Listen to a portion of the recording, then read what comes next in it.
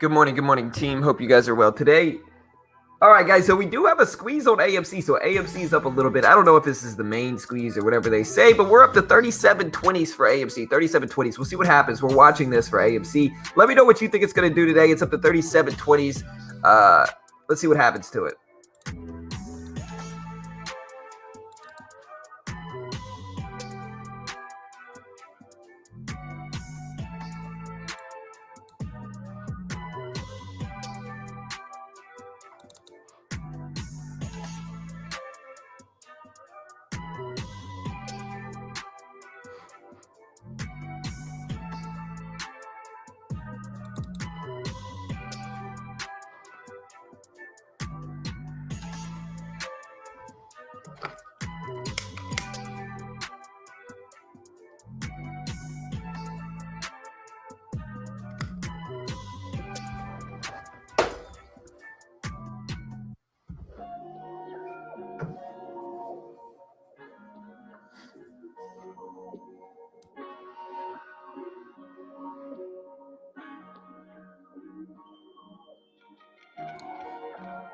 Do you even short MU anymore? I made most of my money shorting AMD yesterday. So I shorted AMD at the open yesterday and made bank doing so. So, I mean, it just depends on what moves. I think I traded MU yesterday too. It's just not as reliable as AMD on a trend basis, but we still watch it. But yeah, right now we got IO, we got GLG, AEHR, we've got HGSH, we've got YBR, we've got Verb, we've got AACG, and then we've got AMC that's moving. We're doing that. What's up, Hugh? Good morning, bro. And you can see here by the tickers at the bottom, everything else is red. So like you can see the tickers at the bottom. Microsoft down, Apple down, SPY down, Tesla, Bitcoin, Doge, everything down except for AMC on the main ticker list.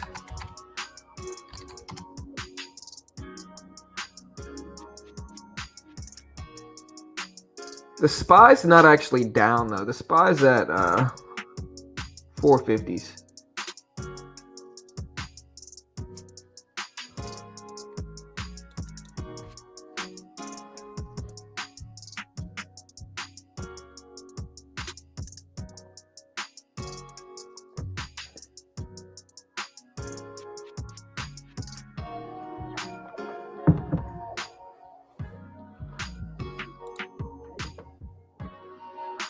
Morning, John Buffett. Hey, good morning, Ryan.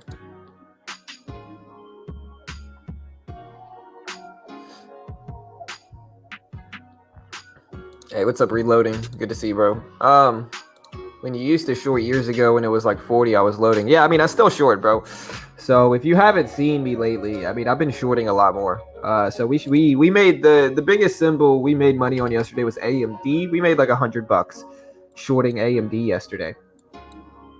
So, I mean, we still short pretty often in these stocks. It just depends on what setups we get.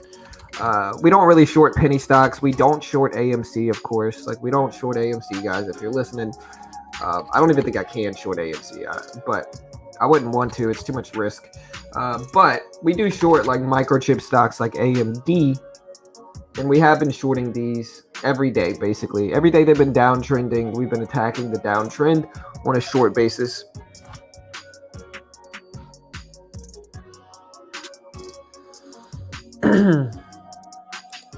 But long term, those are buys. Sure. I mean, yeah, I like AMD as a company. I think AMD is better than Intel in a lot of ways. I think Intel over the last year or so has caught up to AMD in some regards.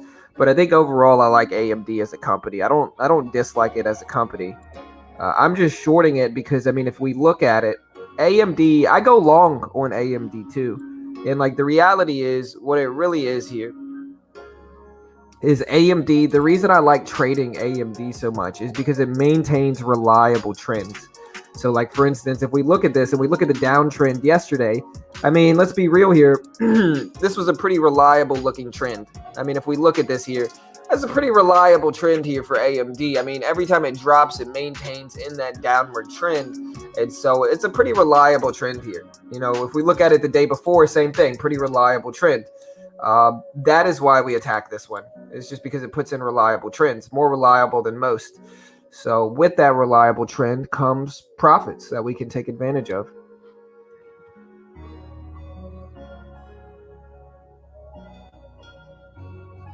Well, I mean, we're just day trading, SEMO. That's it. Good morning. I believe crypto is down again on Powell's comments yesterday. Cryptocurrencies completely failed to become a payment mechanism. 3 a.m. here. Can't sleep. Glad you're in the East Coast and having your stream already going. Automatic upvote here. Hey, thank you, brother. Appreciate it.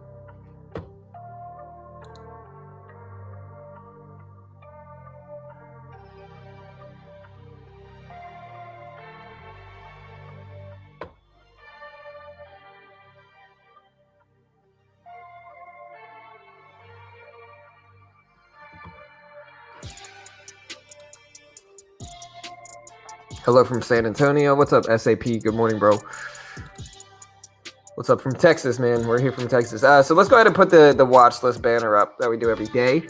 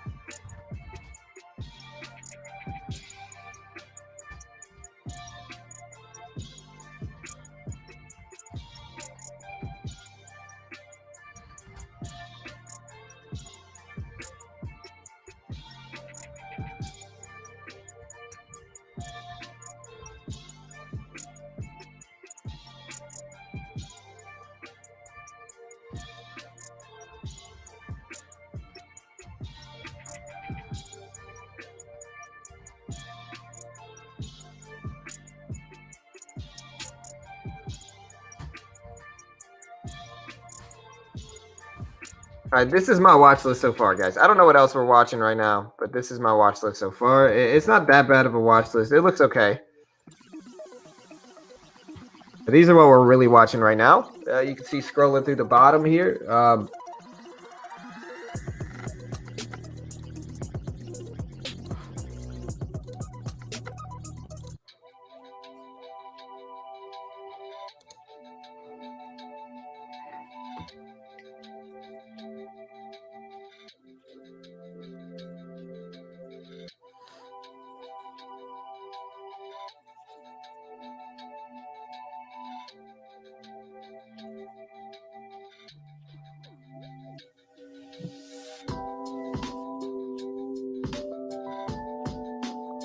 Yeah, I mean, AMD, man, it's just one of the most reliable stocks I trade. People get weird. Like, I don't, like, AMD is super reliable. Like, I can't help it. Like, AMD is just one of those stocks that it works, you know? Like, to put it into perspective, I think people need to get a firmer grasp of understanding, like, scalping mid and high cap stocks, right? Like, when you're scalping mid and high cap stocks, you're going to run into stocks that naturally favor you in certain ways, right? Now, regardless of which ways they favor you, when you're scalping stocks, you're going to run into stocks that you just seem to have a little bit more of an edge with in the market. right? And that's really what it is with AMD. I mean, again, if we look at AMD, it's just a more reliable trend, like downward trend, super reliable. Look at the VWAP. Look where AMD is relative to this trend. Just a really obvious trend for me to attack. And of course, yesterday, the stock I made the most money on was AMD short. The day before, again, same thing. If you just take this, if you short every pop to the VWAP in these downward trends, you're going to make money. You know what I mean? If you short every pop to the VWAP in these downward trends, you're going to make money. Now, some days are choppy, and this was the last day where it just wasn't super favorable. And on days like this, where we get a sideways trend, we just got to move on to something else and find something else to trade. But again, the day before that, again, in that first few hours, you short every pop to the VWAP, you're making money on AMD. You go back and look for an upward trending day, which I made money here as well. I start attacking like these pullbacks, these pullbacks, these pullbacks once we start to really confirm the upward trend. The day before that, we start attacking this upward trend again. We attack this pullback here and these pullbacks and this pullback. And so the point is AMD trends in a reliable way a lot of the time. When it's up nicely. When it's down nicely. You can see upward trend. And so that's why I trade AMD, is because it's simply just reliable.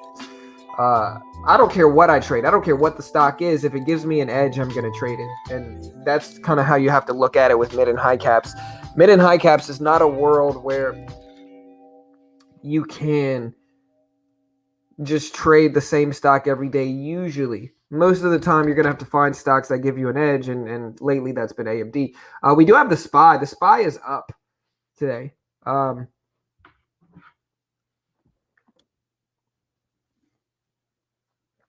Tesla's up, Apple's up, Microsoft is up. So pretty good day. Go get you a deli sandwich over there at Kenny and Ziggy's. Dude, we got a place in Houston that I love, man. I don't even remember what it's called. We used to go to Kenny's and Ziggy's in Houston, I think is what it was called. It was like a Jewish deli, and it was super good, bro. They were open 24 hours too.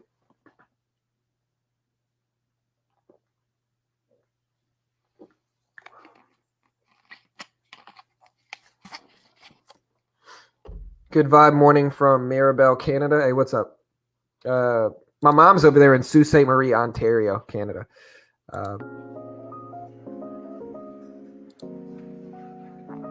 Hey, what's up, Hammer? Good morning, brother.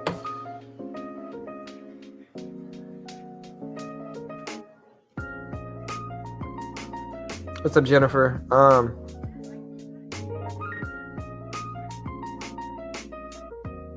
Yeah, no, you're good, Bob. I know you're not talking smack, brother.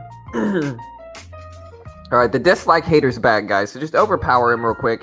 Everybody here, except for the dislike hater, because nobody likes you, and you're probably a sad, lonely man, that's just sitting at his computer, desperate to validate his failures at life, sitting at home, not doing anything, getting mad at the Beginner Trading YouTube channel. You're listening to the cool sounds of John in the morning. Everybody hit the like button. Overpower the hater. Show him he's wasting his time. Hit the like button. Do it now. You want to.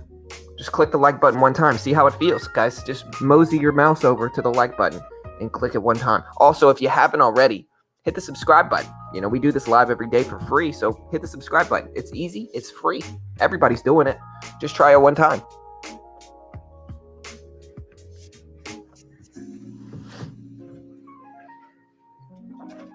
Yeah, we buy crypto. Yesterday you said 72% of morning gappers fail. Would it make more sense to short them? No, you're good, Ren. Yeah, Bob, no, you're good, brother. You're good, dude.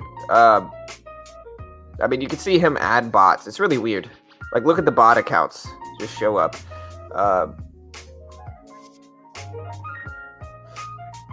I've had a few people mention, they're like, hey, you got the exact same amount of dislikes every single day. And it's like, yeah, no, it's because it's one weirdo dude. I probably know him personally, to be honest. So you struck a nerve with him. But no, Bob, you're good, brother. I know you weren't talking smack, dude. You know what I mean? I was just explaining myself just uh, because I felt the need to. You know, AMD is a reliable stock. That's why I trade it. Is because it's reliable. You know, that's it. That's the only reason. Um,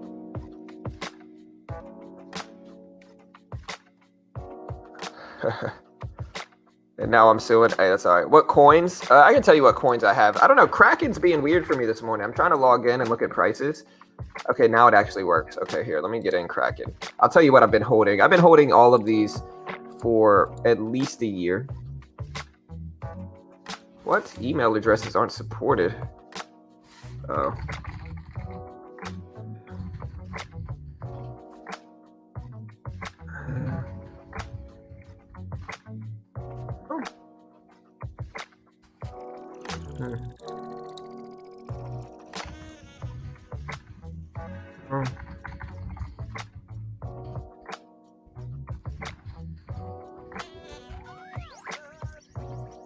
What the heck?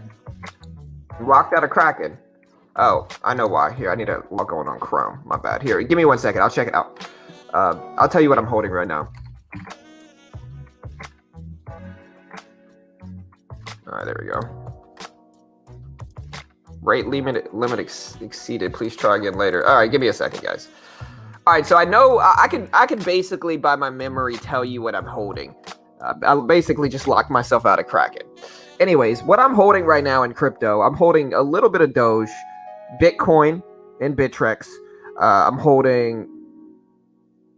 Man, what else am I holding? I'm holding Algo. I am holding Cardano. I am holding. I'm holding Algo, Cardano, Bitcoin, Dogecoin, and a few other coins. I can't remember what they are. So it might be. But yeah, that's basically. I mean, we're holding a few other ones. Algo, Cardano, Ethereum Classic, Dogecoin, Bitcoin, and a few other things. That's what I remember holding right now. What's up, John? Hey, good morning, brother. Love your rants. Hey. At least somebody gets it, bro. At least somebody gets it, dude. Hey, I appreciate that, Walt. He said, you're such a promoter. Love your rants. At least somebody gets it, bro. I mean, nobody understands. People get weird. Like, you get some people that just take me super literally. And it's just kind of like, come on, guys. Like, y'all think I'm being serious? I mean, I kind of am. But it's in a sarcastic, humorous way. You know what I mean? Somebody understands me over here, you know?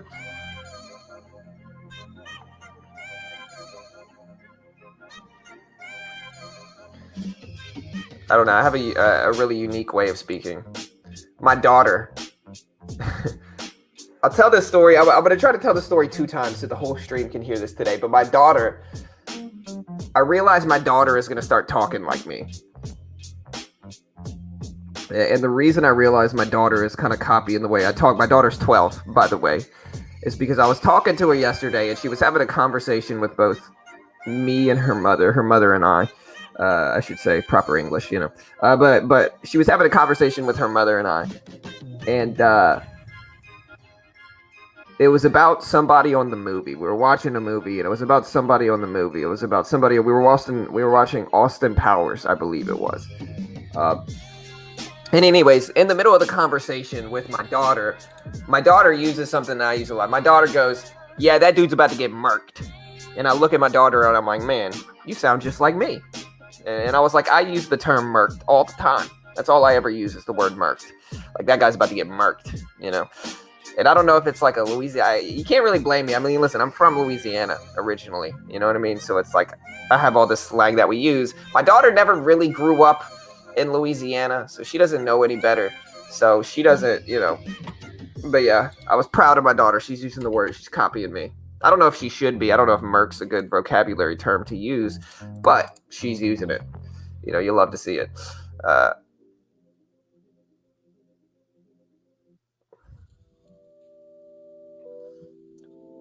Is it with her mother and me is correct? I thought her mother and I was correct. Right now, I'm holding a Cardano, something else. Never heard of Vacay, never heard of BTT, never heard of...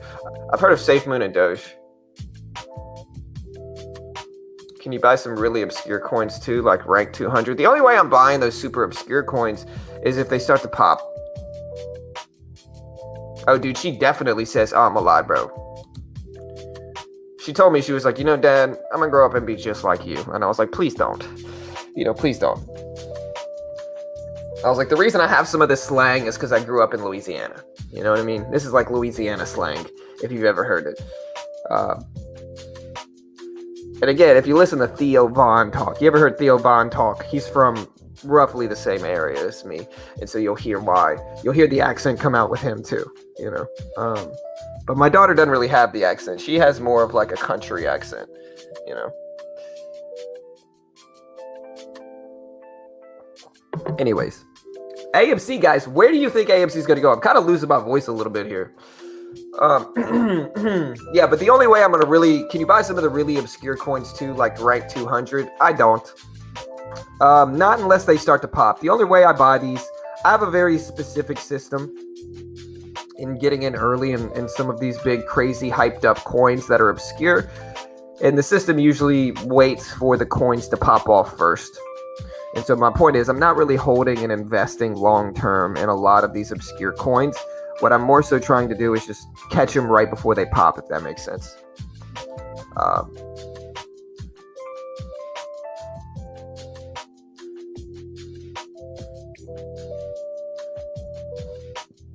I is a subject pronoun. Okay, yeah, you're probably right.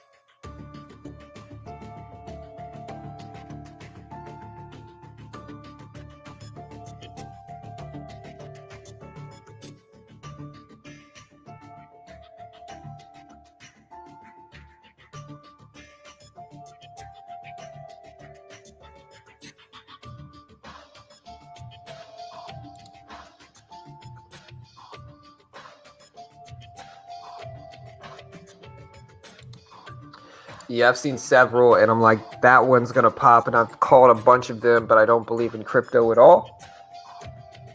Yeah, I mean, I'm not going to say I don't believe in crypto. I think, man, what's up with this music? It's a little bit too hype for me right now. I'm not going to say I don't believe in crypto. I think, man, what's up with this music? It's a little bit too... Whoa. How's the mic? Is that the mic right now? Mic should be good. Man, I need some... hold on one second, guys. I got to cough this away. Hold on.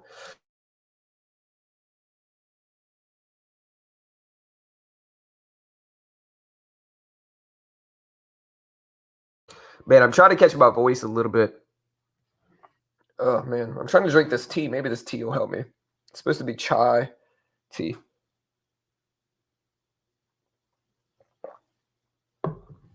There we go. That's a little bit better.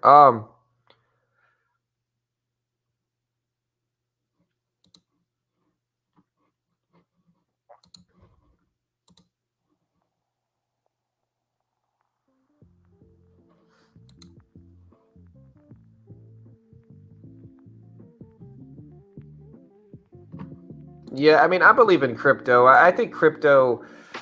I think the blockchain technology has a future, and crypto is what we're most widely using that blockchain technology for present date. So I think that because of that, crypto is interesting. And I think Bitcoin being the alpha crypto is interesting as well. Bitcoin down pretty close to 30K. Now the question is, do we buy this dip? I mean, I still regret never buying the dip at 3,500. You know, Bitcoin dips down here after it ripped up to like 20K. Bitcoin did dip back down to 4. So should have bought the dip. And we'll see if it dips like that again. You know.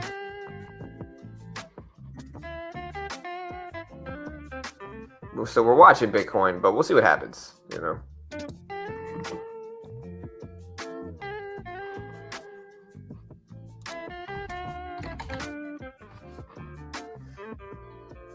All right, so here's the weekly chart on AMC. Now the question is, where does this go now?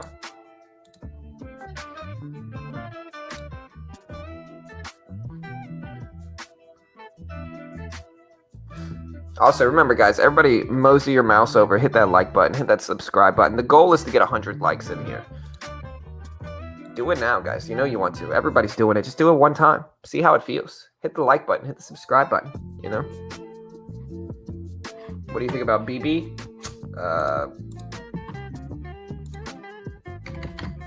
Meme stock moving up on sympathy with meme companies.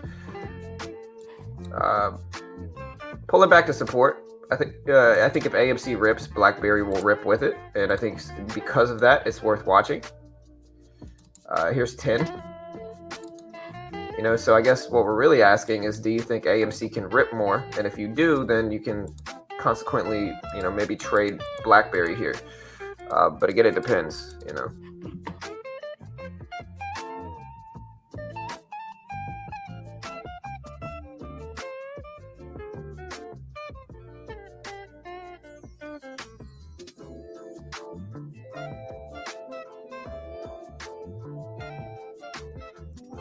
If you take the 1 minute chart on Bitcoin and draw your lines, to me, it looks like it'll go to zero.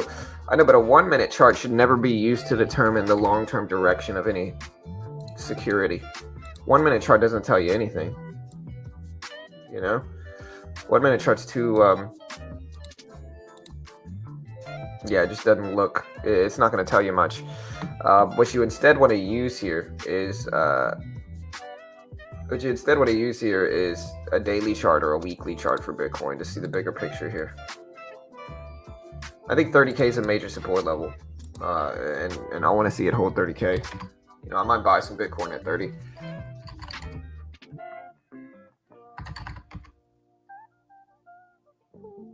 HTSH daily chart doesn't look that bad. I saw Angry Bob say, why didn't I trade YBR yesterday? Because by the time it really started to move like that, it was too late. You know, by the time it really started to move like that and get any type of volume, like you can see here prior to this, you know, we had, you know, 200,000, not enough volume really yet. We only started to get good volume here. And at this point in time, it was late day. It was 10 a.m. And it was a slow day. And I just didn't think it was a super favorable day to trade yesterday. We made money, but it was a small amount of money yesterday. We made like $50. But it's still good. Hey, what's up, Mo? Hey, it's going good, bro. It's going good.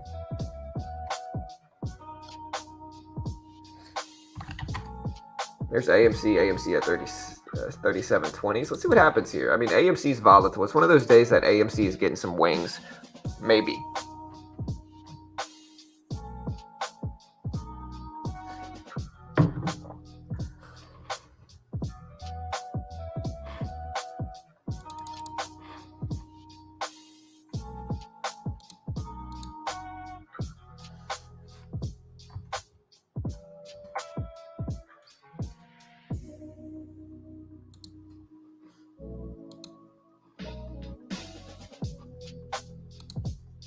You know, we do have a swing trading video that we're dropping this weekend.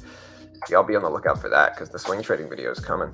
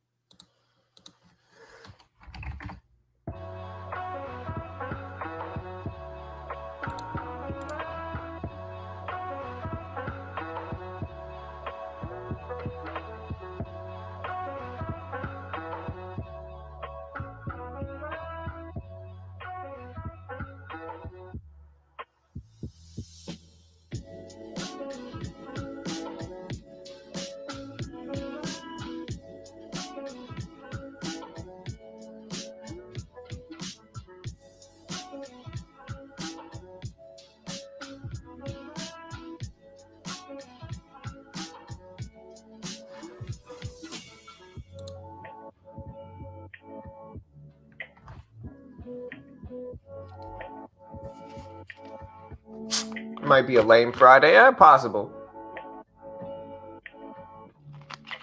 It is a Friday. And it's the same like now with gold. Every country have some currency and gold is quite high. Yeah, for sure.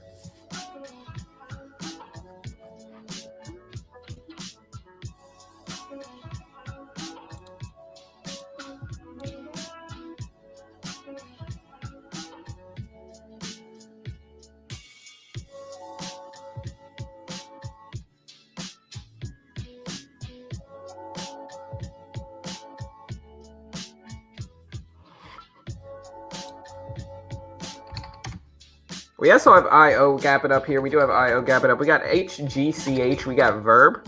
On the move, Verb is at 350s. 350s.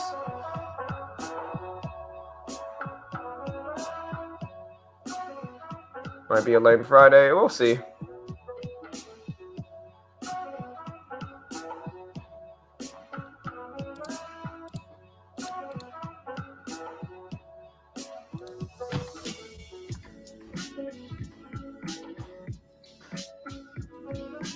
We'll see what we get today. I mean, there's enough stuff to pay attention to, I think. I mean, it's interesting enough to watch. We got some movement today, at the very least. And I mean, we're looking at Verb here. Verb is one of my favorite ones just because it's been reliable. It popped up yesterday. It's been really good volume. And so we're going to be watching Verb. We also have IO a little bit today. IO, we have AEHR gapping up some. It's at 340s right now. We've got GLG. YVR gapping down a little bit, but it's still volatile enough to pay attention to. Same kind of thing with AACG. We do have some new ones showing up, like maybe SXTC. We've got HGSH. So we've got a few things that are moving enough to pay attention to, I think. If we're looking at like mid and high caps, we've got Apple that is slightly down. And Apple is another one of the ones that I trade regularly. Disney, we made some money with yesterday, and Disney was pretty reliable overall. We might watch Tesla. You know, Tesla might have some opportunity here coming soon in a term of swing trading. So we're kind of watching Tesla potentially for a swing trade maybe. And we'll talk about that a little bit later. We do have a swing trading video that's dropping this weekend, so be on the ready for that. I think it's a dope video. Hey, good luck to you as well, man.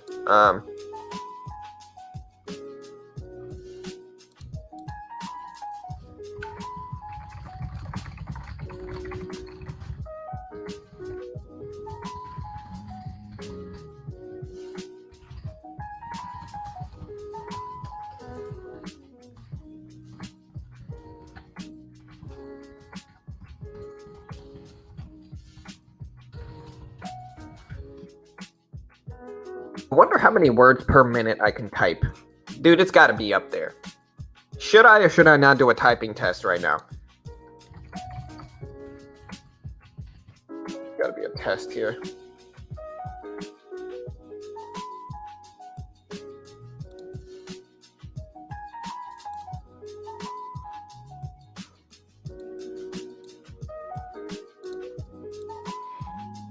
All right, so here's a typing test.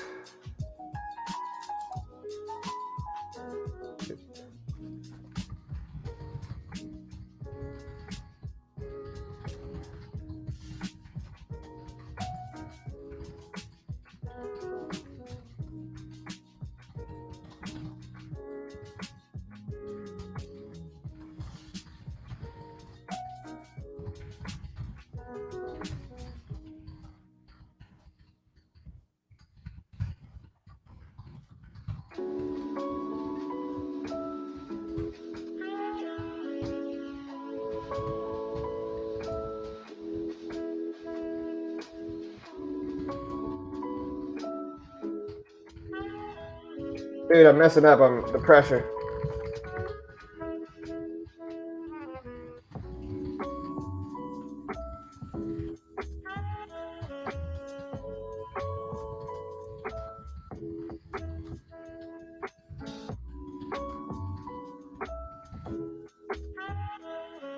$77 words per minute.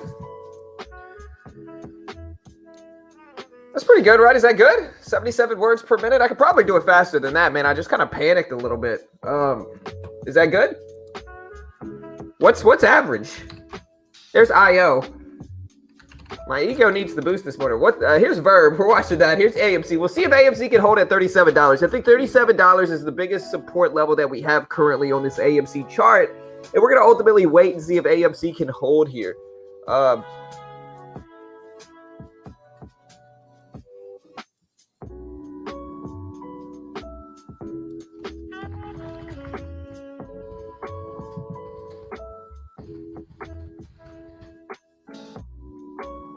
Typing speed above 40 is higher than the average score.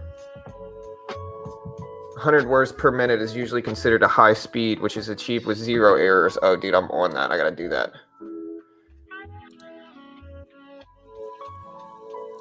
All right, I'm sorry, guys. I gotta do this again. It's early. We don't have much else to do.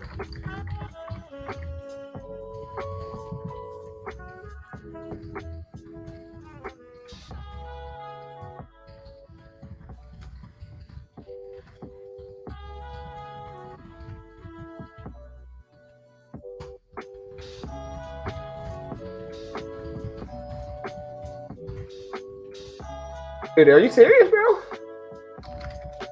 Are you just gonna stop? Dude, I was typing. What happened? I was on a roll, bro. What the heck?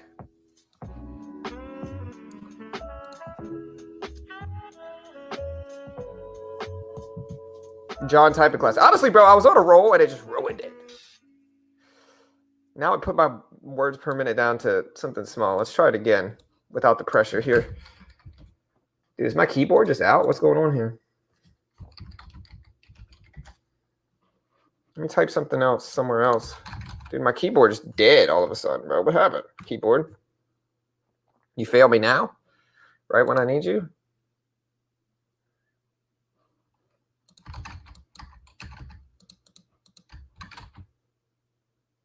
Weird. Okay, now it's working. All right.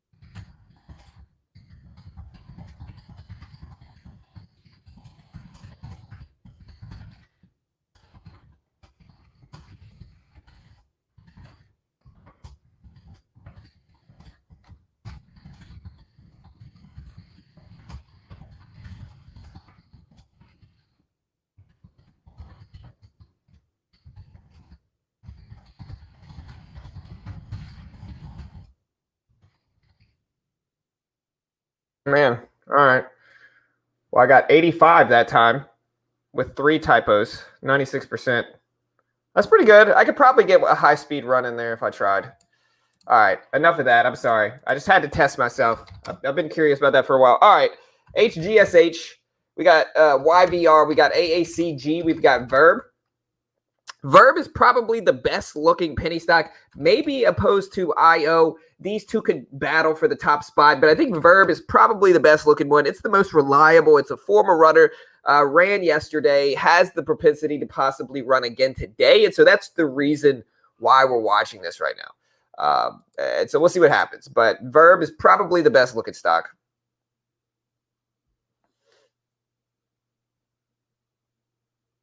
GLG appeals twice in your watch list, does it? Oh, I have to fix that, man. My bad. It does. You caught it. Good job. And that's 2 different percentages, too. That's my fault. All right, there we go. Let me know if you're watching anything else. I mean, we're watching some other stuff today. This is mostly what we're taking a look at, though, right now, guys. Let me know what you like.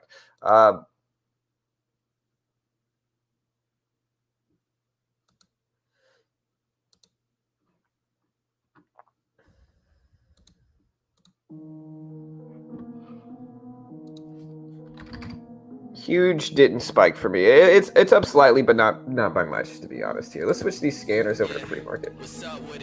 Oh, no.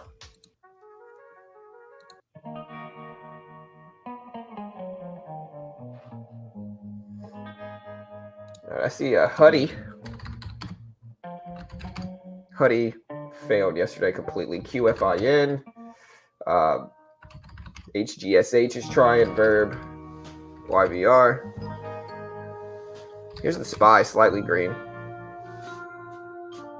IO gapping up. Let's go ahead and look at the catalyst behind this here. We might as well, right? So second quarter sales that were positive.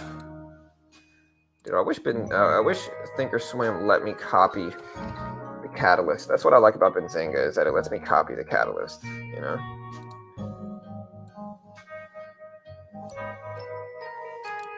Yeah. Again, y'all hit that subscribe button if you haven't already. Again,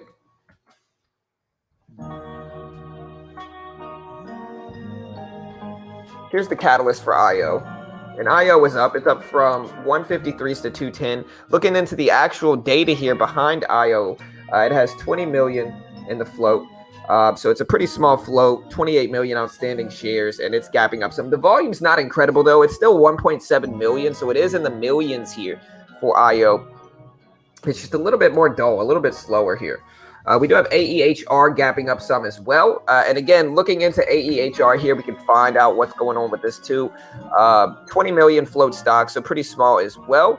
And again, AEHR had positive fourth quarter results. And this is the catalyst here for AEHR. Looking at it, again, it saw a beat on the fourth quarter results, fiscal year 22 revenue above the consensus. And again, this is from BZ Newswires. Dropping that catalyst on us. BZ Newswires, Benzinga. Another reason Benzinga is really dope and useful. Again, if we look at the AEHR float, it's got 20.2 million outstanding shares. So 20.2 million outstanding shares. And we're watching that as well. We got HGSH here on the list. HGSH.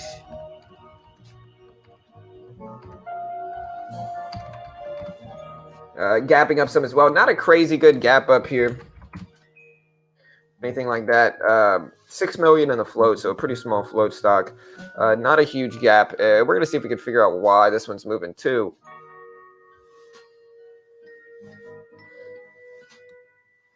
All right, so it looks like it's an offering, but that was a few days ago. I don't know why this one's moving. No catalyst for HGSH. No known catalyst, at least. We got YVR yesterday. It's an NFT stock that is moving up. Liquid Media Group. They put out a general corporate statement today, apparently, but this gap mostly happened after the run yesterday, which a lot of people are talking about.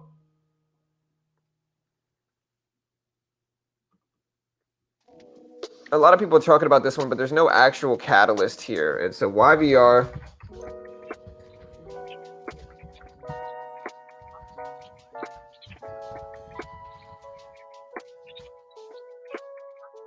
We can see the key data points here for YVR. It's got about 13 million in the float.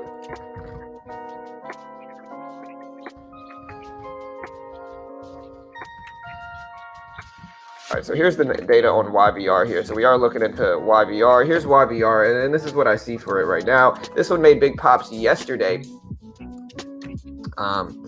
Again, this one popped up yesterday. Not seeing any known catalyst for YVR. Again, it's an NFT stock, 13 million in the float. They are talking about it being a short squeeze candidate here for YVR, short squeeze candidate.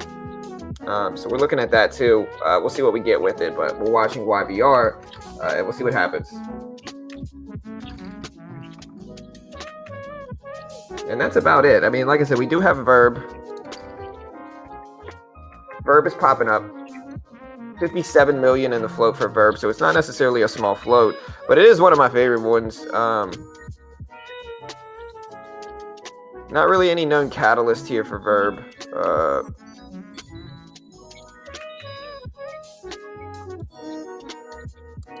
We do have a little bit of a catalyst here.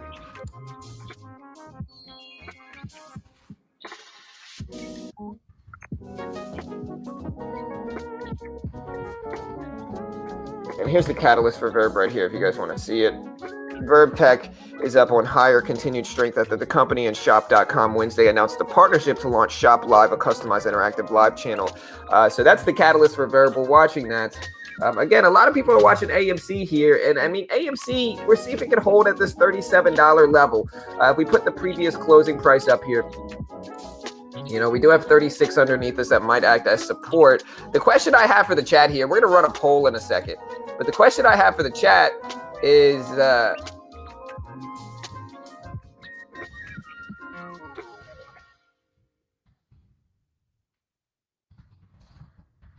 this a squeeze over 40 for AMC? Do you think we will squeeze? I guess we should rephrase that.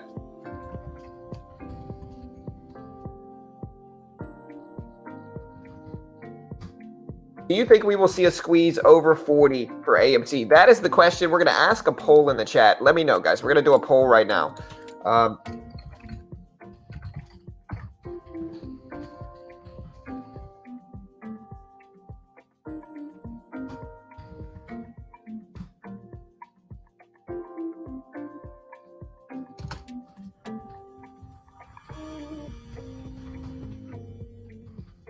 All right, so here's the poll, and you can vote on it here. If you're in the chat, you can see the poll that we just dropped. Hey, what's up, Dirk? Dirk. Somebody seen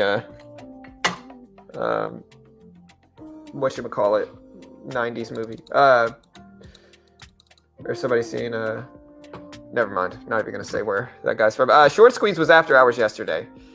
Shorts already covered. Again, vote in the chat, guys. We got the poll going. We got 12 votes so far. And again, the poll is, do you think AMC is going to squeeze over 40 soon? Explain why in the chat, guys.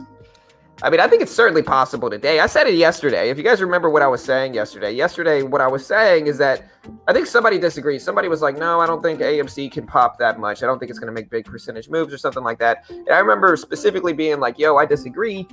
And the reason I disagree is because I think when momentum gets behind this thing, it can really run. And so I think that gapping up like this is great for AMC. I think it needs this. And I think if it's going to make another test and reclaim some of this downward fall it's had over the last few weeks, it's certainly possible for everybody to get involved with this thing and start to run again. We're up to 37.50s. Again, what did I say yesterday? If you remember what I said the resistance was yesterday, I said the resistance was at $40. And you can see here, AMC did test that $40 area and then get rejected. So I still think the major resistance, the big level it has to get over is $40. I think if it's going to get over a level, it needs to get over 40. So we'll see. We'll see. Boogie Nights. Yeah, that was it, Dirk. AMC needs another pop in the fall. Yes, it's going to squeeze. I sold all my shares yesterday, so it's bound to go up now. Just doubtful. I think the bag holders sold and are wiping off sweat. Short squeeze was after hours yesterday. I can't say because when I say it goes up, it drops. Then don't say anything, bro. Hey, what's up, Richard? Good to see you, bro. Good to see you, man. DPW news, John? Does it?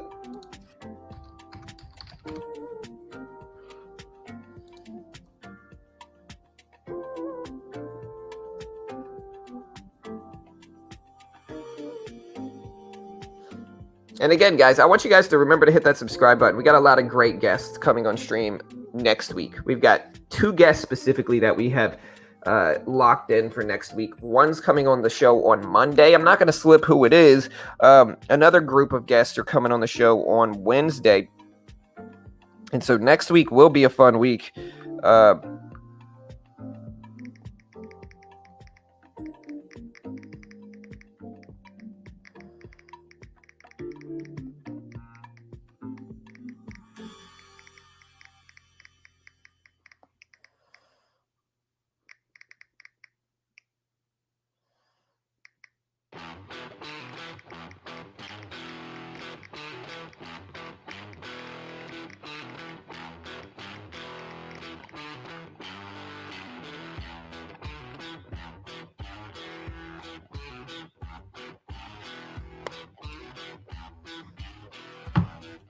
What is this, man?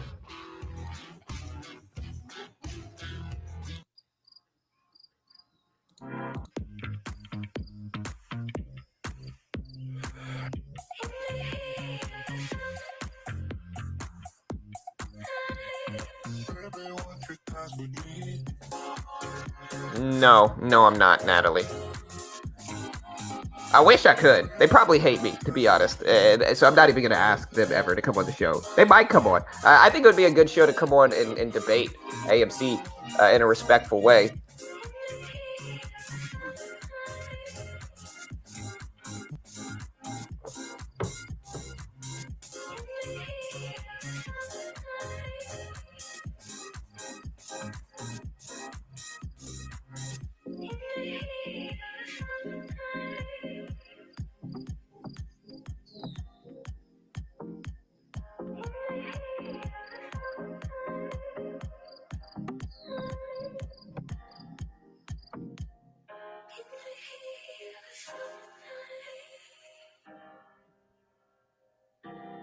Hey, what's up, Kyle? Oh, my bad, Kyle. I saw you message me the other day, bro. I forgot to get back to you.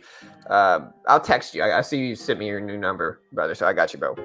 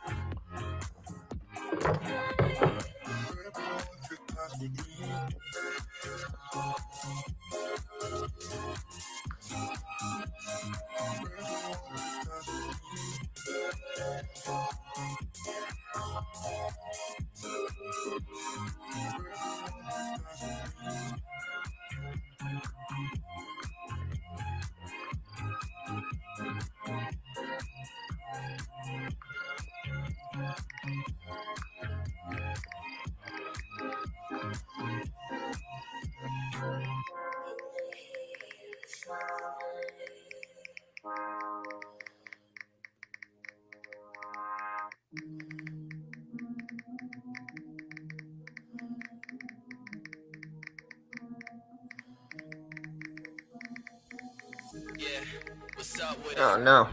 I'm just trying to find new music. Let's see what we get.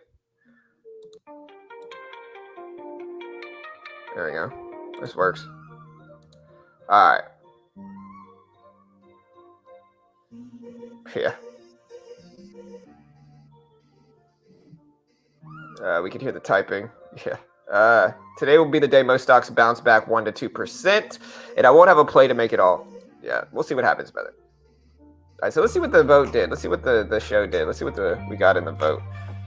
We got 44 votes.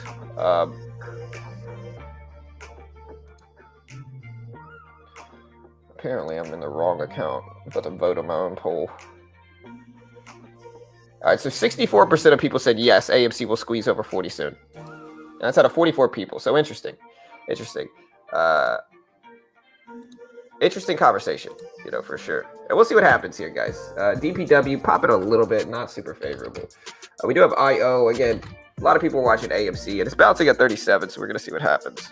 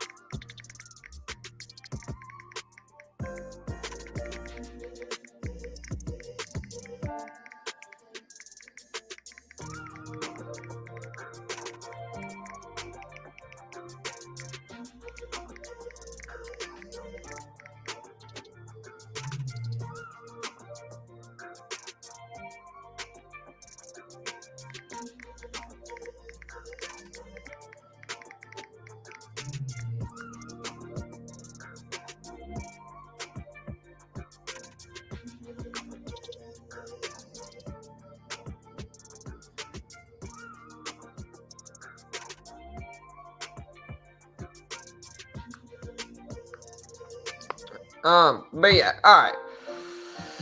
Okay, we got some catalysts today. We got AMC, it's up to 3750s. We got IO starting to get a spike. So IO is getting a spike up here. And the reason it is, you can see they saw second quarter sales of 20 million versus 21.4 million. Estimates according to Benzinga.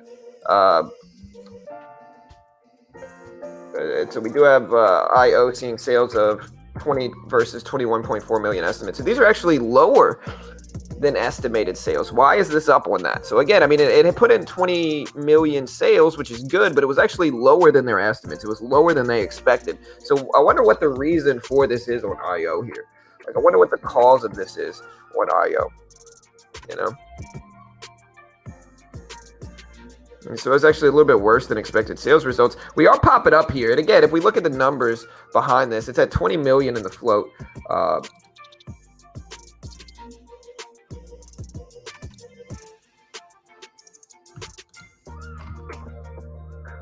Hmm.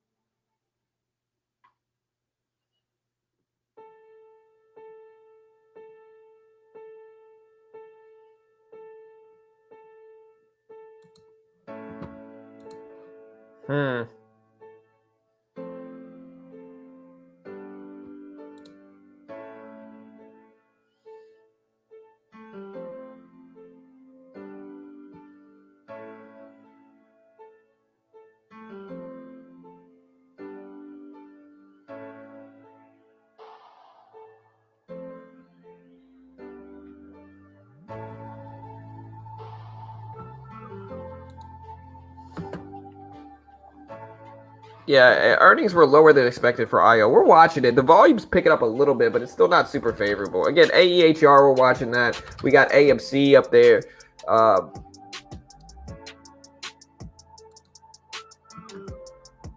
So we're watching that, but it's just a little strange here.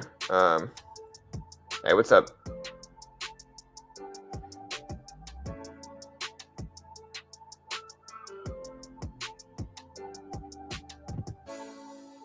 If the trend continues, AMC will be 20 in August. You should have one on your show that goes over options traders. We're having some options trading content coming soon.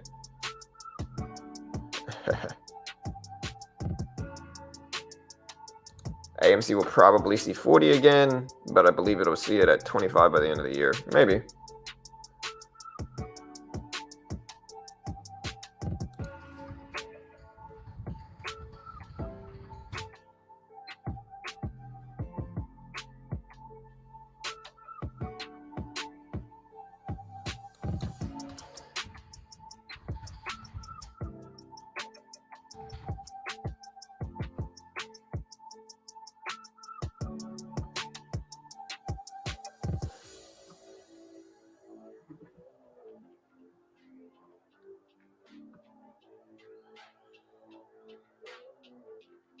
I see West Christian. Let me see.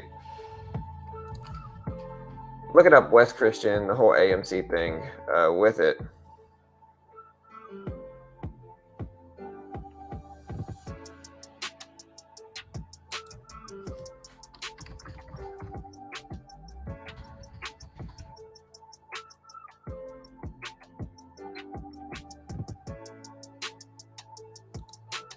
Does West Christian have a Twitter? I'm trying to find it.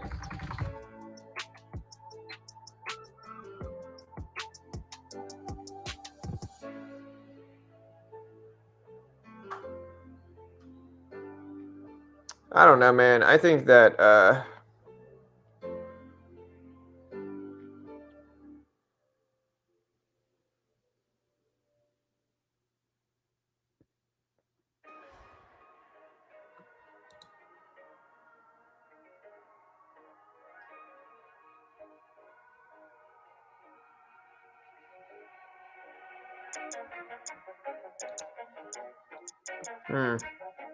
Oh, it's push-up day. It is push-up day. We have 500 plus push-ups. We might get my wife Carol out here to help me though.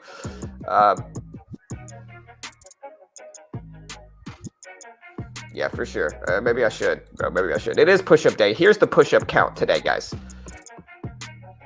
So this is the freaking push-up count today. This is the push-up count today, guys. This is it. What am I gonna do, man? Look at the bottom right now. That is the push-up count today, sir. I have freaking 570 push-ups I got to do today. Carol's definitely got to help me out. She's definitely got to help me out. We're going to get some other exercises thrown in the mix. But I don't know what I'm going to do today. That's a lot of push-ups, guys. That's a lot of push-ups.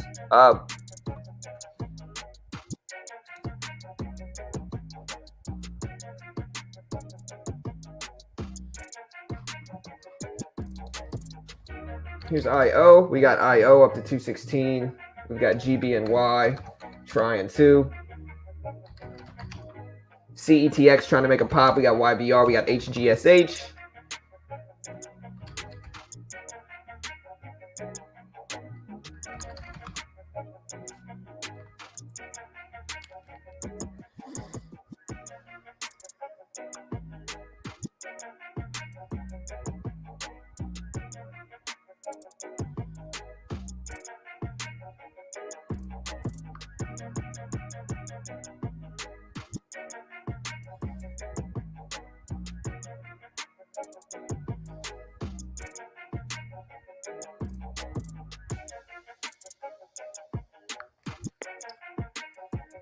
Yeah, my arm's about to fall off with all those push-ups. I know, man. Y'all see that, huh? Better start warming up now. Why the push-up procrastination? You used to do it daily. Well, I think what happened, guys, I think overall in the last month, if you look at not just my streams, but if you look at everybody's stock trading channel, volume has just died down. Volume has died down in the market. Carol and I were talking about it yesterday. 6 months ago, everybody was talking about the stock market. Everybody was asking me for stocks, and everybody was home.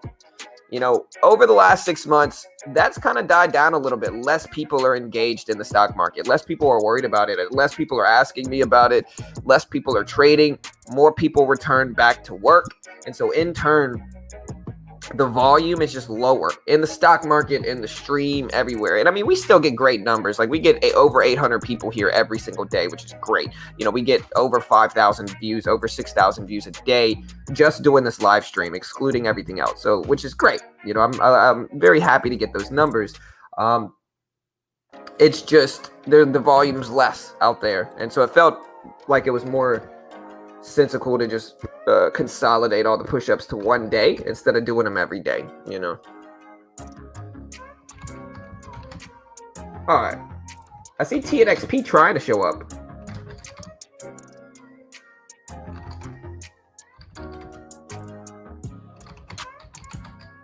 We do have GLG here. GLG trying to make some moves. We talked about this one earlier. GLG's popping back over 98 cents, guys. Back over 98. Yeah, so true about the stock market trend. It's just slower, bro. It's slower, dude.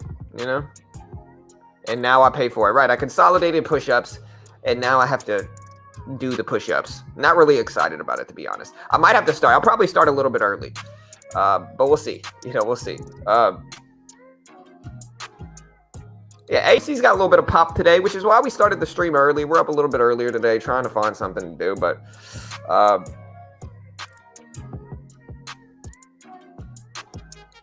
yeah.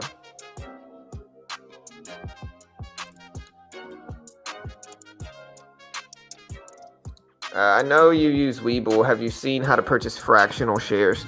Yeah.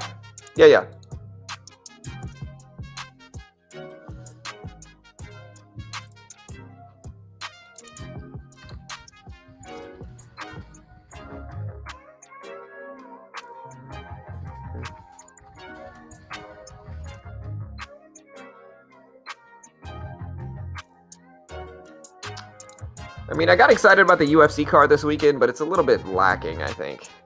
I mean, okay, so looking at the UFC card, we got Jeremy Stevens versus some guy with only one loss. That'll be a good fight. We got Islam Makhachev, great fighter, one of the best fighters in the game right now, only lost one time, fighting Thiago Moises.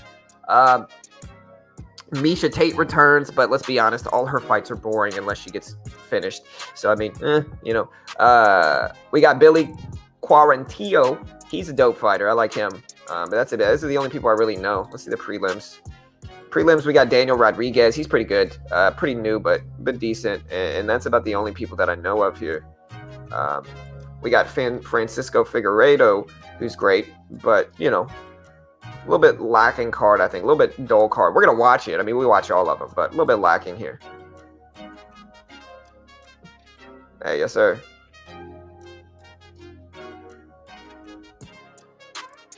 I recommend clearing the queue anytime they break 100. Scalp them just like your shares. Yeah, for sure.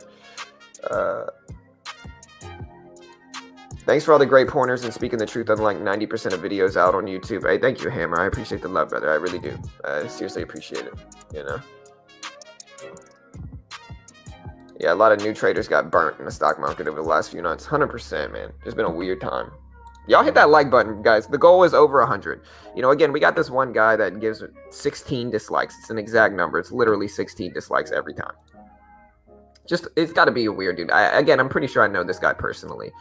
And it makes sense that he's up because he's on drugs, and yeah, I kind of understand it, to be honest. But it's unfortunate. So, hey, run those numbers up. Let's get over 100 likes if we can. We're at 78. Hit the like button if you haven't already. Hit the subscribe button. I might buy a little bit here of this on the pullback, anticipating that we hold $1. Phil B. Come on, man. You see, I tried to buy this, Phil. Can I trade yet? Yeah, I traded. Come on, man. Fill me. Dang, giving me a terrible fill here. That's all right. All right, we're in with 130.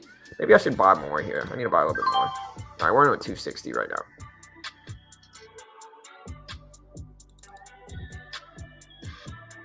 Because the volume really came in, so that's what we're really targeting here.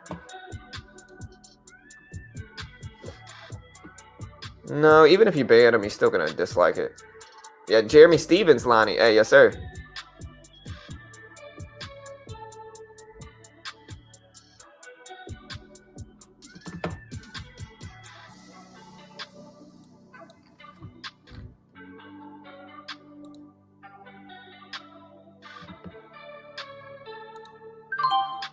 Scalp it out. You love to see it, guys. You love to see it. Ooh.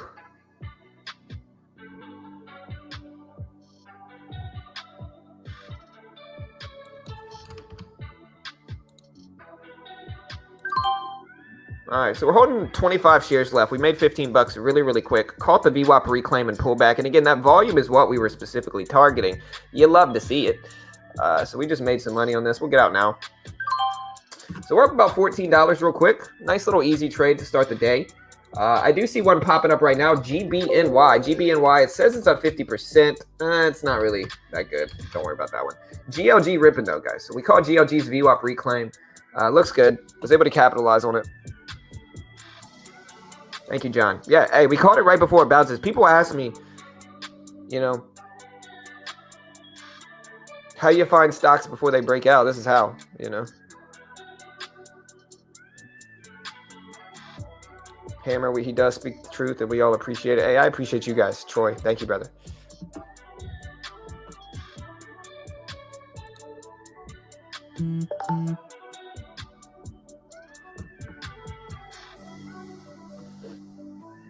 G's great entry on GLG. Hey, thank you, brother. Appreciate it. You know, it's just a simple VWAP reclaim strategy, guys. And if you want to talk about it, this is it right here. It's pretty simple. You just ultimately wait for a stock. There's a few different situations. Again, if you really want to know how I took advantage of this, I really recommend you guys watch this video. This video details exactly what I look for in this trade. Now, I don't usually take this trade in pre-market, but this video includes all the things, the entire mentality that I have within these trades, right? And so this video details exactly what I do in these positions. And so if you want to check it out, remember, open it up in a new window. Stay on the stream, but watch the video at the same time. And here's the link.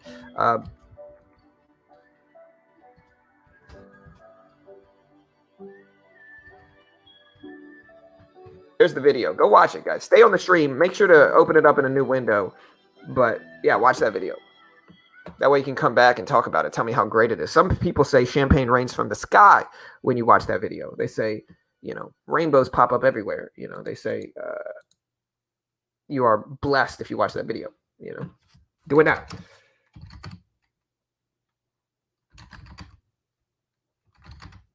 We also have AACG, which I'm looking at, but less favorable. Tesla here, guys. Tesla at 650s. We're watching that. What do you think we're going to get with it? Thank you, Duncan. Awesome video. Watched it a couple times already. Thank you. Appreciate you, man. Yeah, we can detail basically what's in the video right now if you guys want to know. Like, if you guys want to know how I caught GLG there, we can talk about it. Because we caught it right at the spike and we sold it right at the top, too. And so this is what we do here at this channel, team. This is what we do. What we do here, guys, and the way we capitalize on this is, like, number one, we pay attention to volume. Volume is what helps these setups ultimately succeed long term, right? Volume. No volume in this range right here. Nothing. Nada. Boring. Slow. Zero volume, right? What sparked this move was volume showed up. Look at the volume come in here. And so once we identify favorable volume coming in, the next step is to wait for a VWAP reclaim, which is exactly what we got. We got the reclaim of the VWAP here. And our goal, once we have number one, volume confirmation, but number two, we've got a reclaim of the VWAP level. Our goal is then to buy on a pullback here to the VWAP level. We're looking to buy on this pullback and then just scalp it out. That's all we're trying to do here. We're buying on the pullback. We're scalping out. I'm not holding this long term, of course. You guys saw me. I got out really almost at the exact top. I literally got out right here for this. And so that's how you take advantage of these scalping positions. Again, you wait for volume confirmation here. Here's volume confirmation. You wait for a move over the VWAP to confirm the trend, and you buy a pullback, scalp out. That's all you do. Works super well. Guys, works really, really well. And we'll see what happens, guys. We'll see what happens with this one. We're certainly watching GLG today, and we'll see if we get something good.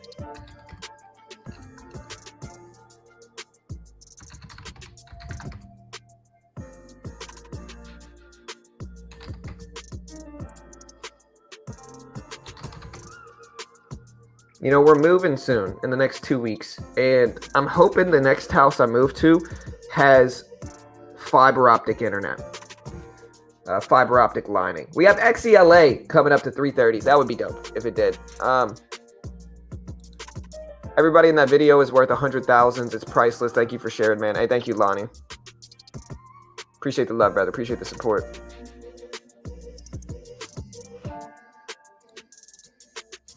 And pre-market's not really my specialty, guys. It's really not. You know, pre-market's not really my specialty, but it's a pretty universal strategy. It's something that we use all the time. It's something that works. We got AMC, guys, creeping back up here. So AMC is creeping back up here. Where do you guys think it's going to go? Shouldn't you wish for no mosquitoes? I should be. I should, bro. But sometimes that wish doesn't work, brother. You know? Everyone click that like button. Run those like numbers up. We almost got 100 likes. Smash that like button. Hit the sub button if you haven't already. Hit the notification bell. We've got 95 likes. All we need is a little baby 5 likes, guys. Do it now. Just roll your mouse over. Hit the like button. Just try it one time. See how it feels. You know, or turn into Bob Ross. Okay, guys. We've got that little like button down there. And all you have to do is mosey your mouse over to that like button and just click it one time. You know? Nice little mouse button, nice little like button over there underneath the play button, guys. Just hit the like button one time. See how it feels. You know, just try it one time, guys. Hit the like button. You know you want to. Everybody's doing it. Just try it one time, guys. You know, in my Bob Ross is telling you to try it too. So do it now, guys. Do it now. If Bob Ross says it, you do it. Okay. The legend. You know. We'll see if GLG actually holds the VWAP here, though.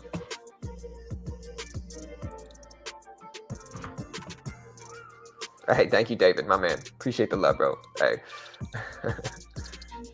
Hey, remember, guys, we are not investment professionals and we are not liable. Please don't copy our trades. This is entertainment only.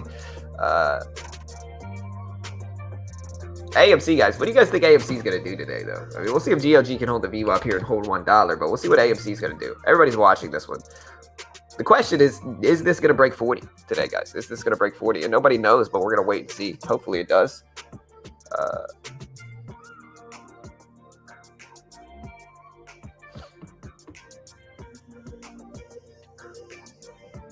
The only problem I have with StreamYard is that I can't cut off the top of this. You know.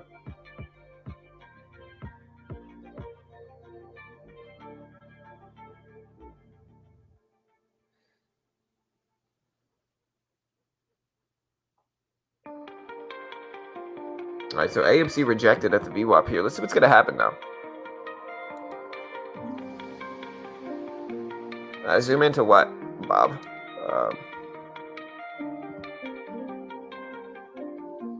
Hey, what's up, Rod? John, will you still be in Houston? Yeah, I'm still in Houston, brother. I mean, I'm not in Houston. I'm in Houston outskirts, bro. Like, I'm in North Houston suburbs. I'm not in Houston. I'm in a different city. But I'm in the Houston area. Having fiber is the main purchase of my next house purchase. To me, it's not, because Starlink is going to be out within a year. And so, like, even if they don't have fiber, well, it's all good because Starlink is going to be out in a year, you know? I bought more AMC. Hey, we'll see if it works, Ugly. Hey, good trade, bro. You know, what's up, Chief?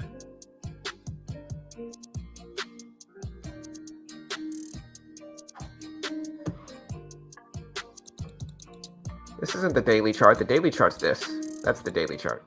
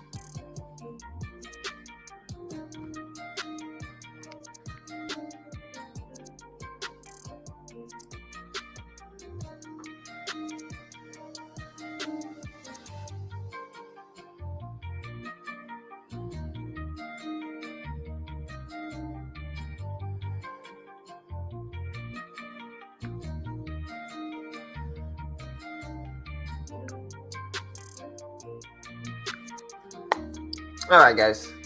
Where's the volume? It ain't there. Yeah, I totally forgot about Starlink. Hopefully that pans out. If so, move a little further from the city. Yeah, waiting for that IPO for Starlink. John, are you releasing a new Trader Rehab episode this weekend? Yeah, tomorrow. Tomorrow one's going to drop. And so IO under the VWAP, GLG still testing. They're still testing. Still watching YVR here.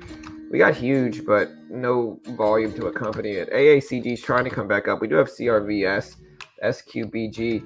Volume's just completely dead today. I thought AMC might be good, but it's just slow. All right, so we'll see what happens. AMC, let's see if it holds at 37. SPY's up slightly. It's just not up on much volume. Monthly options expired today.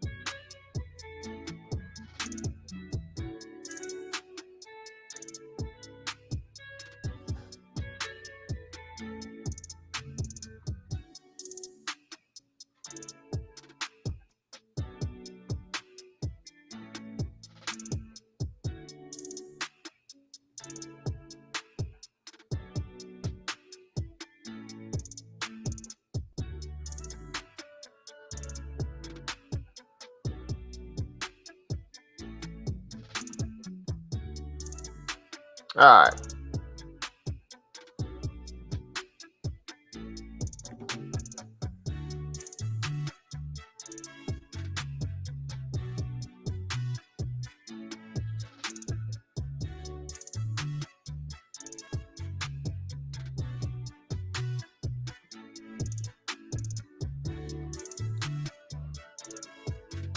Generally, how much volume are you looking for, brother? So it depends on the stock, the float, and a lot of different nuances. Mostly what I'm looking for, Lonnie, is I am looking for over over 3 to 400,000 shares traded per minute. I'll accept 3, but I would prefer over that. Like, right, like mostly I'm looking for like 400,000, 500,000 shares traded per minute, stuff like that. Right, like I need high. Like when I'm looking for stocks, like I just need stocks that have really high volume. So under 300,000 shares is a no-go for me. I'm just not going to trade it, right? So if I want the strategy to fulfill, most of the time I need at least 3 to 400,000 shares traded per minute, and I need that type of volume sustaining. But one of the biggest things that helps these strategies is, again, waiting for big volume spikes. So like, for instance, let me put the watch list on the bottom. Hold on.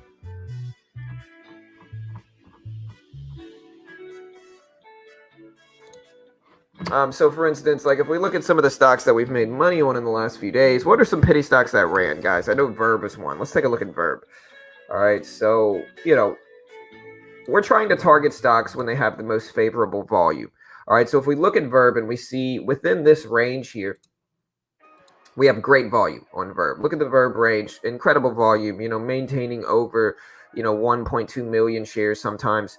So this is when the volume was the best on Verb, and consequently, this is when the trend was the most reliable. So if we just waited for Verb to have favorable volume and attacked the trend when it had that favorable volume, we're going to be making money. So we can attack these pullbacks while the volume is good like this. The pullbacks are working. Pullbacks are working. We're bouncing at the VWAP. We're holding at these levels. We're reclaiming it here. You know what I mean? Like there's a range here that gives you favorable opportunities.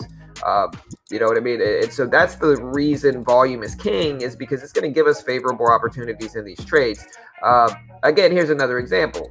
First half of the day, Verb was pretty freaking reliable. I mean, if we look at it here, look how reliable that is. Again, that's when the volume was the highest, right? When the volume died down, so did the reliability on the upside.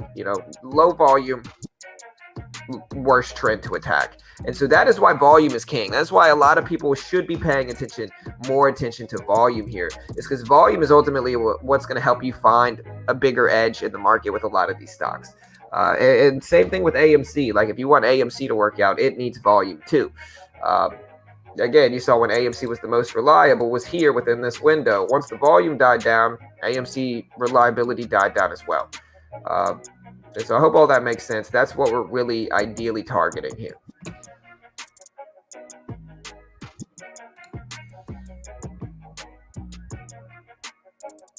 Now, Two Ways going on vacation.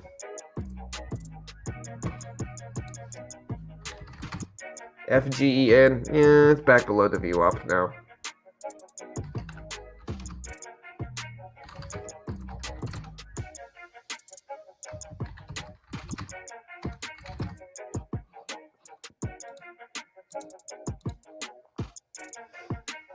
This is basically it right now. I mean, we got MRIN that's gapping up some today now. So you see MRIN getting a little bit of a pop.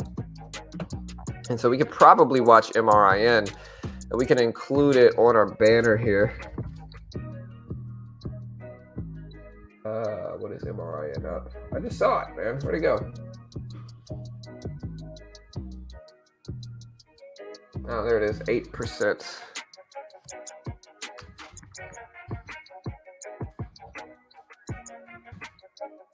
There we go. So we got MRIN on our list too, but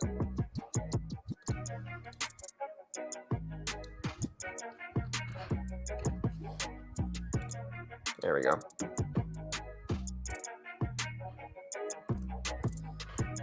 So we got MRIN popping up. We got AMC sitting on here, and it's at 3760s.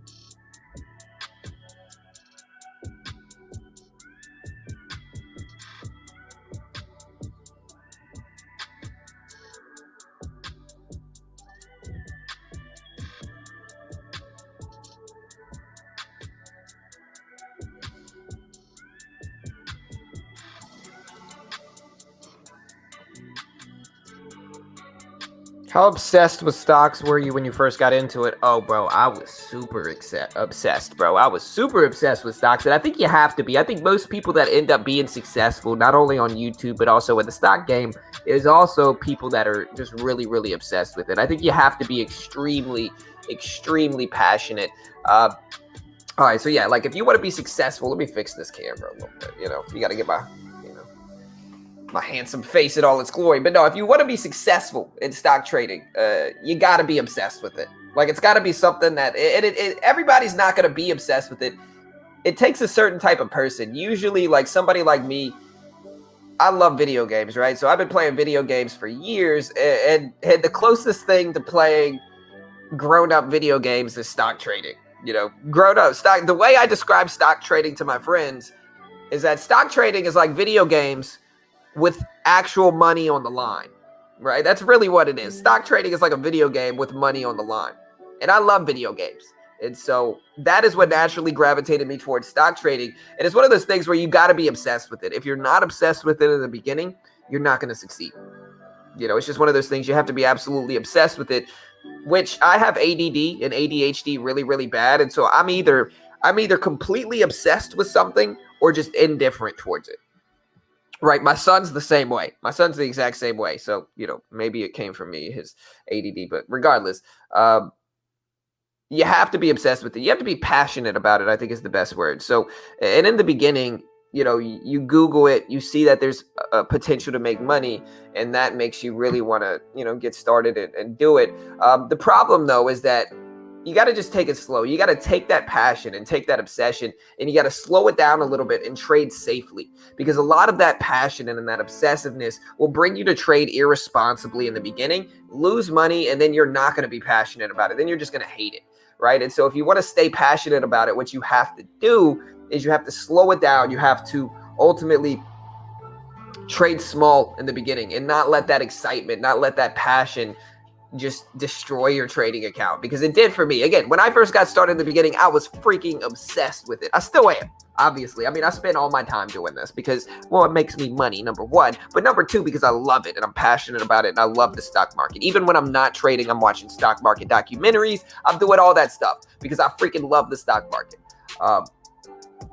But when I first got started trading, I was using a platform called SureTrader. And sure enough, I got on Tim Sykes. I got on Warrior Trading. And I just thought I was about to get rich quick. I thought I was about to be hanging out with Tim Sykes, driving a freaking Lamborghini in 3 weeks, buying mansions. My wife was like, baby, what are you doing? This is a little sketch. And I was like, nah, baby, I'm going to be making this money. We're going to be rolling through. We're going to be driving Lamborghinis. It's going to be the greatest, time ever. We're just going to get rich quick in the stock market. Turns out I just ended up losing a crap ton of money really, really quickly. I ended up losing like $4,000 within like 3 weeks. And I think I literally teared up as that happened, because at the time, $4,000 was a lot of money. I mean, it still is. But at the time, $4,000 was a lot of money for me. And so, losing that much in the stock market just destroyed me, And I quit trading for like a year straight. You know what I mean? I didn't come back for a year. That's why the channel has like a year-long break. If you look at our old videos, it's from that. We got started trading and eventually we just quit. We quit, came back a year later and actually reinforced risk management in our trading. So that's kind of how it goes. But again, you got to be passionate about it for sure. How did Carol react to your early experience? Pretty negatively. I mean, I think a lot of people get involved with day trading because they want to make money in the market. And I think a lot of spouses, like I had one guy that was like, John, tell my girl she shouldn't be skeptical of day trading. And I remember being like, nah, bro, your girl should be skeptical of day trading. Most day traders are just going to lose, bro. Most day traders will lose, guys. That's just the reality behind it, And so, and you'll probably, like, even the ones that end up being successful at day trading, they lose money the entire time leading up to that point. And so, see it for what it is. You could be successful at it, but it's not quick. It's not something that happens overnight. And the goal of a lot of these courses is to try to make you think it does, and it doesn't, regardless of how good your teacher is. You know what I mean?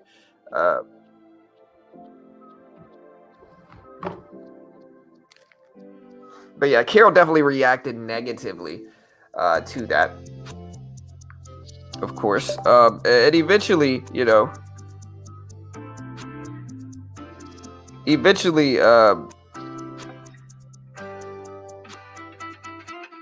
yeah, Kyle, I got your message, brother. I just sent you a text message, bro.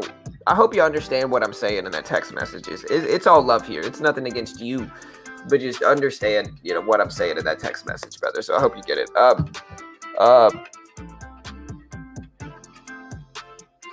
Yeah, a good teacher only matters a certain amount.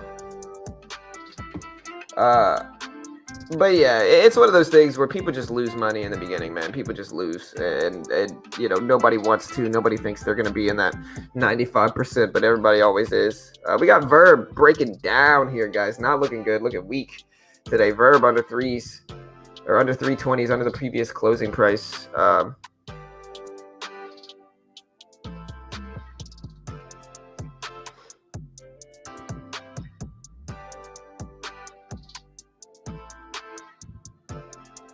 That's my biggest issue with most YouTube channels, is everyone's trying to sell a course or group. I respect the hustle, but I'm not there yet. Yeah, I mean, I would say a large majority of people selling courses are on publicly available content. I mean, I think objectively speaking, like, people talk smack to me here on this channel, but I think you guys understand, like, the content that I put out there for free on YouTube, I could certainly sell. That content. And the reason I don't is because new traders need a free avenue.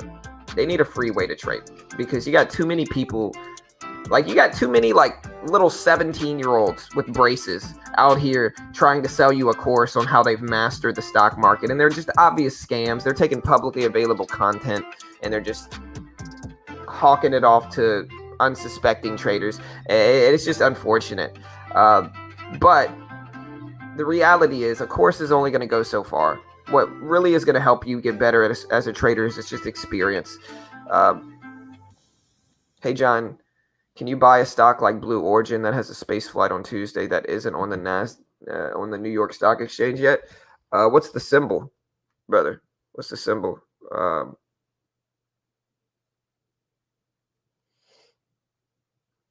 Yeah, there's a lot of little 16-year-olds with braces being like, "Hey guys, look at me! I made $5,000 in the stock market. Please buy my trading course. It's $2,000." It's just kind of like, dude, go do your freaking homework, sir. Get out of here. Go do your homework, bro. Go take the trash out, kid. Go do the dishes. Like, leave me alone, bro. Get out of my Facebook feed. Get out of my YouTube feed. Like, I'm not gonna buy your stupid course, dude. Like, you're just making stuff up because you watched some Gary V videos and now you're trying to sell stuff. So get out of here, little kid. You know what I mean? MRIN, guys, spike it up. We put this one on our watch list like 10 minutes ago, and now it's making moves.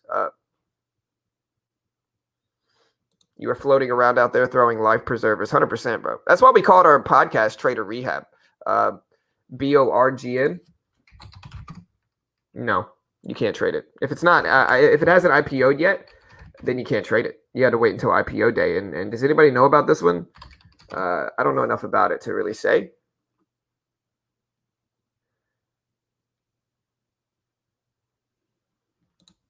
John, you go against the grain. Most people can make a lot of money with the content you put out, so it's great to have someone like you. Hey, thank you, Terry. I appreciate the support. I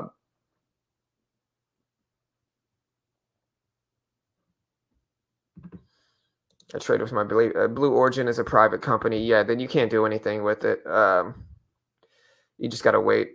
I mean, you might be able to invest in it. I don't know. There might be vehicles to invest in it in one way or another, but not that I know of. Not really my niche per se. Hey,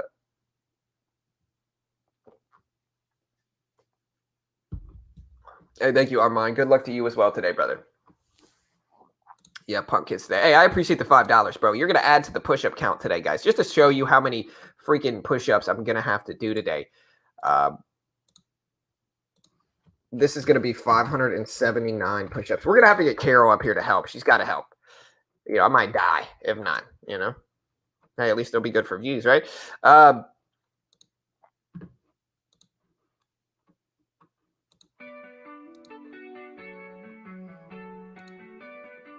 Today, a slow pre-market? Certainly slow. There's nothing going on right now. Here, this is everything that's moving right now in pre-market. We've got AMC some. So AMC slightly up. It's up to 37.50s. Big moves over the last 2 days, and we're certainly going to watch this for another squeeze today. Certainly for AMC. So we're definitely watching this for another squeeze today. Certainly. We've got IO, which looks to be a choppier, smaller range stock, sitting at 190s, gapping up from 150s. We'll see what happens. We got MRIN ripping up here. Now, MRIN is probably my second favorite stock in pre-market right now. So MRIN is starting to make some moves here. I don't know if this is catalyst driven or not, or I don't know the real reason why MRIN is up. Not really seeing anything. They put out something yesterday that said that they expect a smaller second quarter loss, revenue to drop from year before. And that was yesterday. And so that wasn't really a good catalyst. And now MRIN is spiking up. It could just be a short squeeze. John, the most swole, humble, and third best trader in the world. Yep, that's it.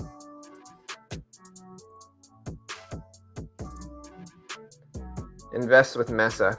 Invest with Mesa said, why didn't you stick with Warrior Trading? Did you learn something from the course? Thinking about buying that course, what do you think?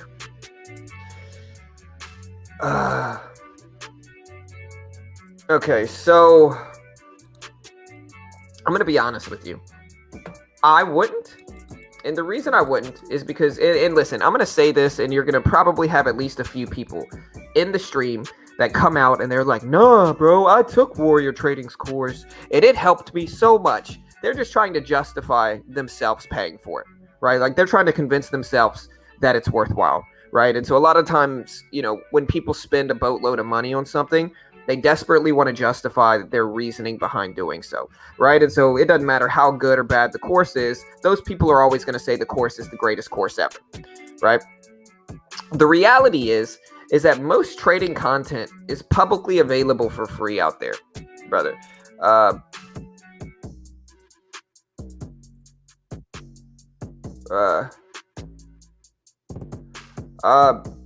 So most content is out there for free already. You don't really need to pay thousands of dollars for a course.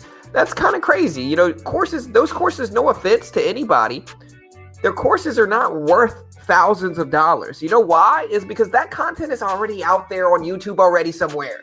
You know why? It's because somebody spends that money on that course and says, hey, I could teach this myself. And they go out and teach the exact same thing that they learned in the course for free on YouTube. If you think that spending thousands of dollars on a course is going to drastically improve your trading, it's probably not. It'll help, but it depends, right? If they're actually coaching you, that's different, right? But I don't think Warrior's coaching you. I think Warrior's too big for that. I think he just sends you a pre-recorded course, and you might be able to go to his chat room and hear other mods and stuff, but you're not actually getting coaching from Warrior. No offense. And I think Warrior's got great content. I think Warrior's got great free content. Good educational content that's free.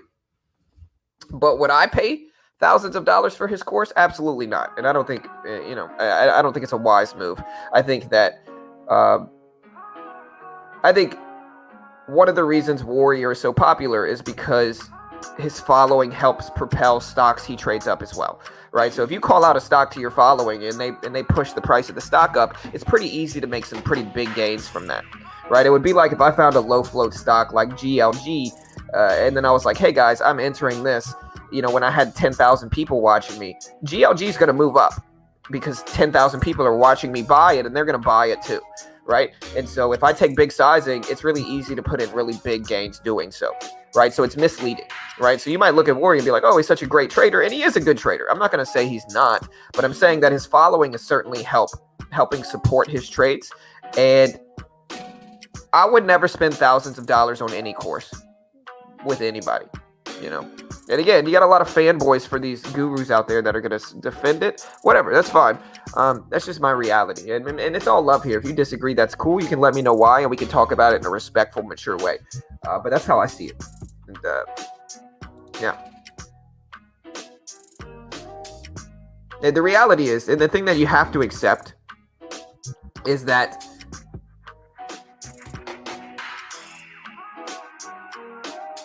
I was never with Ross Cameron. I was never with him. I've seen his content. I've seen his YouTube channel. I think his YouTube channel has some good content on it, but I wouldn't pay for his course. You know, I have seen one of the earlier versions of it that somebody sent me a long time ago without me even needing to pay for it. One of my friends had it, and I looked at it. And, you know, I'm not going to say it's basic content. It's better than that. But it's just not, I wouldn't pay thousands of dollars. It's not life-changing content. I'll put it that way.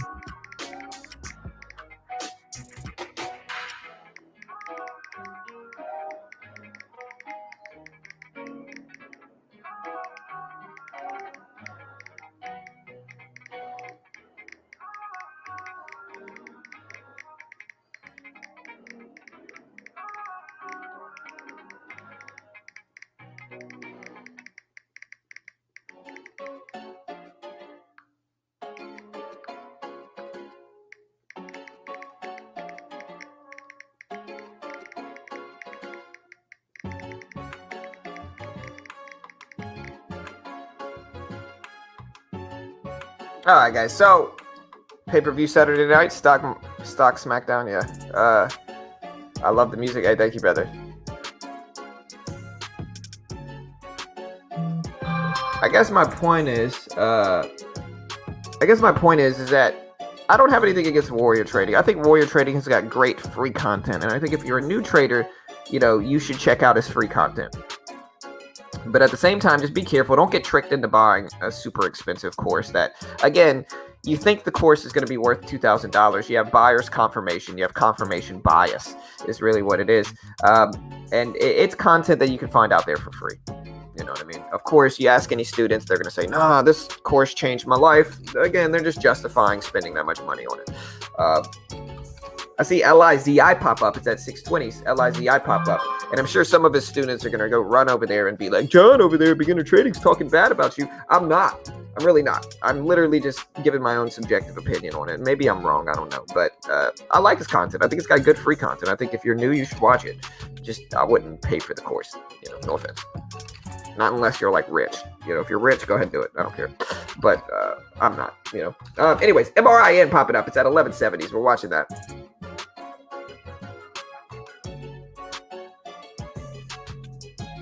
What, Bob? What are you saying, dude? What are you talking about, Bob? John keeps it real. The best thing new investors and all investors can do is develop a trading plan that is profitable, works for them, and stick to it 100%. Yeah, just go watch his YouTube videos. You can learn it for free.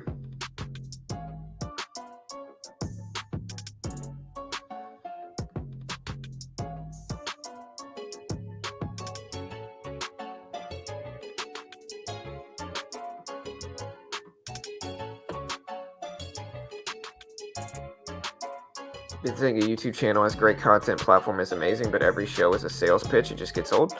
On Benzinga? Nah, Benzinga's not a sales pitch. You know, Benzinga, I have never been on a Benzinga show and I've never seen them push their scanners on their own show on Benzinga. At least I haven't. I don't know. Lizzie, pop it up, guys. We'll see what happens.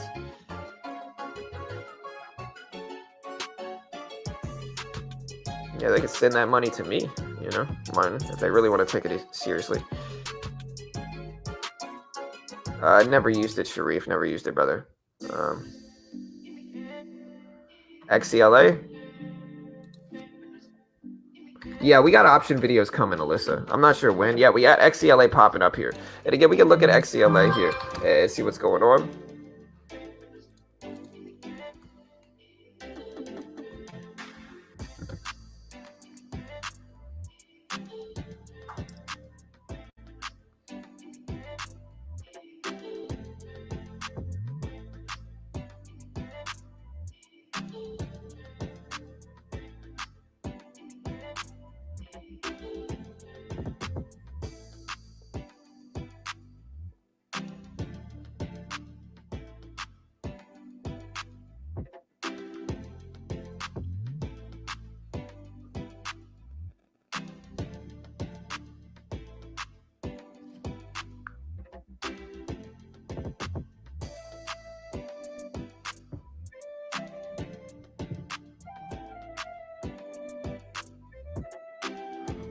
All right, so we do have XCLA gapping up here. I do see that them.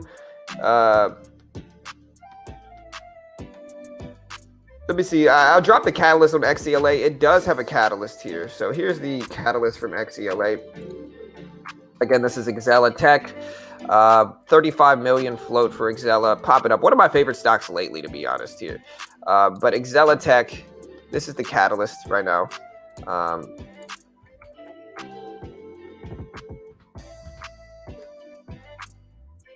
This is the catalyst here. They launched options trading in Exela. Exela Technologies highlights the New York Stock Exchange. ARCA has launched options trading in Exela effective July 16th, 21, which is today. So that is what's going on here for XCLA. We're going to see what happens. There's 370s. We're watching that. We got IO here on the list. We got GLG. We got AEHR. We got MRIN. We got LIZI here. We've got Huge, we've got mRNA, all gapping up. mRNA is Moderna, the vaccine company. We've got Lizzie trying to make moves. And then, of course, we got AMC, which is kind of hanging out here. And I think this is fine. I think the longer it hangs out here, the better. And we'll see what we get with this. But we're watching that. That's the catalyst for XCLA currently here, team.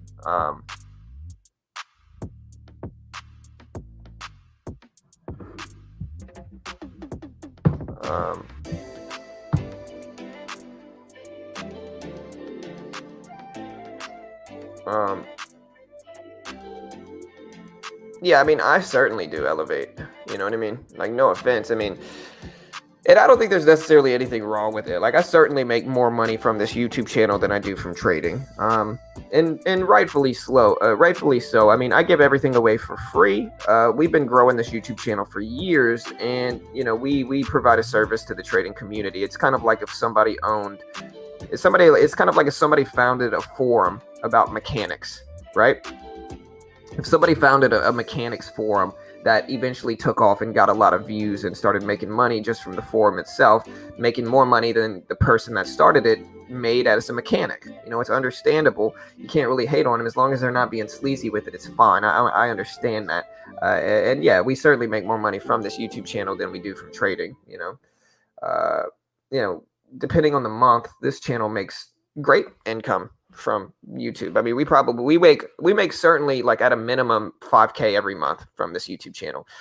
Some months it's up there to 10, 15,000. You know, we've had months like that. And so, you know, I'm very blessed to run this community and I'm appreciative of it. And I love you guys. Yeah, we're going to keep growing. We're going to keep doing things. We got CRTD. But my point is that it's okay. Like, there's nothing wrong with selling a course. I'm not against selling courses. The smart people, even if you're a great trader, the smart people are ultimately going to create as many different income streams as possible. It doesn't matter how good of a trader you are. You know, the smart people are going to create as many income streams as possible, right? So it's not like, oh, well, I'm a good trader. I just don't have to sell a course because I'm such a good trader. It's like, no, man, the smart people are going to be like, hey, I'm going to create an income stream doing this. I'm going to create an income stream doing that. I'm going to create an income stream doing this. And this is what you should learn. This is how you become wealthy, guys. You know, and I'm not even claiming to be super wealthy or anything like that. But what I'm saying is that multiple income streams in the beginning is key, because multiple income streams are going to make you less liable. There's less risk there. You know, you diversify. Anytime you diversify in anything, there's less risk, right? And with income streams, especially, you diversify that, you got less to worry about. And so what I've tried to do as a trader is I make money in trading. I make money from this YouTube. I'm a real estate agent. I'm a programmer as well. JavaScript, React Native programming. I have a few different Amazon businesses that I run every day as well. And so we're diversified over here. If one of these fails, we got more to back it up, and we'll be good regardless. And I think it's a good lesson, guys, if you want to be successful at any type of business. Diversify. You know, don't be rigid. Don't listen to people that are like, oh, well, you know, you're a good trader, why do you have to sell a course? It's just kind of like, no, like, as long as it's a reasonable course, again, as long as it's not some 16-year-old with braces trying to tell me how much money he made in the market last year. You know what I mean? Like, make sure you vet it first. Like, if you vet it and you make sure the person is legit, then it's fine. I'm not against selling a course as long as it's reasonable. You know, but thousands of dollars on a course in day trading when there's so much publicly available content, to me, isn't reasonable. But again, maybe it's reasonable for you. I don't know.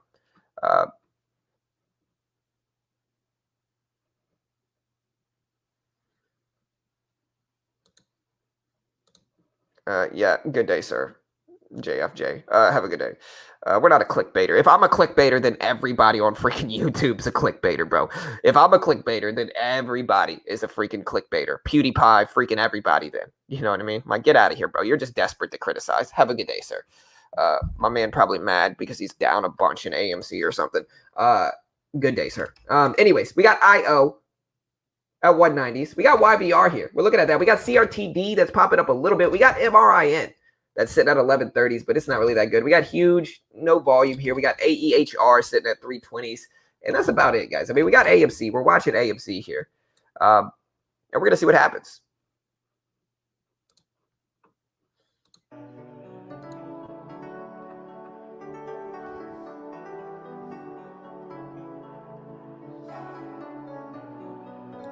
Good job, John. Very real, no gimmick. That's why you have all these followers. Hey, thank you, sir. We appreciate it, bro.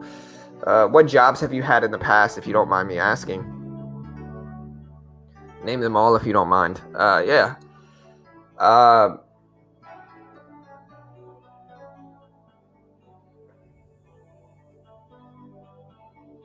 Those who can't do, teach. Yeah, I mean, like Warren Buffett, huh? Warren Buffett teaches people all the time, you know? That's a ludicrous statement. If those who don't do teach, then how do we have any type of, you know, world economy? You know what I mean? Because how would anybody be able to teach if they don't do? Again, you got a certain amount of people that just get insecure if I talk about how much money I make on this channel, or if I talk about what I do, or if I talk about businesses. They're just insecure with themselves. And so, you know, this stuff starts to come out when you talk about this stuff, which is fine. It's normal. You know, the mature people respect the hustle and can, the mature people respect the hustle and ultimately use it to motivate themselves. And if that's what you can do, that's what you can do. That's what I think you guys should want to do.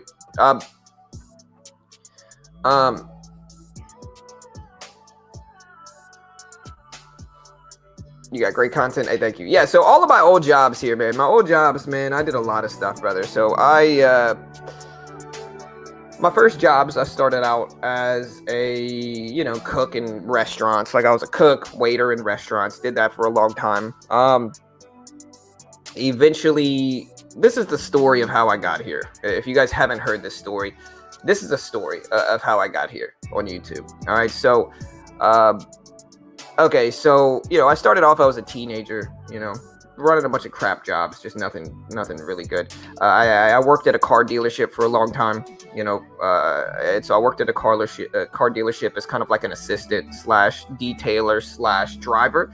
And so I would drive to the auto, and this was when I was younger, right? So this is really kind of what sparked my entrepreneurial spirit, if you will, which is that I worked with a car dealership owner, and I was like this owner's assistant. And so I would go around the car dealership and I would help with the mechanic stuff, detailing, and I would drive him to car auctions all across the South, right? I'd go to Florida, I'd go to Alabama, I'd go everywhere, and he would show me how to bid on cars, buy used cars, and then get them shipped back, look at cars to see what cars were good, what cars were bad, like short term, and, you know, ultimately flip those cars. He would show me how to flip cars, basically, and that's what I did when I was really young. I was like 18, but I was a good driver, and he thought I was a good driver, which I was, and I am. You know, I'm probably top 3 drivers in the world right now, but I digress. But no, so I worked as a driver for a while, and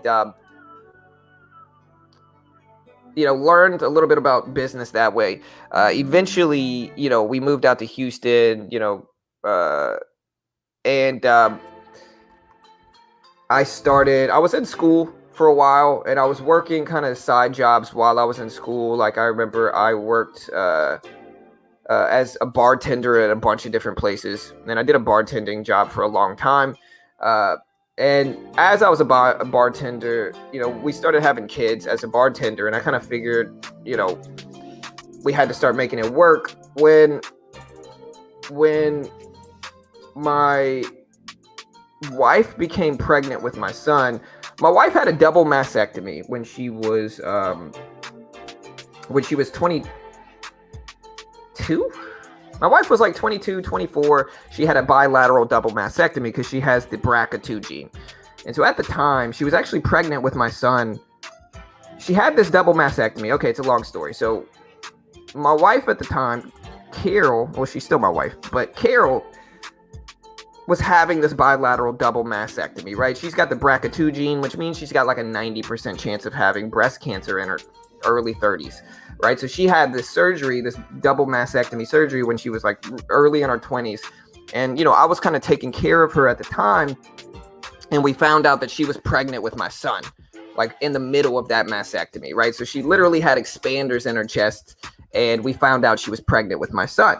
And so during that, I had to kind of quit my job at the time and kind of stay home and help take care of Carol. And so at the time, you know, I had to quit my job and stay home and help take care of Carol because she couldn't lift anything because she was pregnant, and she couldn't lift anything because when they do these mastectomies, they put expanders under your skin, which basically means she couldn't lift anything for a few months, like anything significant. And so I had to basically stay home and help her take care of my kid and all that stuff, right? And so at that time, I had to figure out ways to make money with a little bit more freedom because, you know, bartending wasn't going to cut it because I had to stay home and basically be a stay-at-home dad.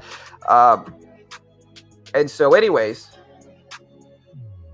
that's when I started to get involved with real estate. That's when I got my real estate license. And that's when I started Amazon businesses as well. And eventually those Amazon businesses took off, and I was earning like $3,000 a month, which was enough for me at the time. It was enough for me. It was enough to keep us afloat at the time. And, you know, we started these Amazon businesses. I got my real estate license, and we started making money from both of those, from both real estate and from the Amazon businesses. And that gave me the freedom to start this YouTube channel. So like back at the time, I had the freedom to start this channel because I didn't have a conventional 9-to-5. I was working from home, making enough money doing that to where I had the time to start a YouTube channel and to do all that stuff, right? And then eventually the YouTube channel grew to be enough, and you know, I taught myself programming, and that's kind of how it snowballed into that. But that's kind of how it started, you know. Sorry, it's a long story, but that's kind of how this all started. So it was really a blessing. At the time, you know, Carol becoming pregnant while she had that mastectomy was like a bad thing. It wasn't good. But it turned out to be a blessing because it made me stay home, and it made me think about ways to make money from home, which in turn sparked the Amazon businesses, my real estate career, and this YouTube channel. So it was really a blessing in disguise. We thought it was a bad thing, but it was really a good thing. Anyways, back to stocks. We got AMC. It's sitting at 37.60s. It's a little bit slow of a day, so we could talk about this type of stuff. But yeah. In the end, Carol never had cancer, so I know people are going to be asking. Carol never had cancer. She just had a really aggressive cancer gene, which is called the BRCA2 gene. You can look it up. It's what Angelina Jolie has, the same gene. And so, yeah, everything went good. Everything was fine. And eventually she had my son. My son was born. She got the expanders taken out. She got the implants put in. And, everything's good now. Everything's fine. Son's super healthy. We got his IQ tested. His IQ is 125, but they think it's understated because he has ADD and ADHD pretty severely, which means that he can't concentrate on his IQ test. But he got 125 on his IQ test, but it's probably higher than that. And so Jack turned out fine, and yeah, it was all a blessing in disguise, really. But anyways, that's the story. Yeah, for sure. Hey, thank you, Mitchell. I'm a car wholesaler now, learning day trading. This feels like a whole different ball game. Oh, it certainly is, brother. It certainly is, man. But thank you, bro. I appreciate the love, dude. Thank you for the support, Mitchell. We're adding to the push-up count, bro. The push-up counts. I'm going to be sore today. This is the push-up count right now. Look at the bottom of the screen. That's the push-up count. 579 push-ups. And we're going to add more to it right now. So this would make it 589. And then I believe we got another $2 or $3 donation, which means plus 6. So it's 595 push-ups. Whew. Not loving that, guys. But hey, we'll see what happens. Thank you, SPAC. Mostly media products, Specula, is what type of products do you flip on Amazon? Mostly media products. At this point, it's delved into a whole different thing to where I buy what's called Gaylords of books, which is just truckloads of books, wholesale, and then flip them and run it that way, is what I do now with that. But yeah, appreciate the love, guys. Appreciate the support. I'm not trying to make it a sob story because it's not. Looking back at my life, it's a beautiful story. It's a beautiful story, and it was a blessing in disguise, to be honest. It really was. But it's funny when you got people on here and they're like, this dude needs to get a job. It's like, bro, I got more jobs than you ever have in your life, dude. Like, get out of here,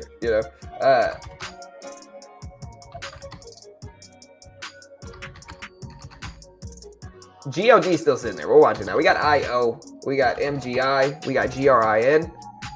We got mRNA. mRNA looks good. We're going to watch that. We got SPI Energy trying to pop up. Anything that I'm missing? I don't think so. I don't think there's anything super exciting right now. We got AMC, GameStop. We got BlackBerry that we can watch. Maybe SNDL. Been kind of consolidating back and forth. I know we had like HUDI. What were the big movers yesterday? I know Verb was one, and Verb is still top of the list, just based off of volatility. All right, let me catch back up with the chat. I haven't in a while. Oh no, you're good, Lester. You're good, brother.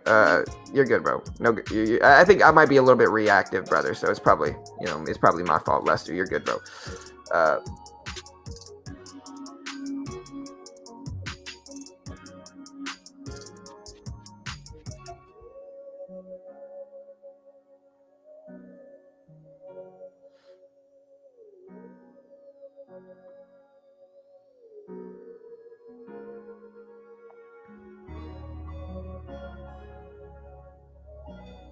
Yeah, for sure, Jennifer. I'm not necessarily against that, and I'll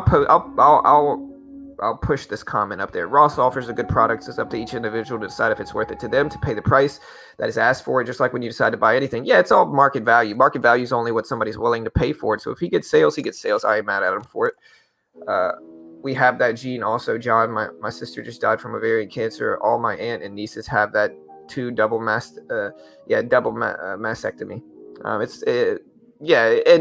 And we're over here at MD Anderson in Houston, Salty. So we have a leg up over most people because we're at the best cancer hospital in the world out here. The technology is also improved to a level to where so much to where, it's nipple sparing, and it's just not like it used to be. Like back 30, 40 years ago when they did a mastectomy, they just removed your breasts and you have your nipples or you didn't have anything, and it basically just destroyed your upper half like that. Nowadays, it's nipple sparing. They just look like implants now. And so, technology has progressed to a point where Carol was happy. I mean, Carol got to pick out her boob size. Like, it was good. It was fine. She loved it. I loved it too. I think, they're nice now, but technology has advanced to that level at this point in time. So it's all good.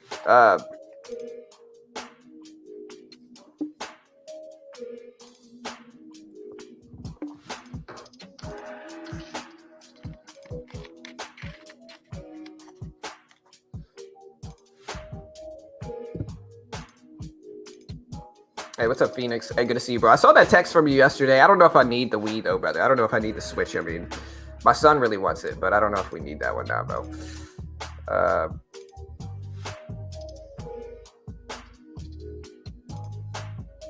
XCLA, yeah, XCLA is moving here. XCLA is probably the top one right now in pre-market, guys. XCLA making big moves. Yeah.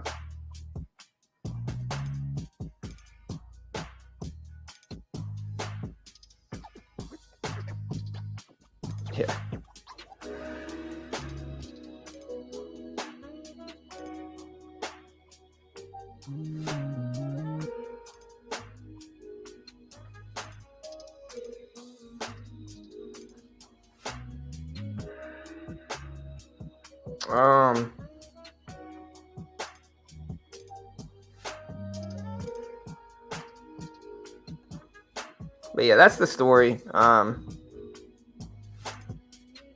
Yeah, I got you, Phoenix, for sure, brother.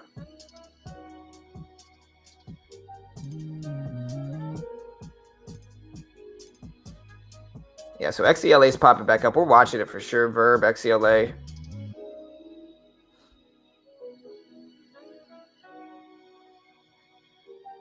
Yes, sir. Someone said you need to get a job. What the heck? The internet is the job, right? For sure. They need to get on their hustle, bro. You know, the only people that think this ain't a job is boomers. No offense to boomers if they're here, but a lot of boomers don't understand the internet, and so they think that anybody that works on the internet doesn't have a quote real job. And so, you know.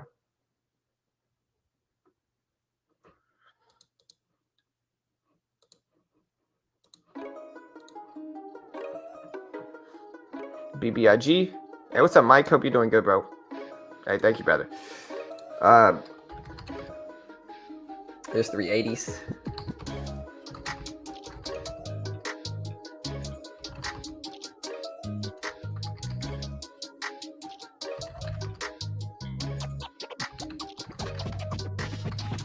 Just stick around to the very end of the stream and we'll talk about the Amazon business, brother.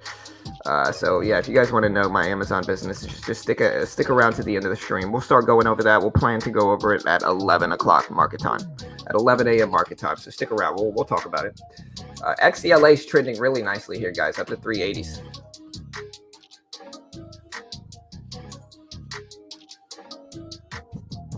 I give you props for the gift of gab. I'm better at medical stuff. Hey, I appreciate it, Serena. Thank you. Do you trade Forex? Boomers understand more than you think. Yeah, I'm not saying all boomers. I'm just saying most of the time, the people that don't really understand it, or like my dad understands it. Like my dad knows, you know. My dad knows, but some of them don't. Some of them don't understand it. But yeah, if y'all want to hear about the Amazon business, just stick around to the very end of the stream. We'll talk about it. Not the end of the stream. Just stick around until 11 a.m. market time, and we'll talk about it. Hey, what's up? Good morning, man. Good to see you. Every trader has an origin story. Or every entrepreneur has an origin story. I'm autistic, never had a job in my life, but my passion for boat led me to be a world-class boat mechanic, sold my business, and finally got used to my finance degree. Nice, man. Hey, congrats. I was penniless and homeless 21 years ago, now living on the lake, day trading, looking out over the water. Hey, nice to hear it, Fish. Congrats, brother.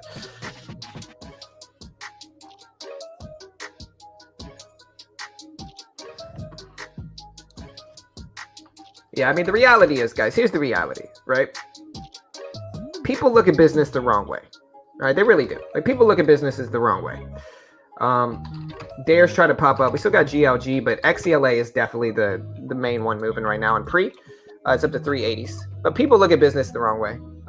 The reason they look at it the wrong way is because they try to look at what everybody else is doing for a business, right? Like people look at me and then they want to copy me and be on stream. But the reality is the streaming market is incredibly saturated right now. And like I got in the YouTube niche at a time when it wasn't saturated. You know, I was early to this. And sure, there's other YouTubers that have blown up and gotten way bigger faster than me. But it's usually a different niche. Like for day trading, you know, this is a pretty big niche. But there's other niches like stock picks, the broader investing niche, swing trading options, way larger than day trading is, than just day trading stocks like I do here. But your goal as an entrepreneur, if you want to be one, is simply to, number one, find capital.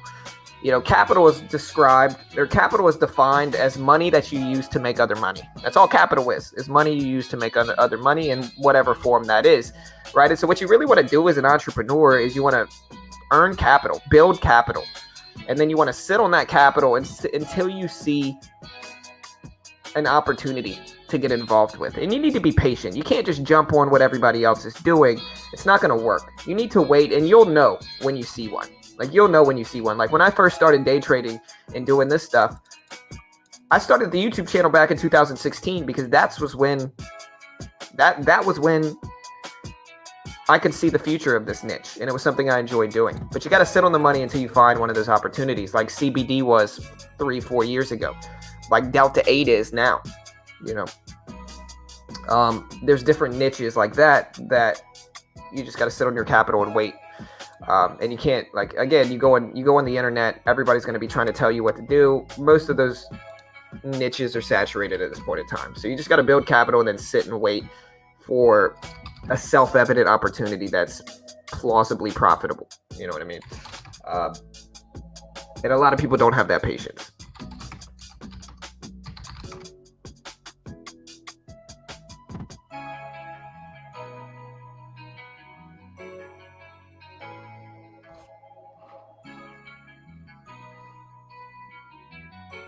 John is a far better trader than he gives himself credit for. Hey, thank you, brother. I appreciate it, man.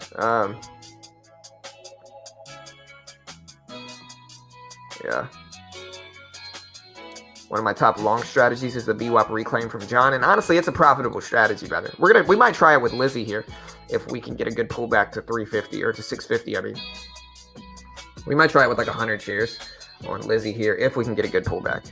So what we need here is we need a push over the VWAP, we need a hold, and we need the volume to continue, and we need a new candle to open up holding over 650. So we need a little different, we need a lot of different things together, but we got to wait for that.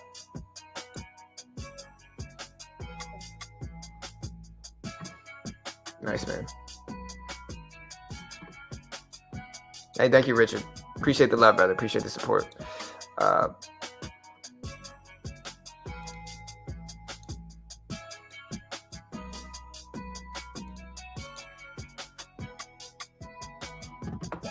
Right, so again, we're looking at Lizzie here. Volume came in, but it's not sustaining, and so that'll cancel the trade. We're not going to get involved if the volume doesn't hold. Yeah, you also got to commit. 100%, Joe, 100%, brother. Like, commitment is huge. A lot of people are just, like I tell my daughter, you can't half-a do anything. You do something half-a, it becomes a habit. You know what I mean?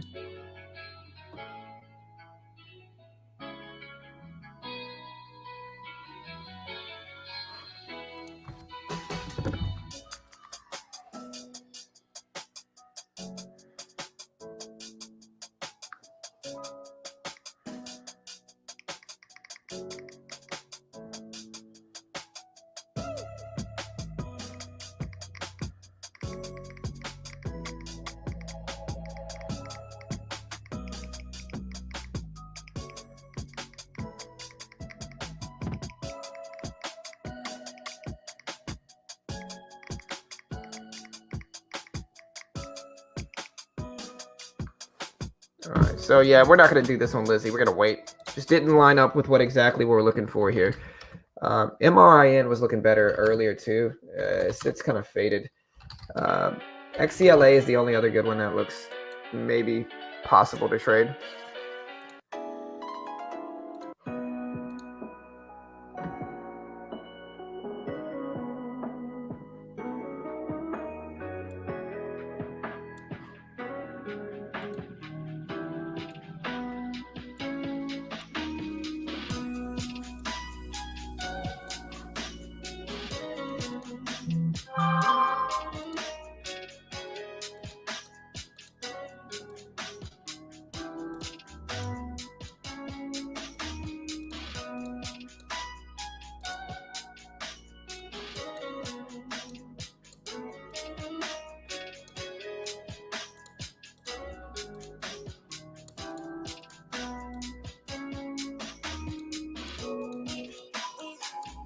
Let me know how you think about this, guys. We could probably make these a little bit bigger here.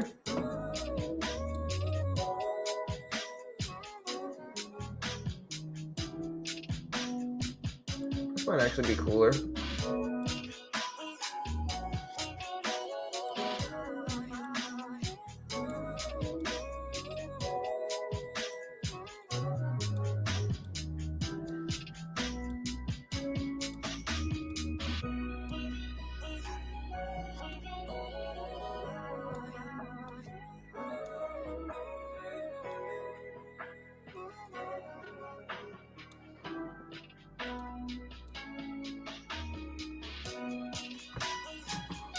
Might be a little bit confusing. We don't want it to be opaque.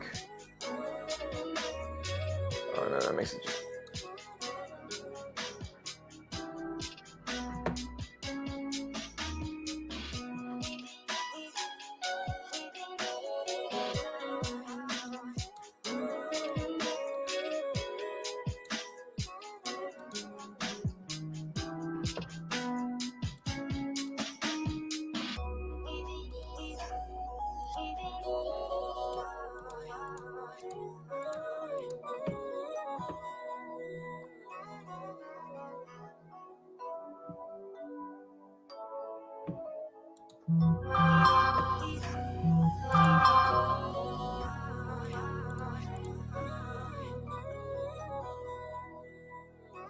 I am using TD Ameritrade.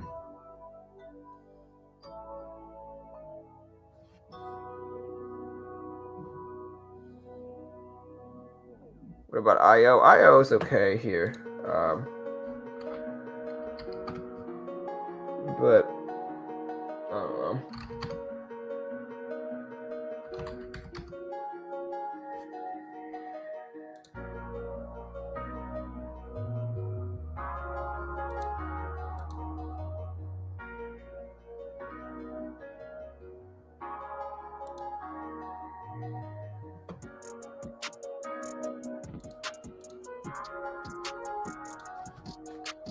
XCLA is really the only one that looks good right now. Everything else is pretty boring.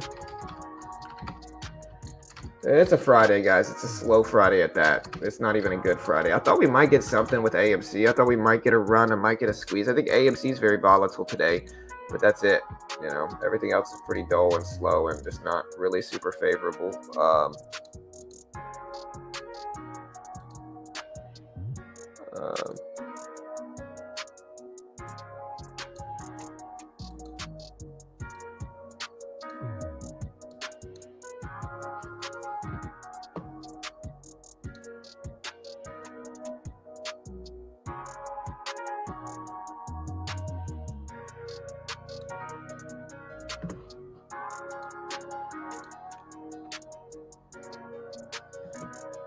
Do you guys like these bigger on the bottom? I think they're useful, right? I think I made the Doge one a little bit too big. There we go. Put that all the way at the end here. See which ones are a little bit smaller. Maybe Tesla's a little bit too small. There we go. Spa is a little bit too small too. Going a little bit bigger. So it'll probably get a little bit bigger here.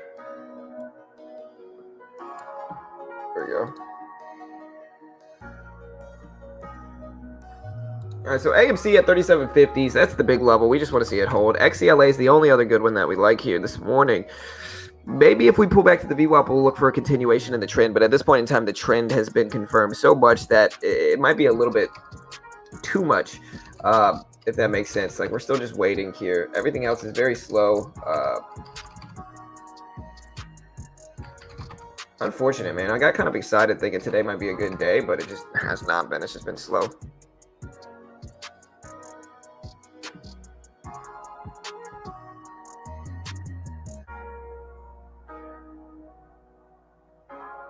We're using a widget, Perez.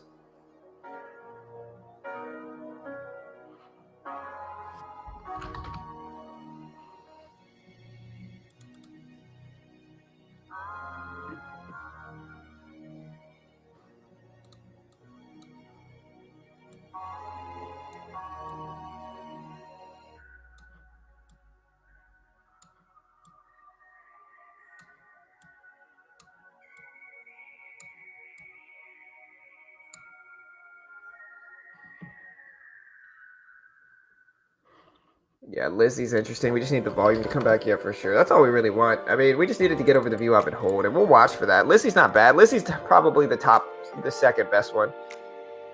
The only thing I saw in this 7 a.m. push was XCLA, and it didn't take it because XCLA fell down as much. Yeah, for sure. I'm looking at these skaters too, and I just don't see much. I see like TNXP maybe try to show up, CLNN, VTVT, and Huge, but everything's pretty slow. So I think we're gonna look at like Apple. Apple's gapping up nicely today, so we're watching Apple. We've got like MRIN was good earlier. We got AEHR at 330s. We got TNXP. Lizzie at 618s.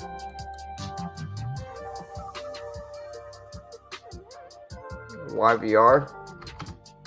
YVR NFT stock. We had like TKT move yesterday too, so we might watch TKT. It's just another NFT stock that we're paying attention to.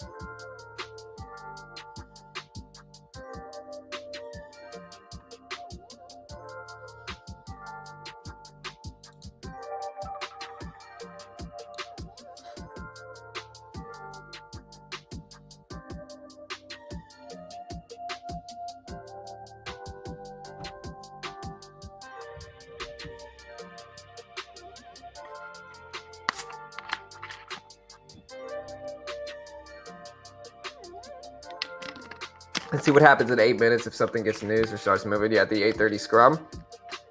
Hopefully we get something good show up.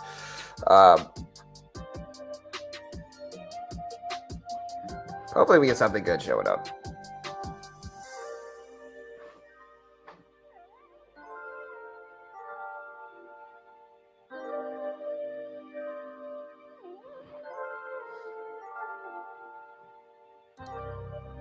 Also, guys, well, we got a second. Everybody take the time.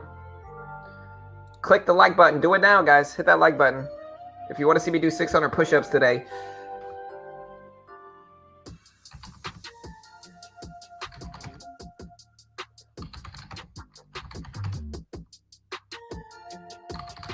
The good thing is I haven't done push-ups in a while, so, like, it's time. There's GLG hanging out watching that. Again, here's the question. Do we think AMC is going to squeeze over 40 today? Let me know. Let me know in chat. We had a vote earlier. I think most people said yes. What do you guys think? You think AMC is going to squeeze over 40 today? Let me know. Let me know if you think it will.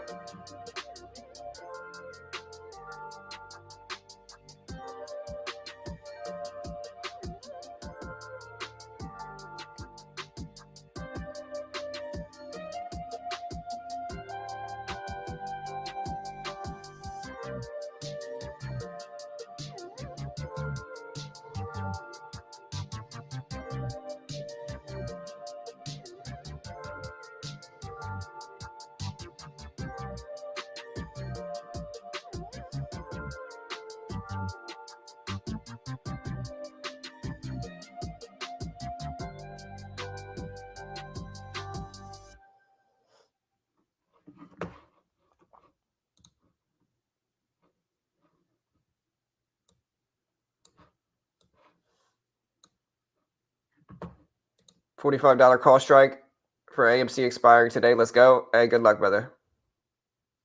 Yeah, DD going down due to investigation. Yes, JP. We're all better with it, brother. Thank you, bro, for the thought, man.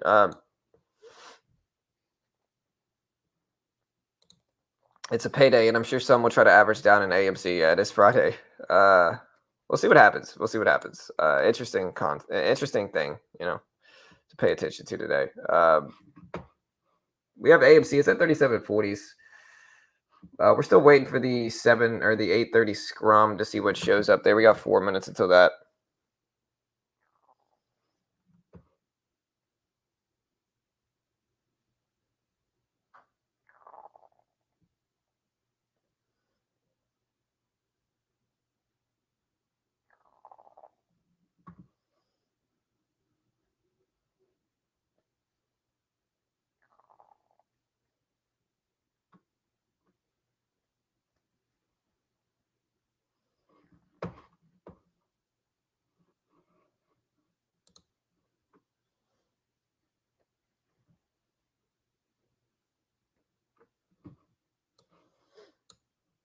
All right, we got 420 people here. Everybody hit the like button just for that number.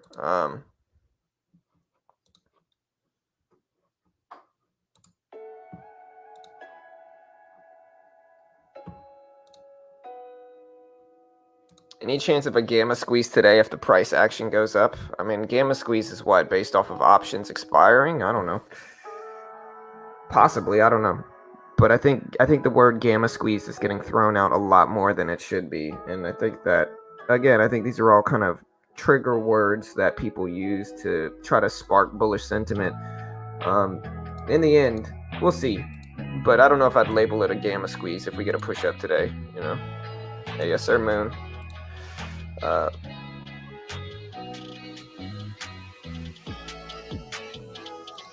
Don't be surprised if DD rallies on today's news because it's bringing the investigation closer to a resolution. Here's DD.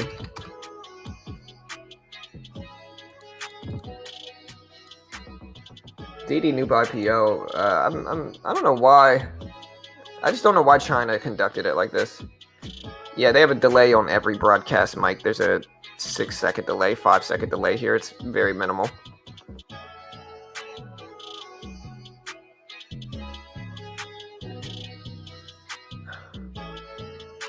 MRN could be interesting. It's almost giving back the gains from the 12 run it did an hour ago.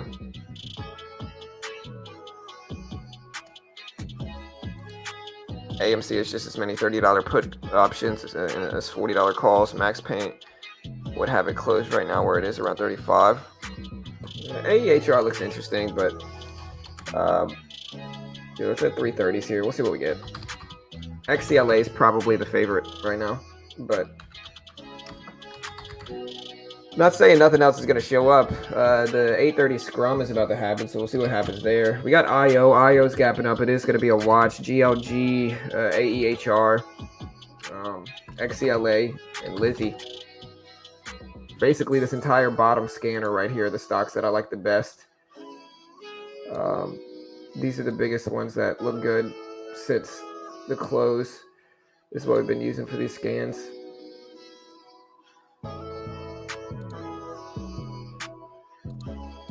So you can see we've got MoneyGram gapping up a little bit.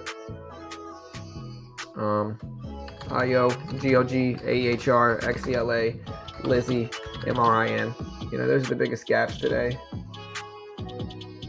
We've got ALF up some, but nothing crazy. HGSH trying to as well. mRNA, which is Moderna, the COVID vaccine company. Let's see what else we got on this list here. Fubo. Fubo seems to maintain pretty reliable trends. I mean, I might try shorting or not shorting, but trading this one today. I might long it, really. But we're watching Fubo, too. Fubo can be on the list, too.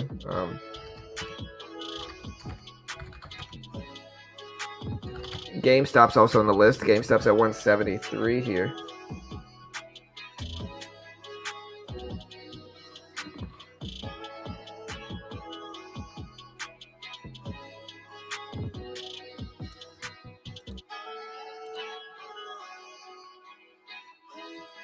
YVR stock has been up on no known catalyst. Here's YVR.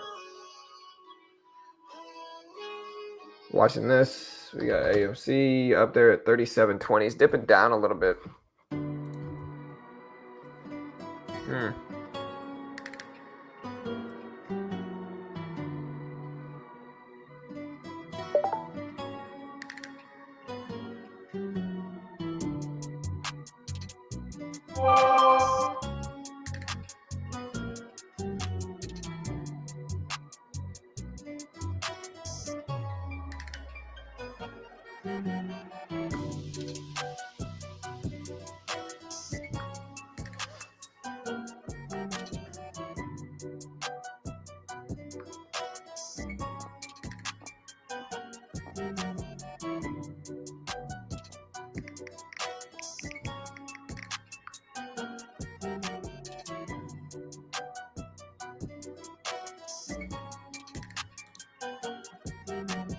It's my money and I want it now.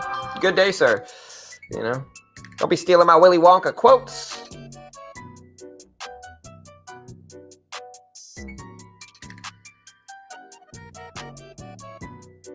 What's up, Jude? Hey, good morning, brother.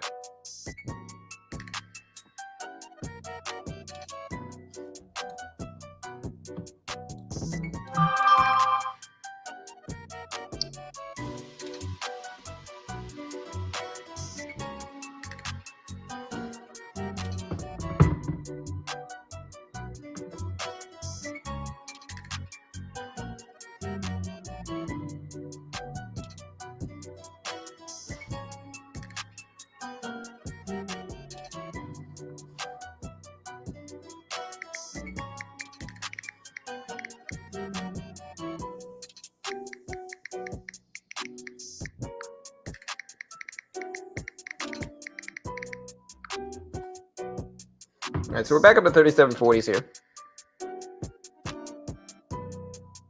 A lot of people talking about CIDM, but the chart looks really poor with no range.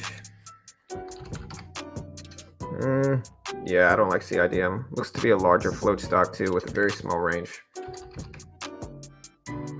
Now maybe it runs and does something.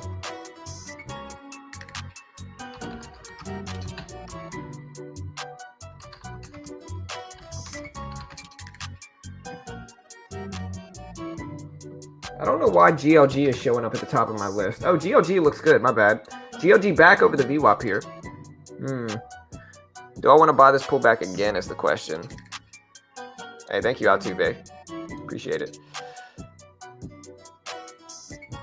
Yeah, we're just trying to give people a little quick rundown on what's moving in the market. Hey, thank you, Davin.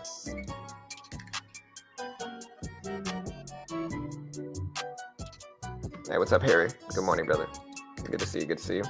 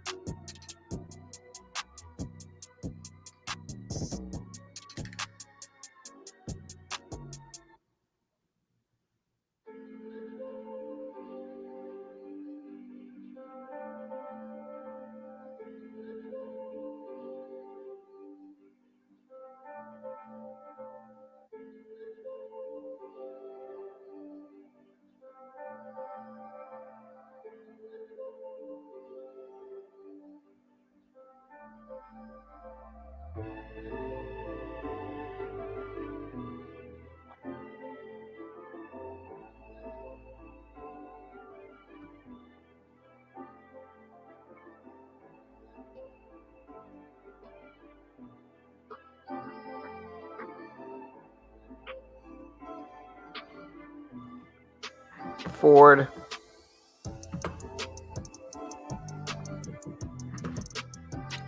TRT's back up. We're watching it. Do you mean Tootsie Roll, Keith? TBLT hitting lows again. TBLT is just slow, brother. Ford. We got AEHR at 340s. We're watching that. We got Lizzie here. GLG's back over the VWAP. The question is, do we continue up here?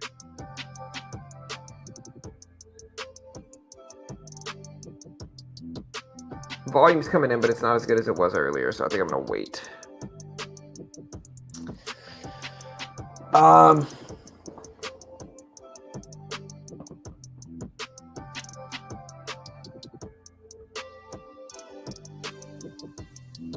GLG Catalyst is a non-binding letter of intent. A special purpose vehicle company seems a bit fluffy.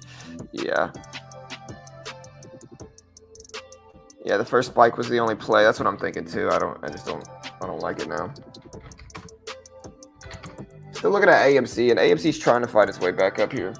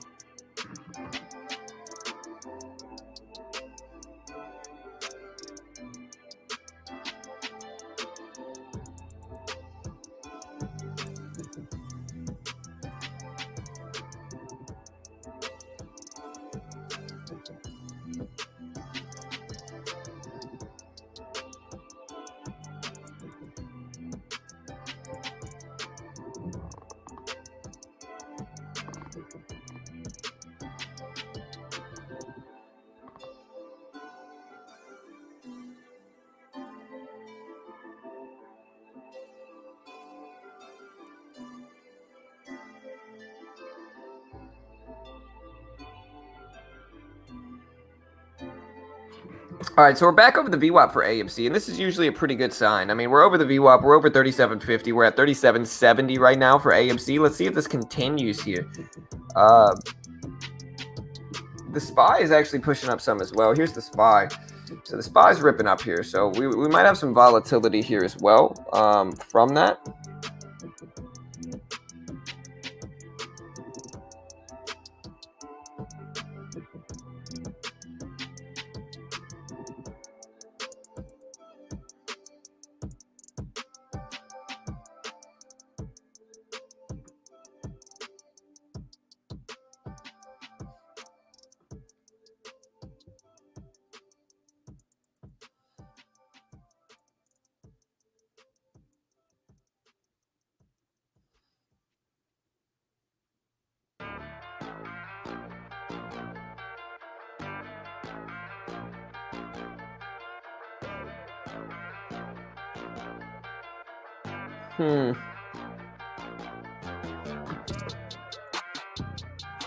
XCLA at the VWAP. Yeah, XCLA pulling back some. I don't mind this little VWAP reclaim here. We might buy a little bit, test it. 100 shares. We might add a little bit more in the pullback to 269 too, if we can, for XCLA. You know, our risk levels here. See if we can pull back to this support level. This is our risk level. We use a reward target up here at about here. Hey, what's up, Daniel? Good morning, brother. So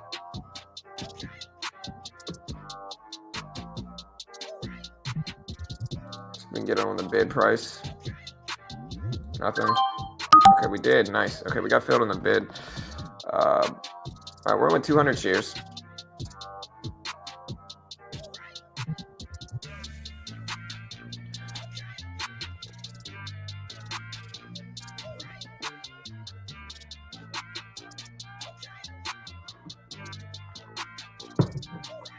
All right, so we're in this for XCLA.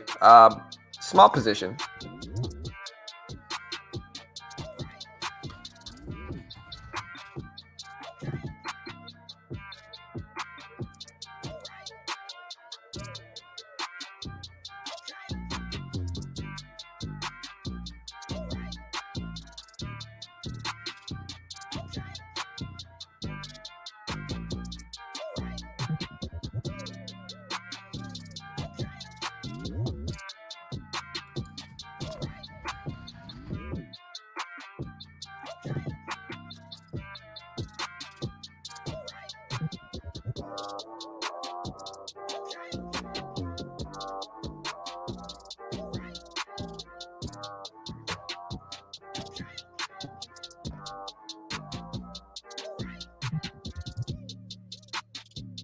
All right, so I showed you guys where my risk was.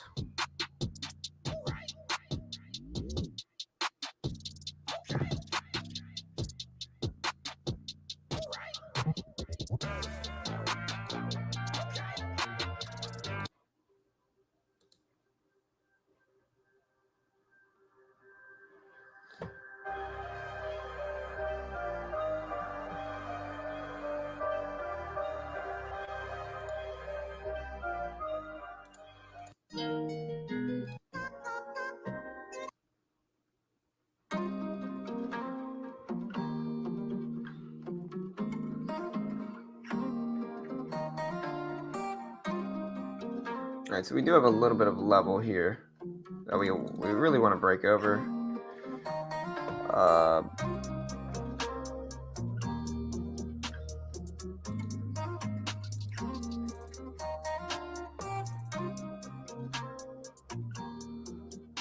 Well, computer is frozen.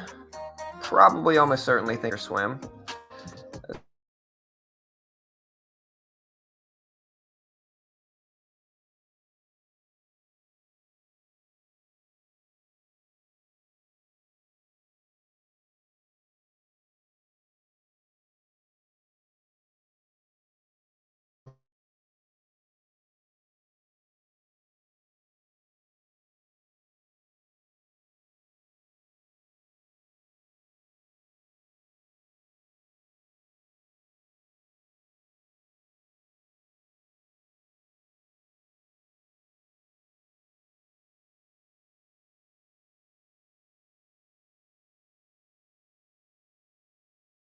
It's freezing it.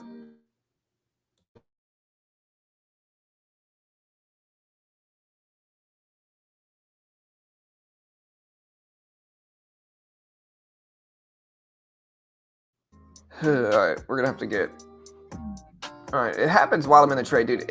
My first trade like this on TOS, anytime I take a freaking position, it freezes. It's just super weird. Bear with me, guys. We're gonna get it fixed. At least the charts are back up. At least I'm green on the trade. I think I'm green. I don't even know what this is at now. Whew.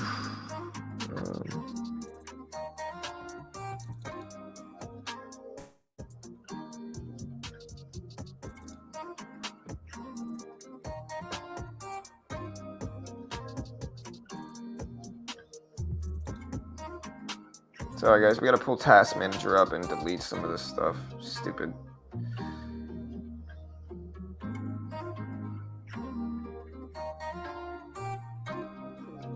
Alright, so Chrome deleted.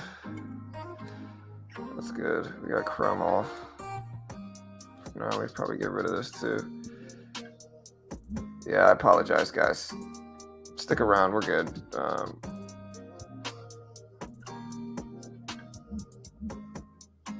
Yeah, internet cut out. Well, it's not just my internet, it's everything. It's the internet, it's my, it's Thinkorswim is completely not responding right now, is what it is. Like, it's TOS specifically. TOS is completely frozen. We're gonna have to restart it while I'm in a trade. See, now it's back. Everything's fine now. This is literally TOS completely freezing up my computer.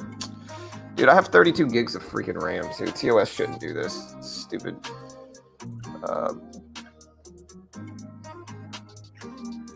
Bear with me, guys.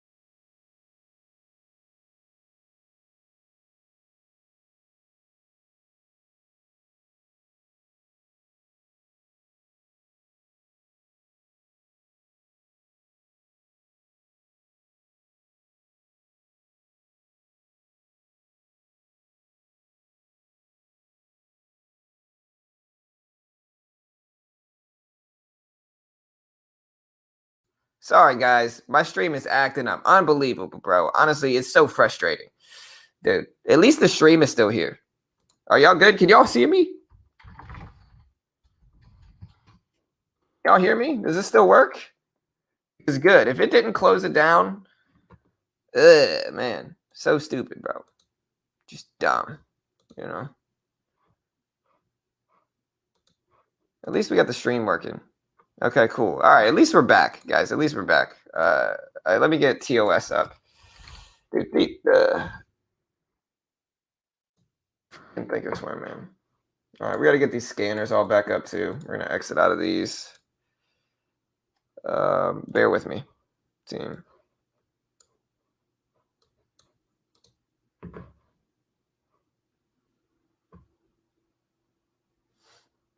No, because then people wouldn't be able to see it.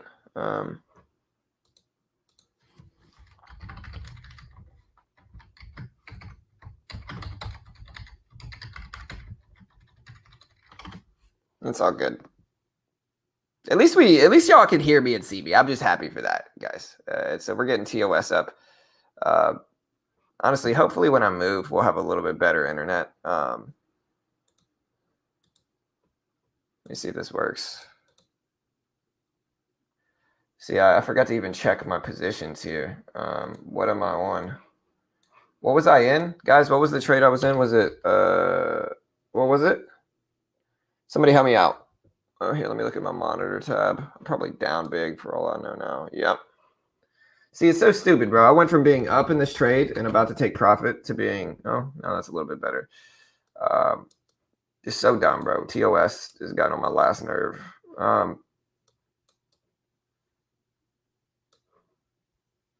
Might be time to upgrade computer. I mean, I got a freaking Alienware R11, but, you know. Let me get this back up, guys. Sorry, bear with me, team. All right, there we go. All right. Now I can put my screen up. We're back in that regard. At least we bounced just now. I'm going to go ahead and get out most of this here. We're going to try to get out on the asking price. See if it'll fill me there. If it will, we'll just take that. And then I'm going to get the scanners back up too. So hold on.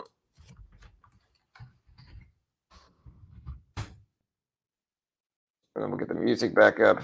Stupid freaking TOS, man. You can't fill me on the bid right now? We'll get fit on the ask then.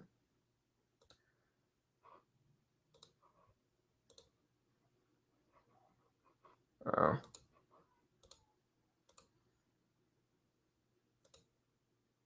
We just got out on the bid. That's fine.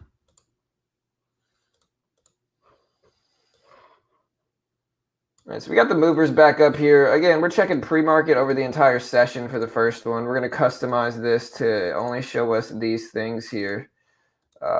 And that way we can see just the volume and like what that's looking like plus all this other stuff. There we go. And then what was the one we had on the bottom? I think underneath this we had another mover section, but movers over the last 5 minutes in pre-market.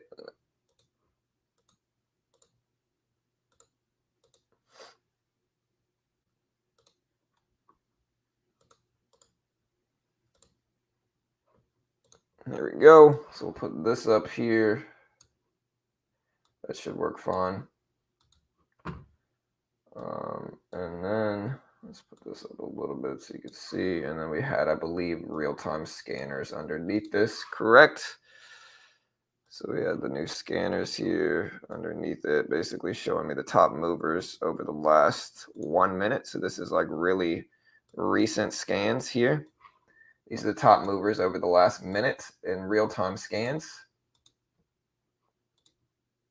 Put this up a little bit. Yeah, that probably works like this. There we go. All right, now we're back to normal, kind of. Close enough, I think, at least.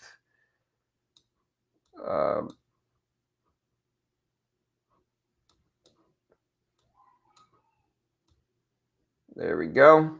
All right, so we're up in this trade. At least we're making money from this here. I mean, I guess that's good. We got another half there. We're holding 50 shares of that. We'll see what happens. We're going to put the music back on now.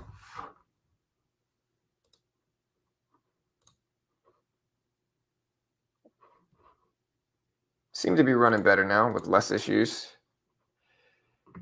Yeah, no, I've already messed with the memory settings. I'm giving TOS the maximum memory. Yeah.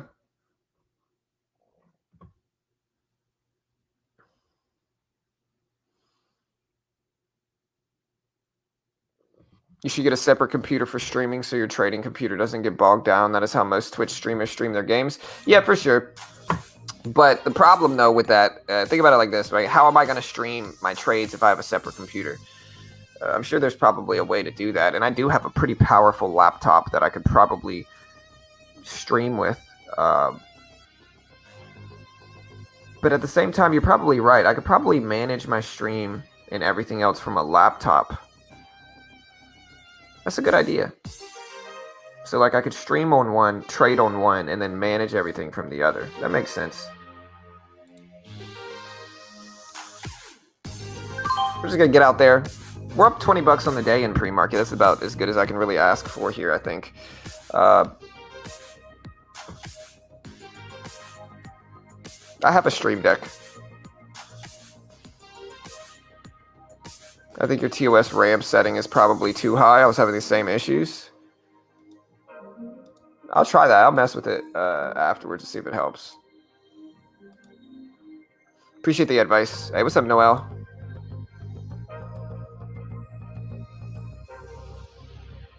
They don't like more than 16 gigs memory allocated to TOS. Hey, what's up, V?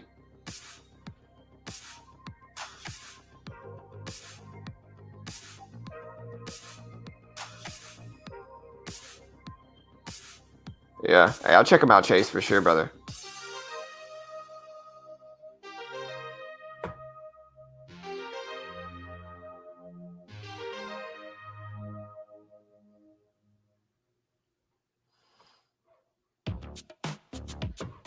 Tesla always starts to push up during market open.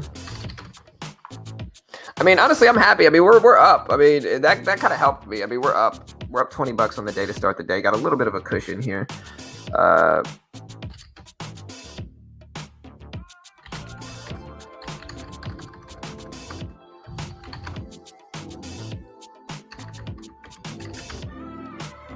GLG, IO. Lizzie back over the VWAP here, trying to reclaim the VWAP here too.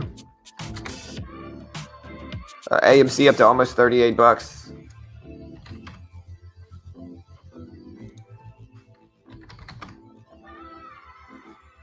XEA still looking like one of the better ones today, guys. So XEA is still looking like one of the best ones.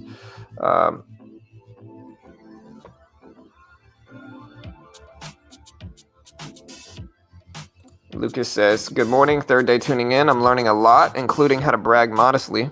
Thanks for the knowledge, what you do. What do you think XCLA's floor ceiling might be today? That one's hard to tell. Lizzie back over the VWAP, though. We're watching it for maybe a 650 pullback and a bounce at 650.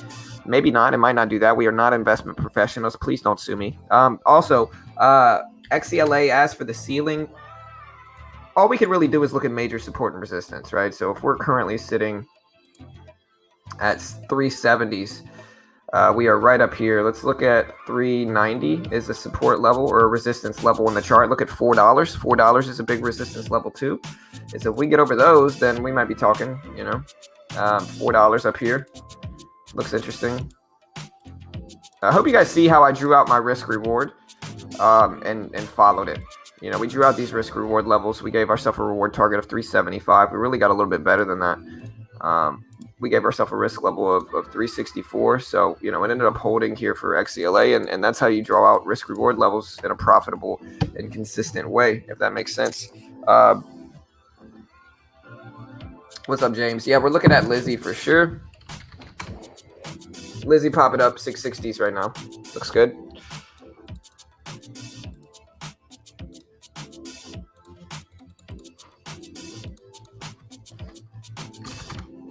GLG popping up too. Looks good.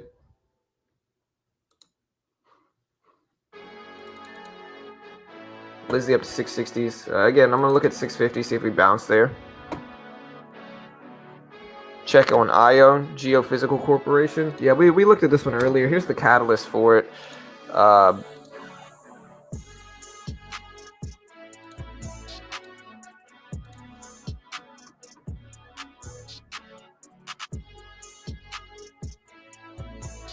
We did have a catalyst. Let me find it. I know we looked at it earlier. Yeah, so they saw fiscal year second quarter sales of 20 million versus 21 million estimates. I'm not really sure why this is up because this is lower than expected second quarter sales results. So I'm not really sure why IO is up on that, but regardless, I mean, we are up. We got AEHR that's looking pretty good at 340s. We're looking at that. We got Lizzie here. Again, we might be looking for a little pullback right here.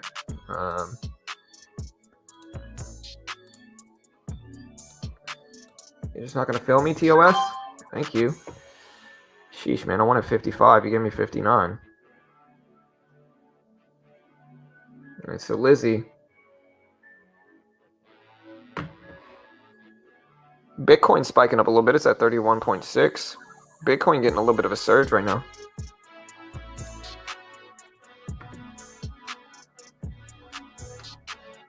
We're green right now, TK. Small, but green.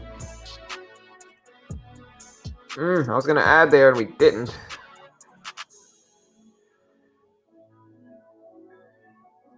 Okay. Little baby trades. Little baby trades. Let's see if we can get over 64s. 75, ideally.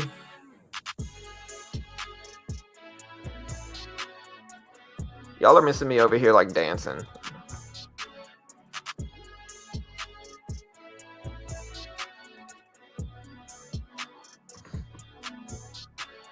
Should have added. Wanted to add. Didn't add.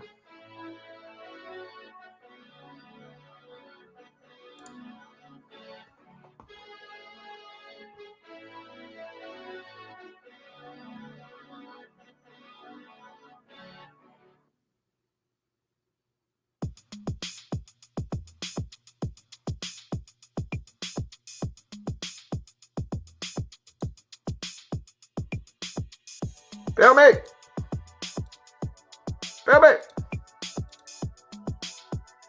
TOS, you should be ashamed of yourself here, bro. You're just not going to fill me here? You're just going to sit here and not fill me? This is why I hate freaking limit orders, bro. I've been sitting here for freaking 5 minutes using a bid, ask over and over again. You're just not going to fill me, TOS? You're just going to reject that order? Like, nah, John ain't getting filled. What the hell, bro? Now I'm break even. The hell, man? Great job, TOS. Great job with your freaking fills, bro. Let's just reject John. You know, the hell am I supposed to do? I use a bid, I use the ask.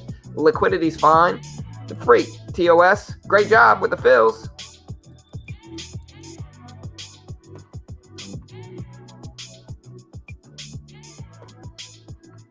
Oh yeah, Lizzie is certainly hot garbage. Thank you for the fill. Lizzie's certainly hot garbage, as I traded long. But I mean, hey, listen, it's certainly hot garbage. I mean, it's a penny stock. Okay, maybe it's a good thing. Maybe TOS was looking out for your boy here by not filling me there.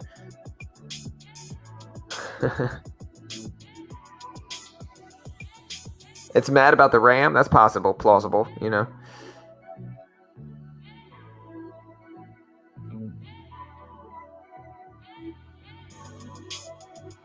Okay, TOS. All right, Lizzie, make up your mind.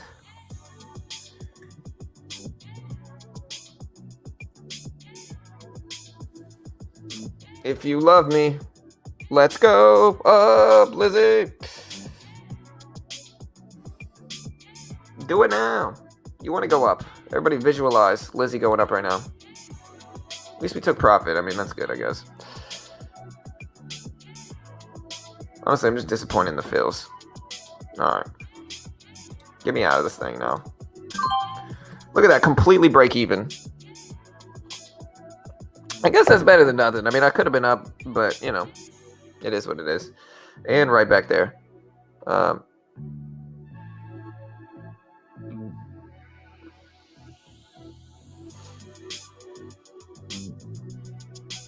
Yeah, it's like, what the heck, TOS? You're just not gonna fill me, bro. You're just gonna sit there. Like, I get on the bid. This is the reality, right? If I get it, if I'm trying to exit on the bid, that should fill me immediately. You know why? Because that's what the buyers are freaking bidding on. You know, so if I exit on the bid, it should fill me immediately. So the fact that it didn't, sketch. You know. Hey, what's up, Papa? Maybe I'm just mad. I'm just angry today. That's possible too. Maybe I'm just mad. You know. All right, guys. Hey, y'all hit that like button, guys. Hit the subscribe button.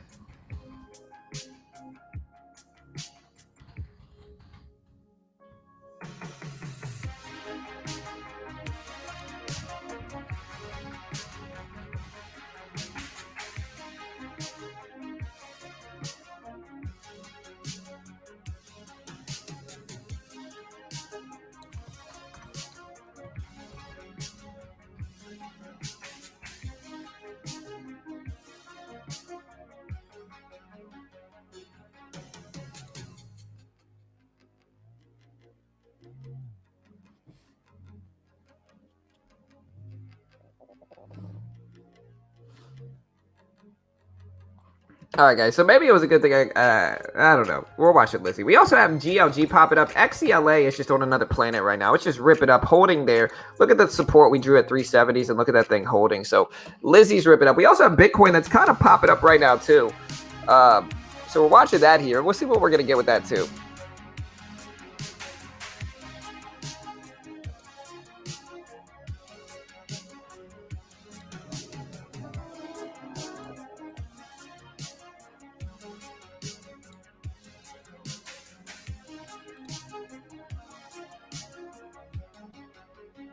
Where the heck is this music coming from? What?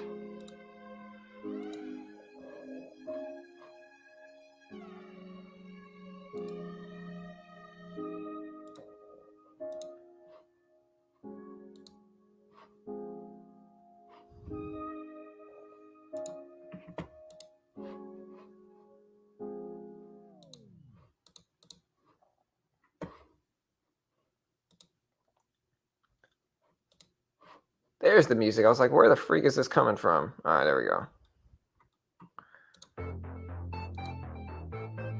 All right. Hey, what's up, Sean?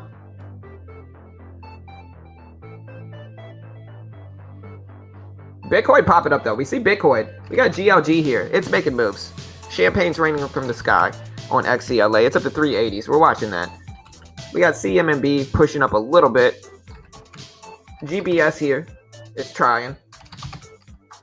We got SGOC, guys, making another move up. SGOC up to the 1220s here, guys. The 1220s.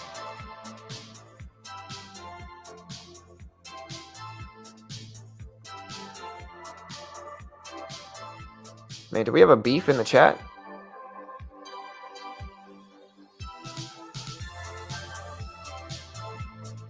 Hey, thank you, Sean. Hey, I appreciate the love, brother. John, if you want to get it executed immediately in PM, I think you should put a sell limit order below the actual price. Yeah, that's probably right, Sebastian. You're probably right, bro. I'm not buying more XCLA. Look at SGOC rip here, guys. SGOC is ripping. We got AMC sitting over 38s now, guys. AMC just broke over 38s. So we got that moving here. We're watching that. We're paying attention to that. We got Lizzie here pulling back to 650. XCLA dipping down here after testing these highs in pre-market. So we're watching that too. We're going to see what happens here. Hey, thank you, Sean.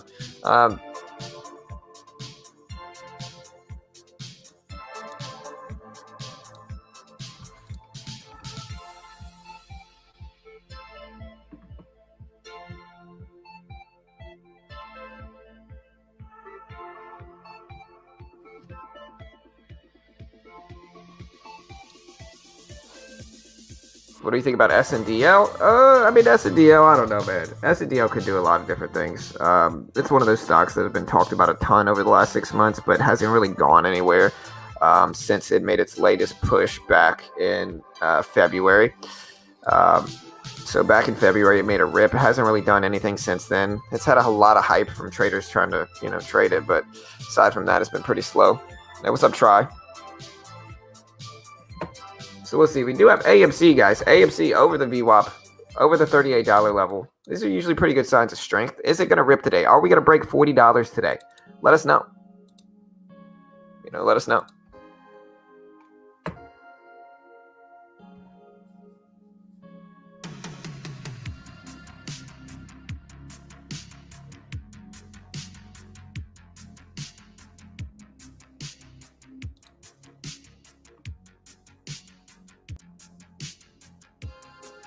New Cat 8 Ethernet cable today. Let's see how we can fast we can execute it. Do they sell those at Best Buy?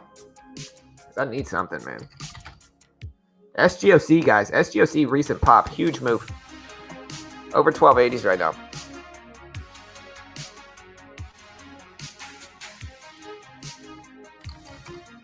Clove spiking up a little bit. Thanks, James. Amazon. Let me check out Amazon real quick.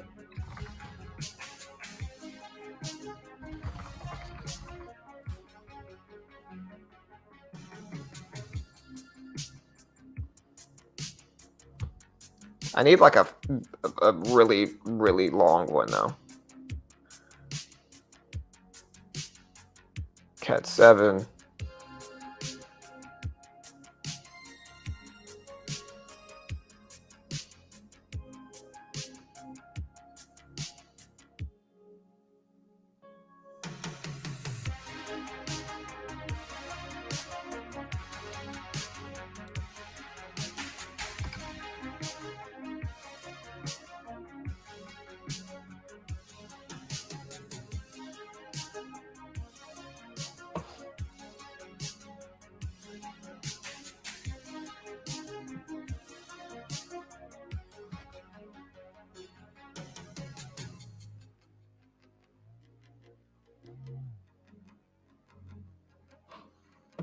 So here's SGOC pulling back. Let's see if it holds at 1250s.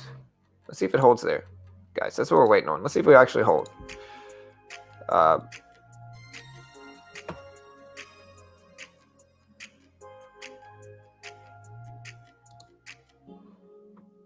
happened to space?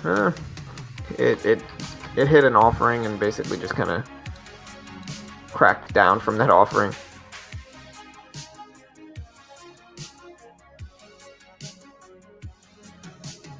I don't mind space as a buy here, though, to be honest. I'm not an investment professional. I don't know what space is going to do, and I'm not liable if you lose. You always got to make your own assessment, trade responsibly, and all that good stuff. But, yeah, I don't know.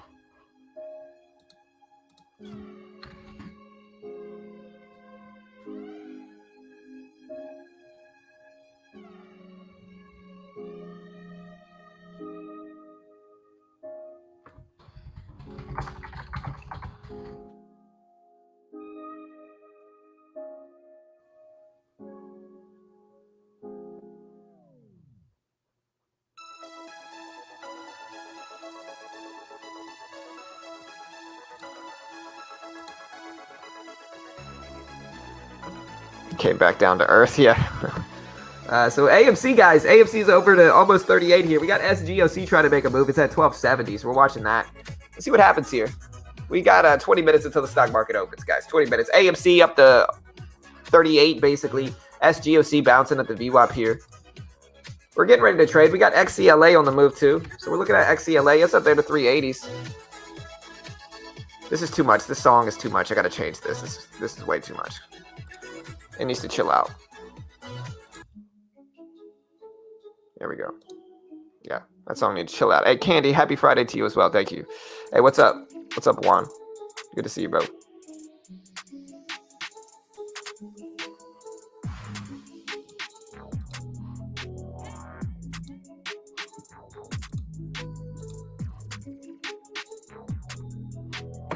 Thoughts on McGregor versus Poirier 3? I want to see a rematch, but I thought McGregor handled it terribly. But I also think he's just trying to promote the next fight because he understands when there's an asterisk next to a W or L that they need to rerun it. They need to run that back, and I think that's what he was promoting it for. But I still think he handled it pretty poorly. Lizzie rejected at the VWAP. We still have Clove up here. XCLA rejecting at these highs up there at 380s, but we're watching XCLA certainly into the opening bell. Again, we've got these scans right here. Let me see if we can put this up to where we can actually see a little bit more.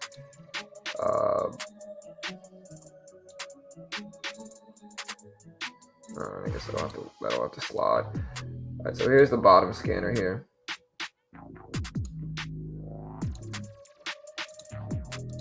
There we go. Still watching GLG. It's at 1. See if it's going to actually hold there or not. SGOC on the move at 1260s. We got Lizzie up there at 640s. We got BAOS, PTN. We've got XCLA pulling back to the 380 level.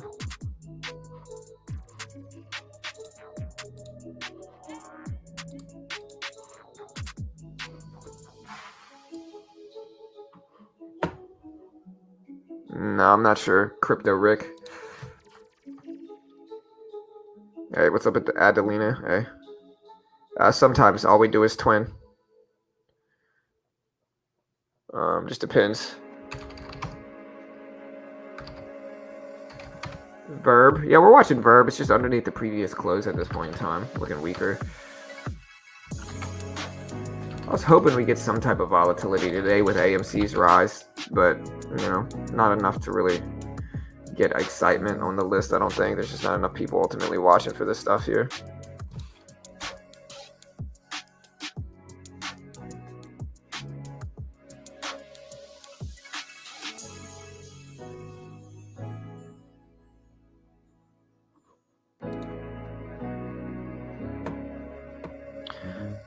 All right, guys, we got 17 minutes until the opening bell. We've got almost 600 people here. Y'all hit the subscribe button, hit the like button if you haven't already. We do this live every day for free. We're looking at movers here. We're going to trade the stock market open live like we always do, and hopefully we'll find some stuff to trade. We're still looking at SGOC here. SGOC's at 1260s. We got AMC popping up. It's at 3780s right now. We got IO here at 190. We got Lizzie trying. We've got Lizzie back over the VWAP here. This is interesting.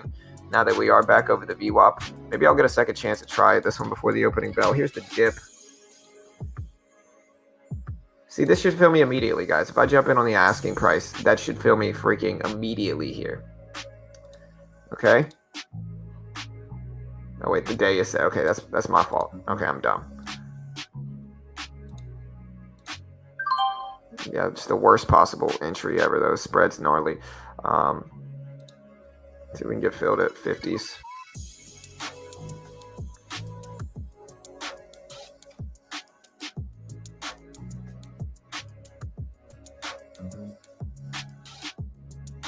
Yeah, happy birthday, Matt. All right, so we're with 100 now.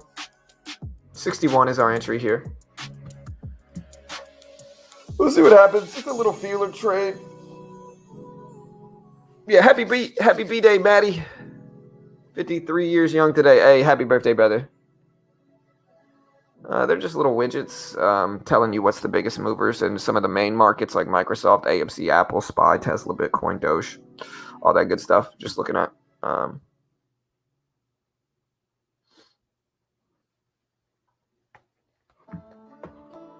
right, we got 660s.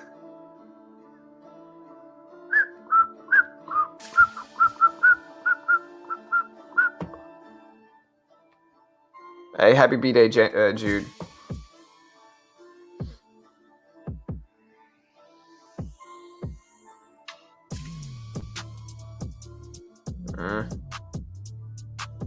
I'm out of this thing. I'm not going to get back my P&L on the day right now from that.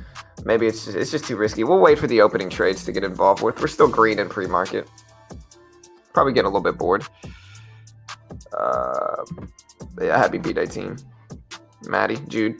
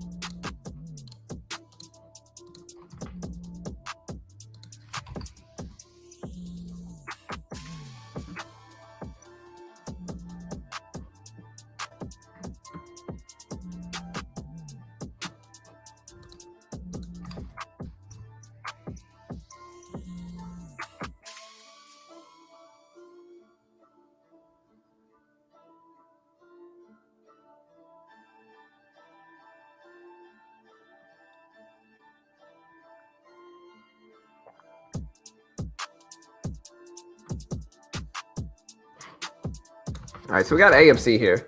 AMC back up there, trying to battle 38.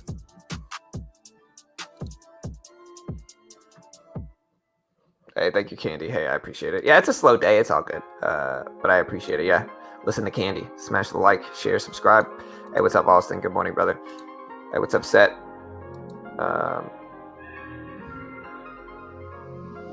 Victor. We got another B-Day in the book. All right, guys. Hey, we got 12 minutes into the open. 12 minutes. Let's do this. Again, top watches. GLG, even though Lizzie is a dirty stock, we're still going to watch it at the opening bell. We got LXRX here. We got DFFN. Those are boring. All right. So really, realistically, we got SGOC, LIZE, XELA, GLG, and IO. Those 4 or 5 stocks are really what we're paying attention to. Everything else is kind of, we might watch AEHR as well, but aside from that, everything else is kind of dumb aside from AMC. Of course, we're going to be looking at AMD today like we always do. Watch it for trends on the up and down side if we can.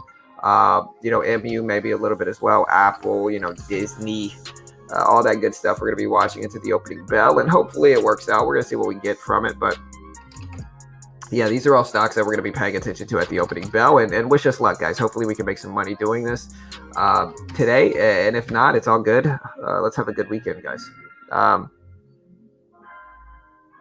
Yeah, we're going to watch AMC for sure. Pre-market is just early action before the real open Willix. Yeah, SGOC still popping up. It's at 13s, guys. 13s for SGOC. So this thing's still making moves.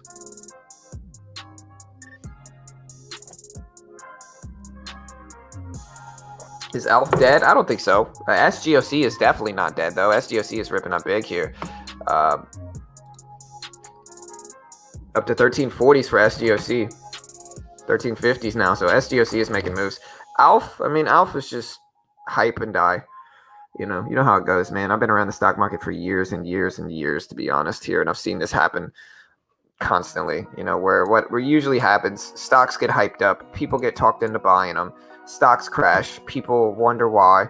It's all usually the same story. SGOC making a big rip, a big move here, big squeeze up, guys. So let's watch SGOC. It's trying.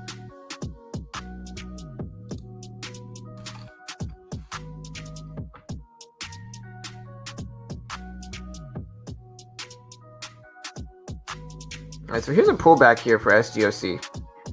See if it bounces at this 1320 level right here.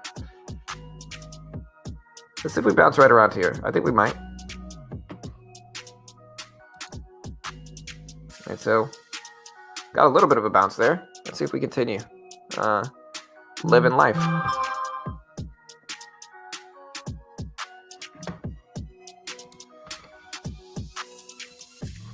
right, so we're at 1330s.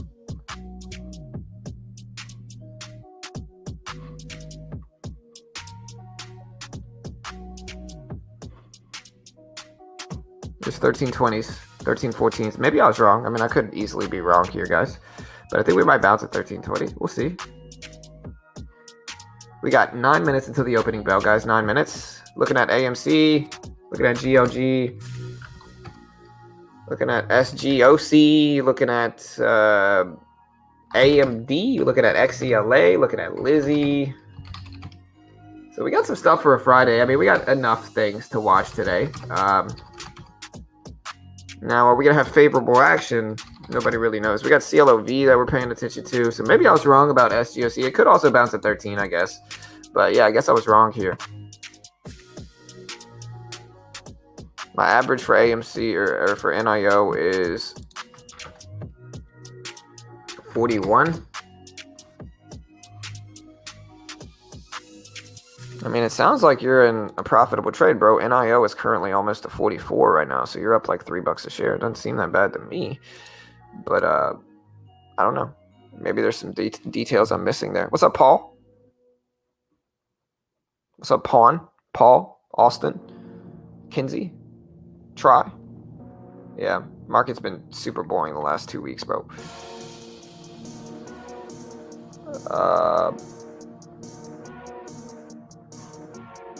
And so you can see we were looking at 13, we were looking at 1320, and we're bouncing kind of around both of those levels. 13 whole dollar, I guess, has more respect, and so that's holding a little bit better than some of these other ones. We got CRTD that's trying. We got SGOC on the books. AMC is at 13 or 37.90, so we're definitely watching AMC today. We're gonna see what we get.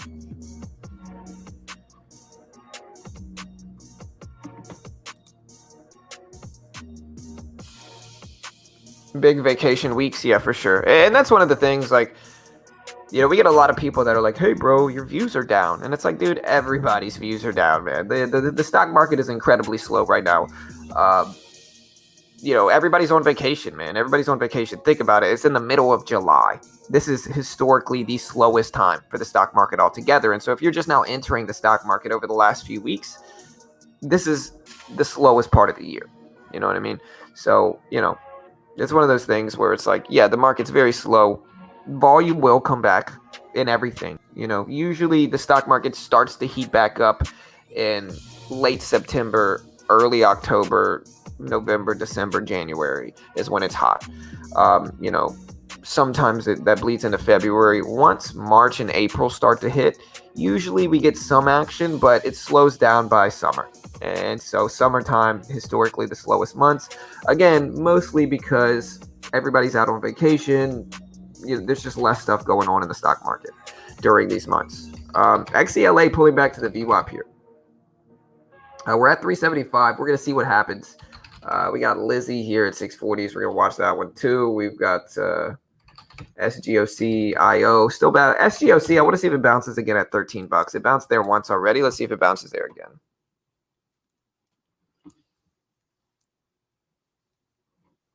I don't know. May wasn't that slow, you know.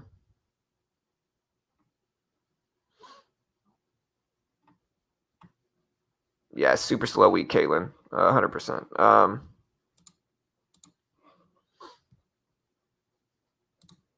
What's up, Caitlin? Hope you're doing good. May might have been slower. I don't remember what happened.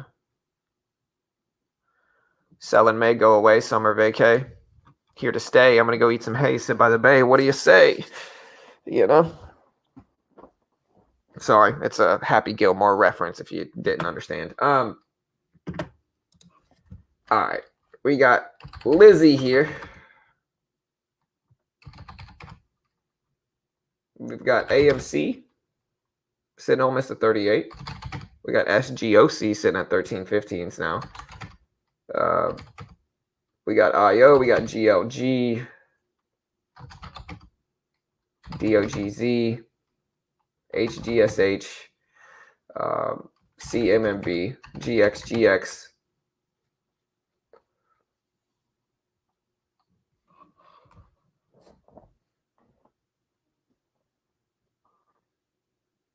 ABA, what are you saying, bro? Don't waste your money. Another red day. Don't misinform people, John. Please explain yourself, sir. I'm just genuinely curious.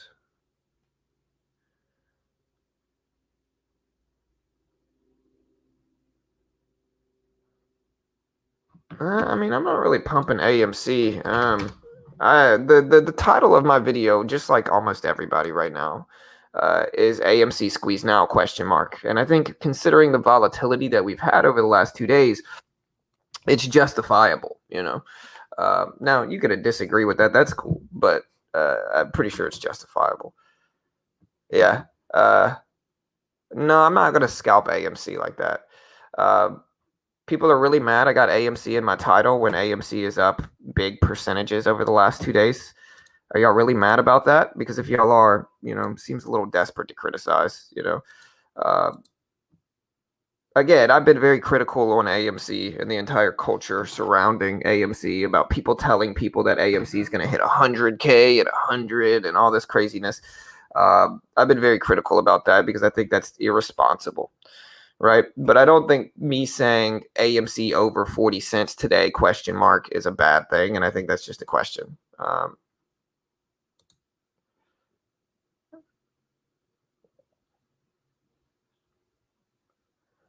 Yeah. Yeah. Luke, 100%. Adelina, probably.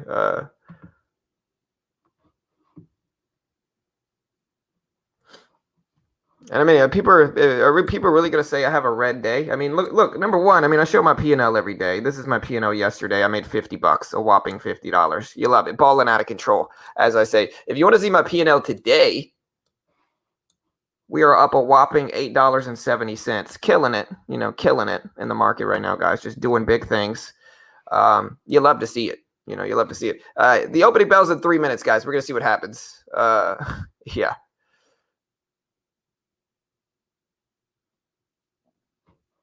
I haven't liked AMC in 2 weeks, but I'm getting interested. Yeah, for sure. I mean, AMC had a huge catalyst. If you look at every stock traders YouTuber right now, they're pushing AMC. You know, I'm not saying AMC is going to go up, but I mean, of course, it's one of the hottest things in the market right now. Everybody's talking about it, and so you would be crazy if you traded stocks to not include AMC in your title. You know what I mean? And the only people really critical on that are people that are either just looking for reasons to criticize the stream or, you know, have predicted AMC's downfall and have been ultimately wrong about most of the moves. And so, you know what I mean? Those are usually the groups that are acting like that. And it's good. It's all love. I mean, I secretly hate those people, but like, it's all love here. You know. No. Whew, man, you accidentally click something and throws an order out there. What the heck, TOS? There we go. Let's load some more here.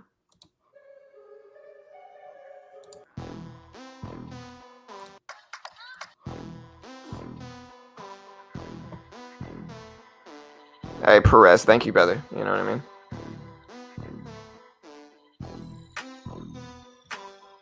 AMC's going up. It looks good on the hourly, but the only concern is that it could be the final bearish flag. Yeah, absolutely. This could be a bounce. Ultimately, AMC's been in a pretty big downward trend over the last few weeks. You know, I think it's pretty a self-evident downward trend. And so, again, if people think I'm pumping AMC, they're crazy. AMC, again, I think there's been a lot of irresponsible people giving people unrealistic profit targets for AMC. And I don't think me saying 40 cents in my title was irresponsible. I'm talking about the people telling people that AMC is going to hit 1,000 or 100,000. I think that's incredibly irresponsible because that's like saying Microsoft is going to hit $1 million a share. There's the bell, guys. Let's do this. Switch our scanners over and let's try to make some money today.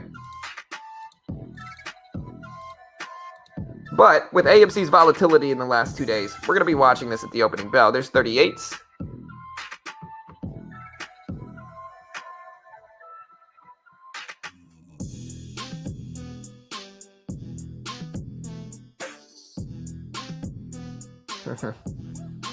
Yeah, if you can guess my profit at the end of the day, then I'll give you an ebook.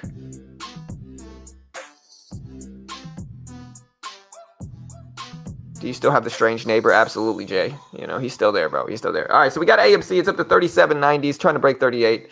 We'll see what happens.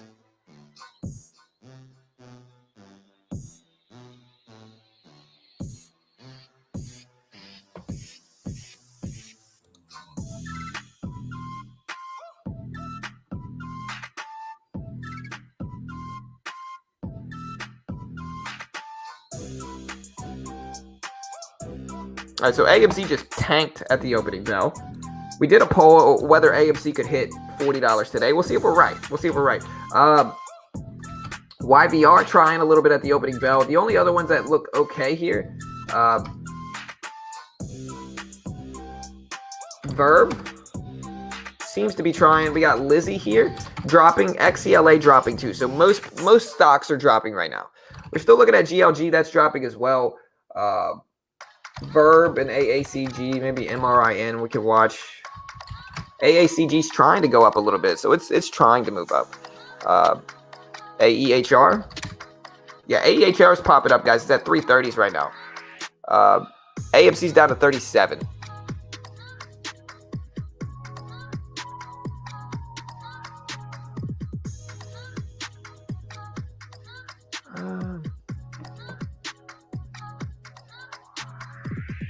Is there really a 20-minute lag? No, Robbie, hit the live button, bro, if you see a 20-minute lag.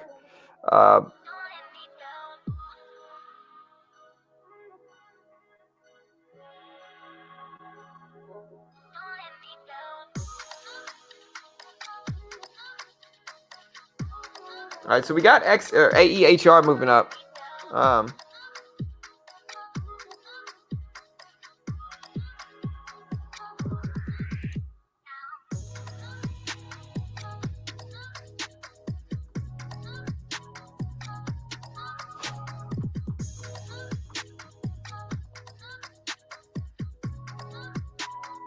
Yeah, he will hear that in 20 minutes. Yeah, for sure.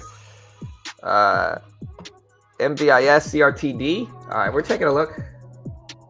CRTD is not up enough for me. We still got SGOC that we're watching. MRIN. We got ALF here.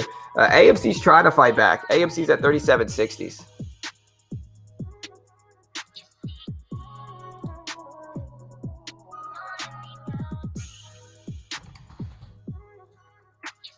HGCH or HGSH. I'm trying to look up a short float interest here for trade ideas. So we're going to use trade ideas to try to look up that short float interest.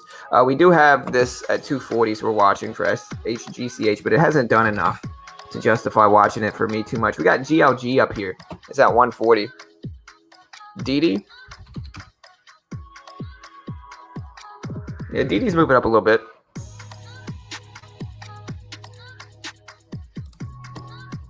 Right now I see IMV. AEHR still trying. It's got to get over the VWAP though before we're really super interested in this. We got TKT up there to 818s. So it's moving a little bit. XELA. XELA is still down pretty big. We still got AMC that we're looking at. AMC's at 37.50s.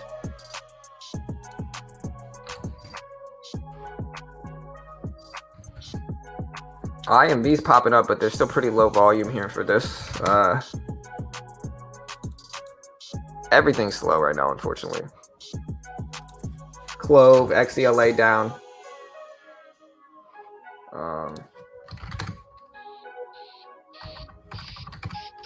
AEHR is the only one that's kind of pushing up at the opening bell.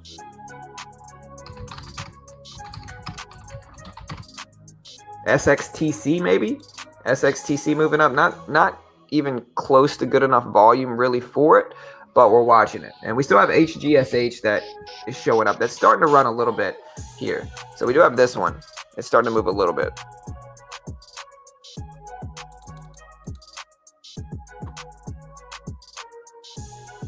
No trades yet.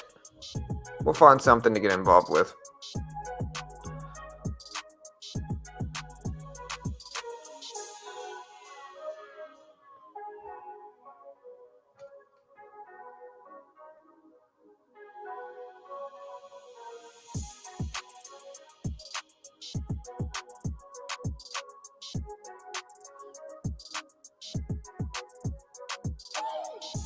SPY reversing, HGSH reversing.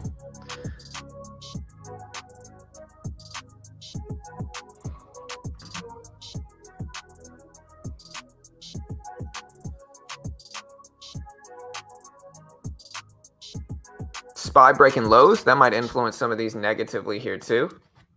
It's fine though. Like most of the time we're looking for drops at the opening bell anyway. So if we could capitalize on, some of these drops, that's cool.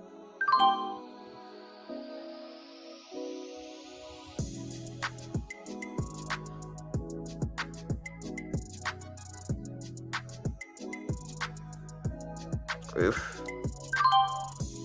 Lost $30 just now on AMD. Pretty small, but, we'll see if we can approach it in another way on the short side if it sets up for that. We got AMC here, breaking lows, looking weak.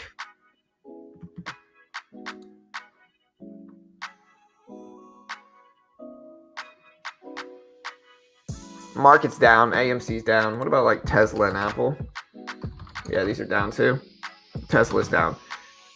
So far I'm getting a down market. We're seeing a weak market.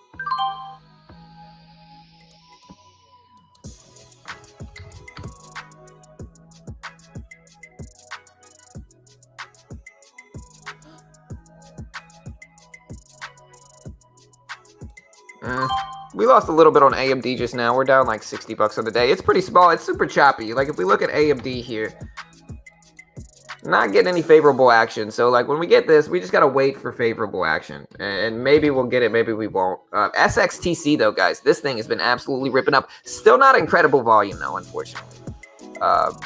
You know, still not the volume we really want to see here. I got faked out on AMD too, unfortunately there. That's all right. Making a little bit of my money back here on it.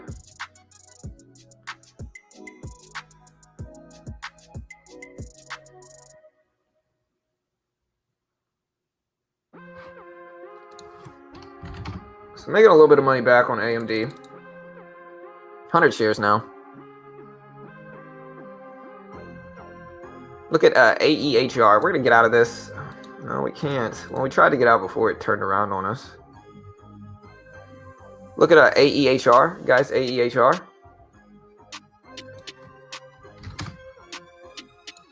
We'll limit our risk a little bit here. AEHR is breaking over the VWAP. We're watching that. Good volume here for AEHR as well. So we're certainly paying attention to that now.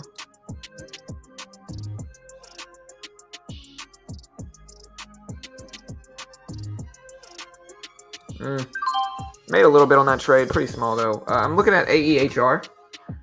Over the VWAP. Getting good volume coming in. I wish I would have seen this pullback at 330s. I probably would have taken advantage of it.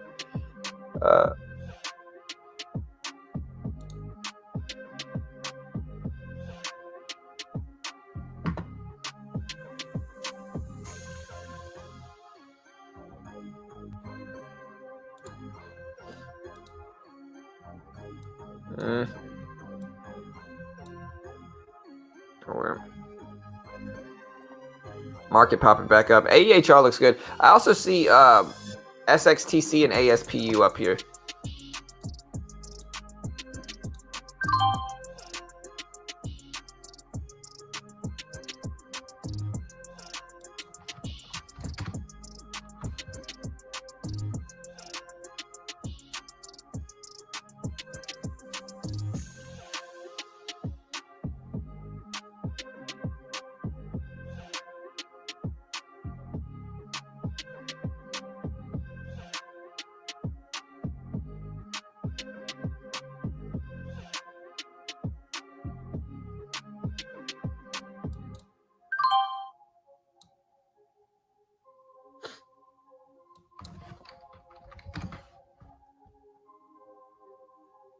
Market just tanked down, so the SPY just ripped down here, down to 435.40s.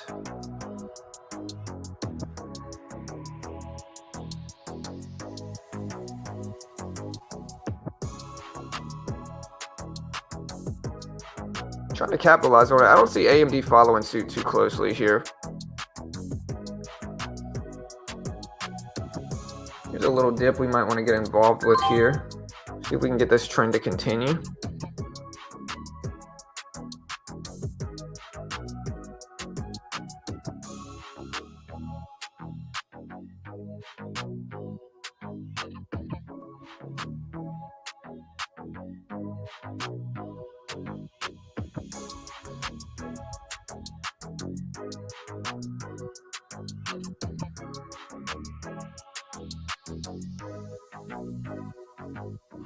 So we got a little bit of a pop.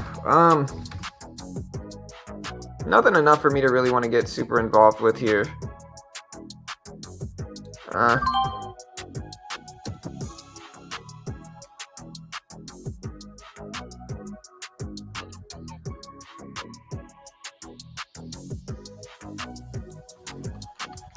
Ooh, man, I just now saw this. We're going to get out here too.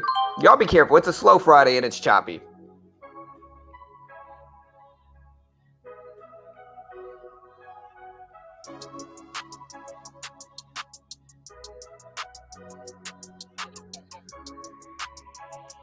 PHSG, guys, PHSG.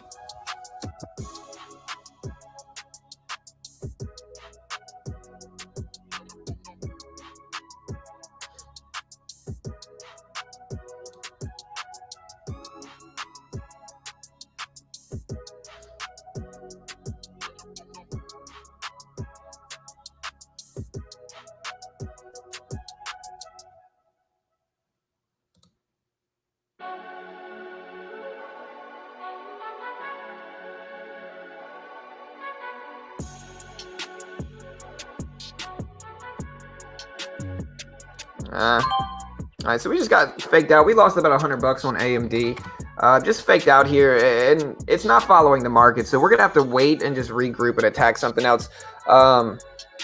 We'll see what else we can find on the day. But so far, $100 down, and we got to be careful. So we don't want to give back too much profit. I do see XELA start to pop. So I do see XELA start to pop. If we can get a good pullback here, maybe we'll attack that. But I'm definitely going to take a step back from AMD because it's just not treating me well today. Yeah, XELA is absolutely ripping. What did AMC do? So AMC is just kind of consolidating low, which is fine.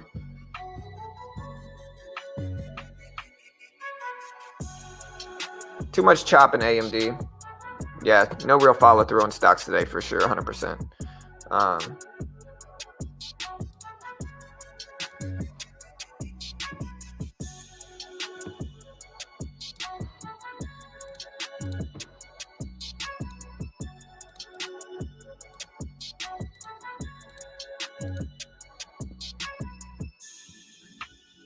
TCBS.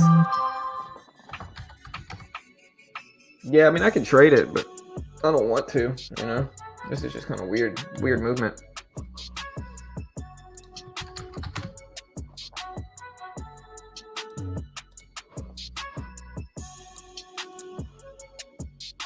So we're going to put the music on something else just to keep it all in centralized location. Let me see.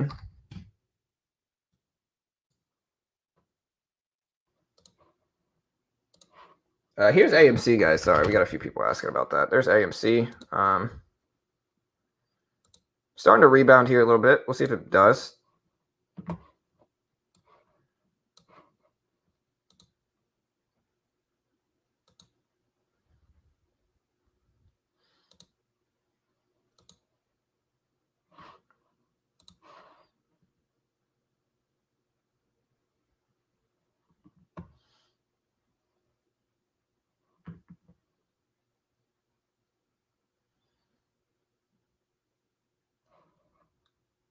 James Brown, SXTC. Yeah, we were looking at SXTC. Nothing's really going on with it, though, unfortunately, so we just got to wait. Yeah, my goal right now is just to take it slow. Fridays, you know, I usually trade AMD, and it usually treats me pretty well, but not today, man. AMD it eventually did exactly what I thought it would. It just faked me out a little bit. So it's following the market some, but it's just in an unpredictable way, unfortunately. So we'll come back to it. Maybe we'll trade it again, but definitely not right now.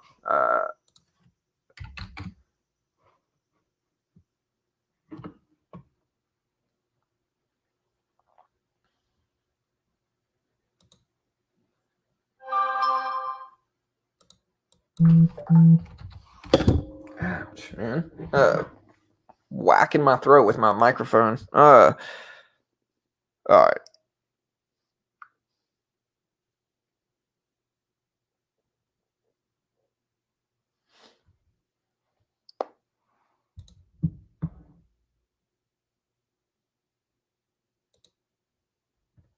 All right, we're scalping a little bit of XELA here.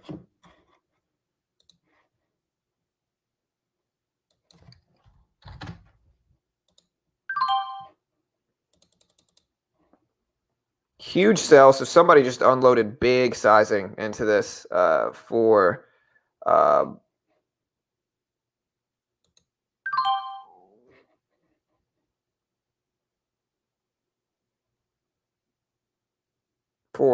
XELA. So big sizing on the books for XELA.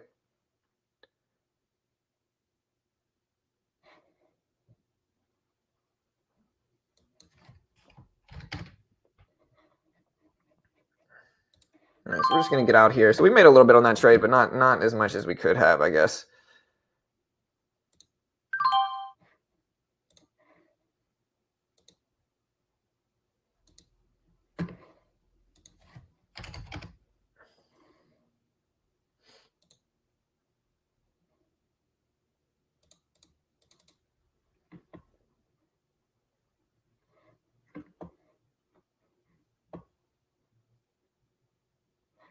Buy more XCLA after the pullback? Maybe, but we're going to have to wait for it to pull back to 377s. So like we might, but we gotta wait, you know.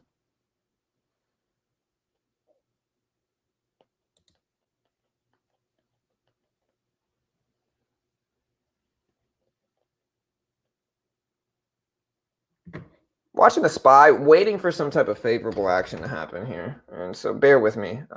SPY's breaking down, so hopefully we get some sympathy type of moves in the SPY, but if not, you know, we're just going to have to wait for something good to show up.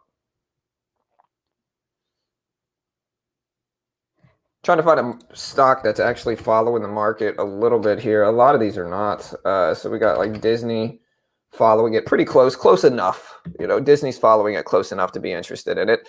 And we'll have to just kind of wait and see. But the market's breaking lows, and I hoped we would get some stuff following it today that we could take advantage of, which, you know, some days we will, some days we won't.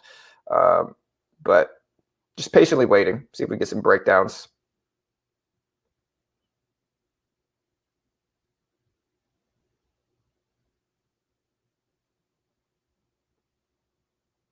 GLG. Yeah, watching XCLA. GLG is ripping up here. Wow, guys. GLG's up to the 120, so check that out, team. That's a big rip.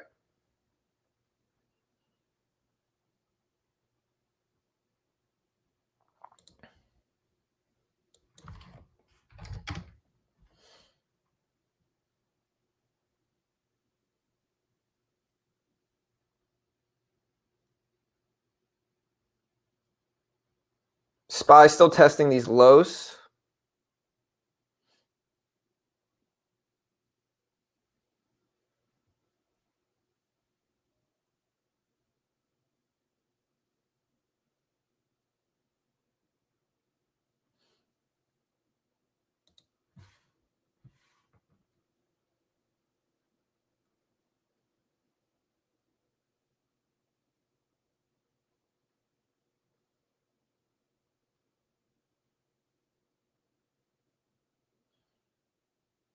Finally.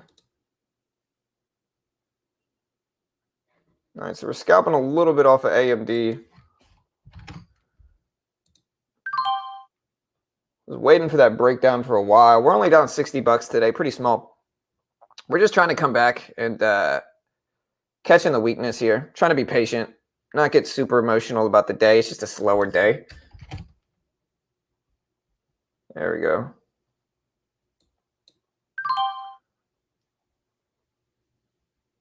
15s, 14s. Taking a few trades off stream just because they're less emotional. 15s, 13s. All right, so we got out of that. We made a little bit of money on AMD just now. GLG, if we get a pullback to like 106, maybe we'll take it. We're down 60 right now, 50 or $61.60 to be exact. So pretty small. But if we find some opportunity, we'll take some swings. It's just not a super fun day right now. SPY is really breaking down though, and I think that's what's influencing a lot of these. So like if we look at the SPY, you can see we're at 435s right now. So the SPY has been like noticeably breaking down, you know, and a lot of stuff is following it. Whether that be Disney, Apple, space, all that stuff, all following it right now. Dude, why is this backwards? Or I guess we're technically green on the day here, but it's weird.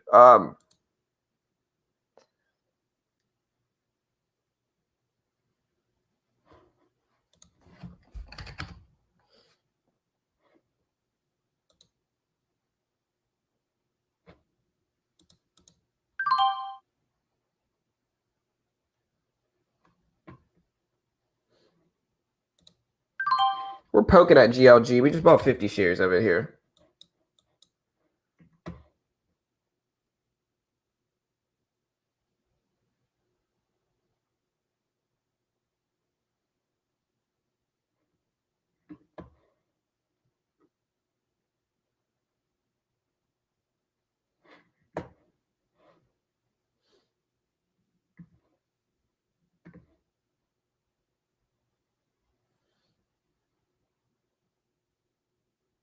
So we're with 50 shares here. Trying to be patient with it, but it's such a small size. It's pretty insignificant. I've been playing AMC a bunch, but it's like, or AMD a bunch, but it's like, it's probably following the SPY the least out of a lot of these. So it's like, I think we got to figure out a different stock today. I don't know if AMC is going to be doing it for me. Disney is following the SPY way better, and I can short this one. It is ETB for me here. So Disney's following the SPY a little bit closer. We might add 50 shares to this position, maybe another 50, and try to ride this up to here for GLG.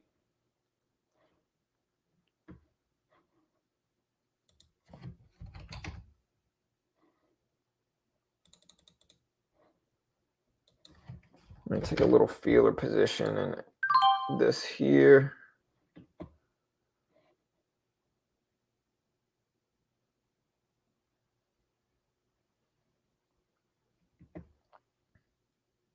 There's 21s,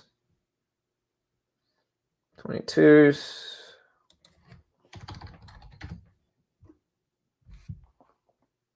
Just want to see if this thing can test the highs again. I know there's going to be some experienced traders that are ultimately just taking profit around these high levels, but I want to wait and see if we can catch it.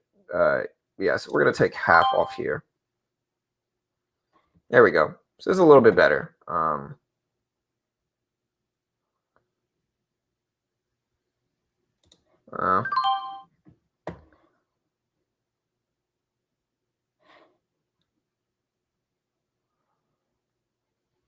GLG to 150, maybe. We're scalping it currently. All right. We're also going to be watching MU instead of AMD, watching the SPY a little bit more. So like we're going to instead choose to attack MU instead of AMD today. I just think it's following the SPY in a more clear way. So I think that's the plan for now.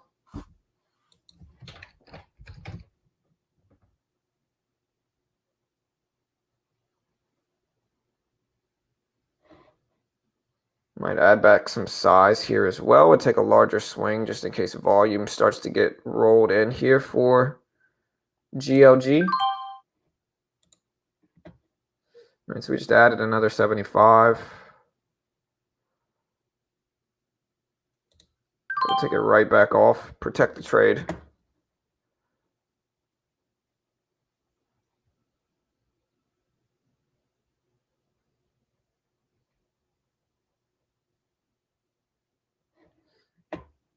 So there's the test of the highs. Nice. Just broke highs up there at 27s, 28s. Looks good here. 29s. We'll take 35 shares off of this one and then just hold the rest in case it gives us a nice breakdown after that.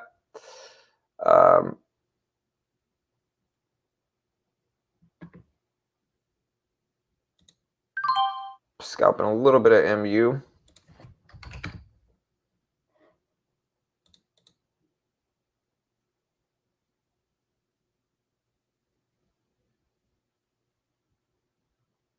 XCLA dumped. Yeah, for sure.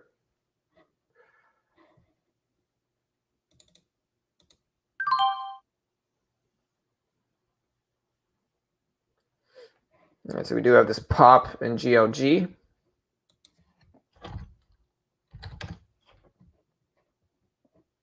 Nice. We got a drop in MU. Take it a little bit more off there.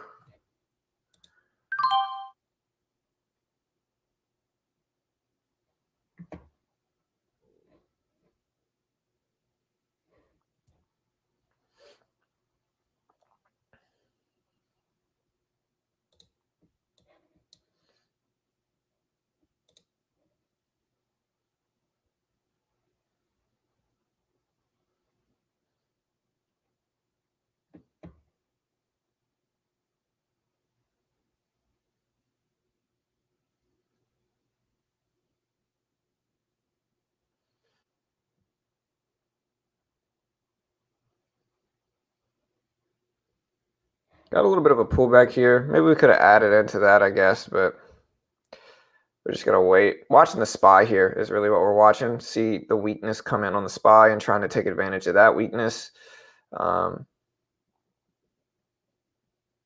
If the SPY starts breaking lows, then we'll load up into a little bit of these little feeler trades that we're on, and if not, we'll just lose small, in these trades. But we're watching the SPY to see if we can break lows. Some of these feeler trades, we're gonna go ahead and get out of this. The position's too small to really worry about. We have MU here that we're holding a little bitty feeler trade in. We also am shorting a little bit more of AMD that we're kind of riding down here, and again anticipating the SPY starts to crack down. We get back over 30 here, we'll have to just jump out of the rest of this position. But we're really mostly just holding this. Got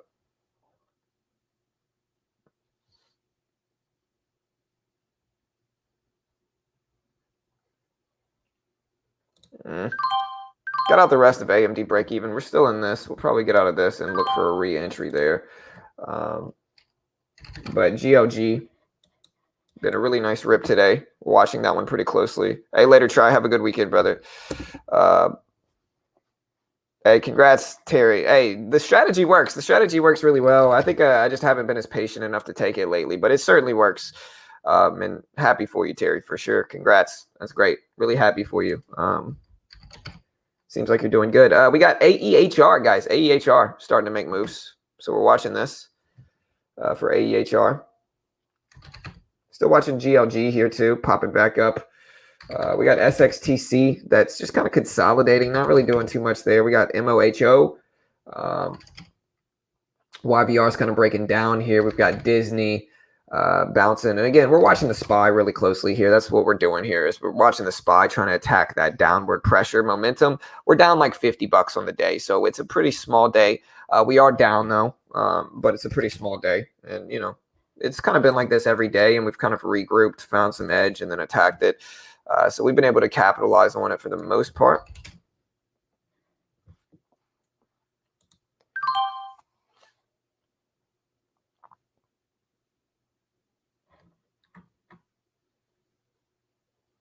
Hey, thank you, Jason.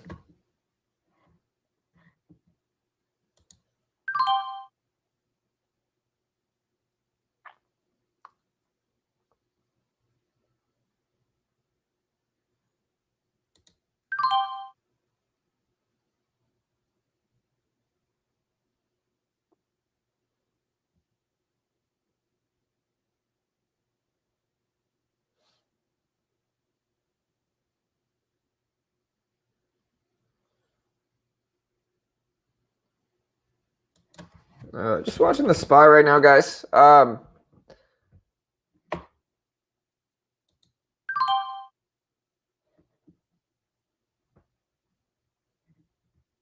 We do have GLG that looks great. Still moving up nicely. What did AMC end up doing today? I'm sure I would have heard something if it was ripping up. Yeah.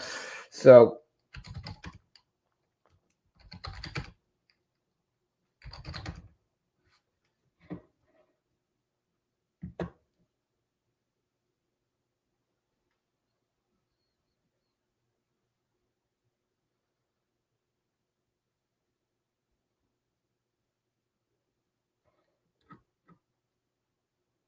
AEHR. Yeah, for sure.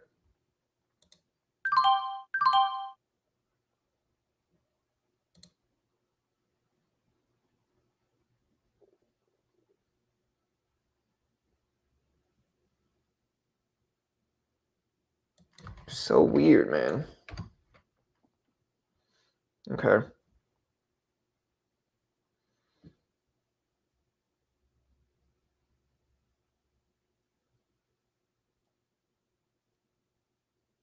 All right, I'm frustrated with AMD. It's like the SPY breaks down, AMD rips up.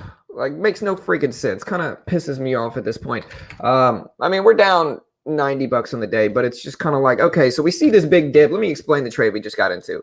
We see the big dip drop in the SPY, and so we attack AMD. But the problem is that AMD freaking squeezes up on the big drop. Just, you hate it. You don't love to see it, guys. You don't love to see it. But it's all right. pretty small day, and it's a great week regardless. We made some money this week anyway, but man, a frustrating trade for sure. Nah, we don't ever use the 9 EMA really. Not extensively, no. Not a ton, you know.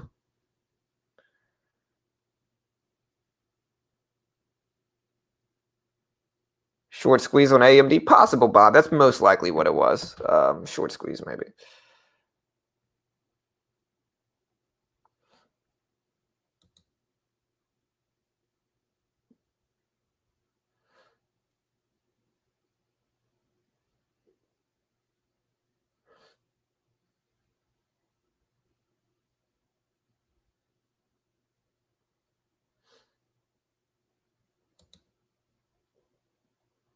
So we're still kind of hanging out. All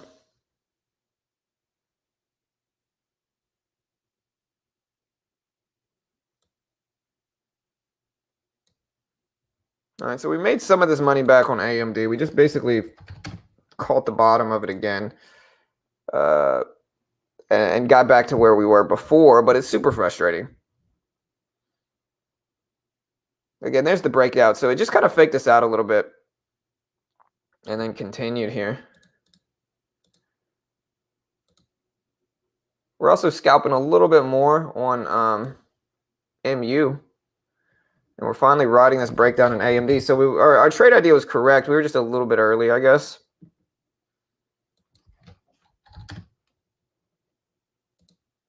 And like here's MU. We're doing the same thing on MU.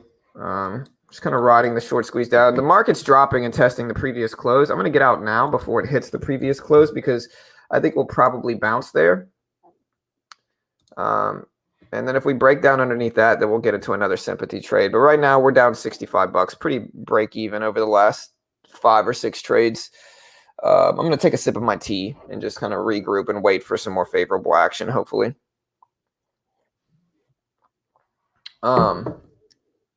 Yeah, it happens, right? I mean, I'm good. Like I said, we trade every day, so I'm used to the kind of swings back and forth. But yeah, market makers is really what that was with AMD. They filled some. They probably see the correlation and attack that. Attack shorts that are attacking the correlation. You know, makes sense. Squeezing out the shorts a little bit.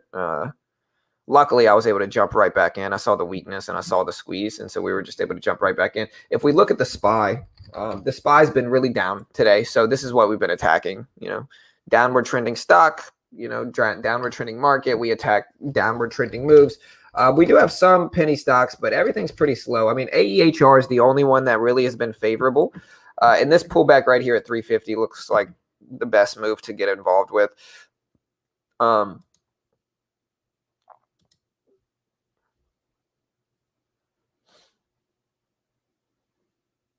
We're in AMD very small now, short, but we're just holding this in case we like really break underneath the VWAP or really break under that previous closing price.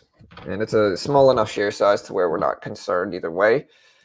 We've really had a little bit better results with MU today than we had with AMD.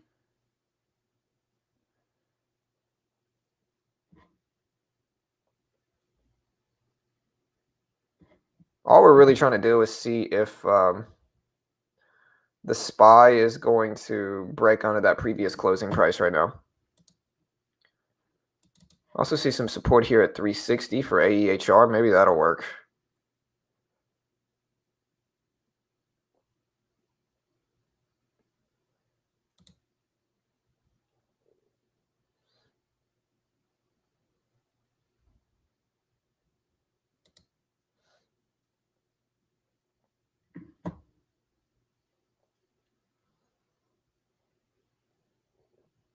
That's a script that we have. Who asked that?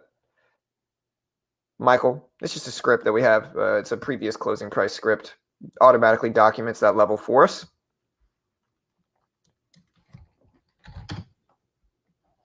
There we go. Still attacking AMD. Scalping a little bit more on MU as well. Getting the breakdown that we were looking for originally here.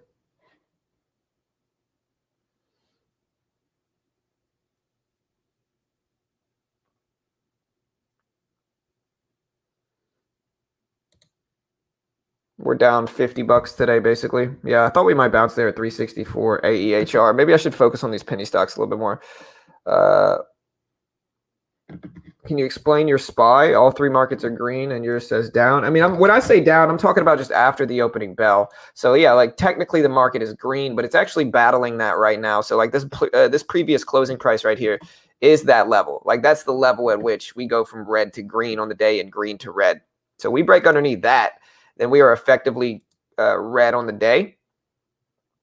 You know what I mean? So yeah, that's what's judging it. Now the SPY is technically red. And you can see we broke underneath the previous close. Now we're red, right? We break over that, we're going to be green. You know what I mean?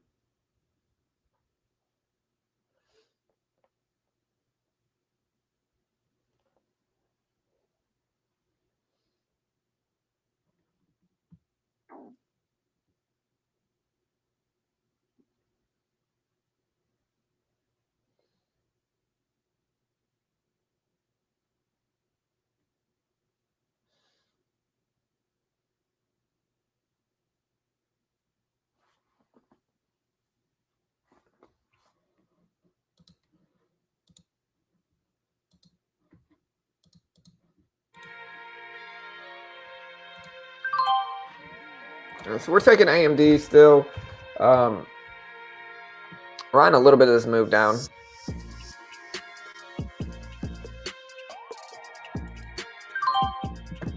Here comes the XCLA again. I still got a long way to go.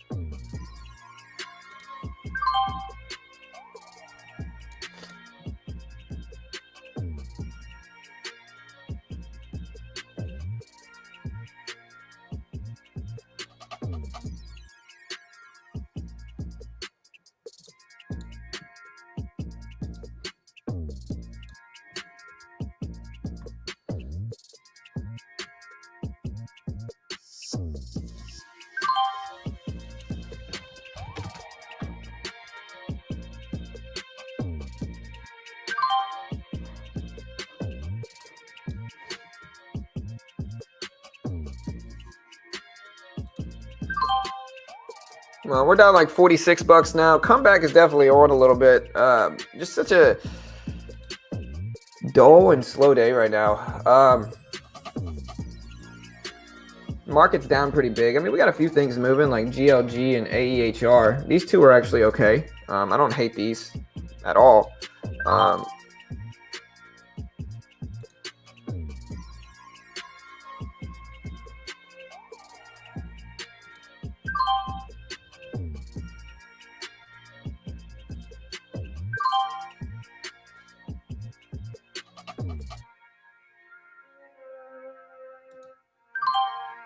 So we're down $39 now, kind of chipping away at the block here.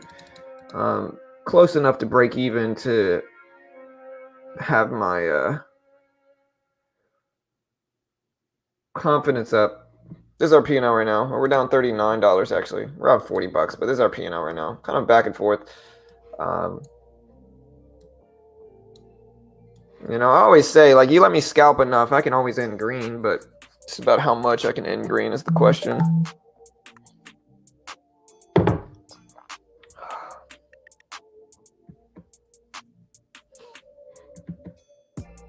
Market is absolutely crashing down here, which is what I'm kind of capitalizing on. I would trade MU a little bit more if it had a little bit better pops up, you know.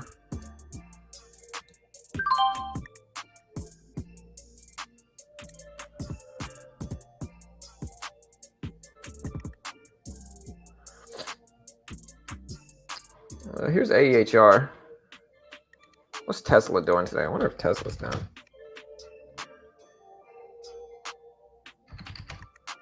IPW getting a little bit of a pop.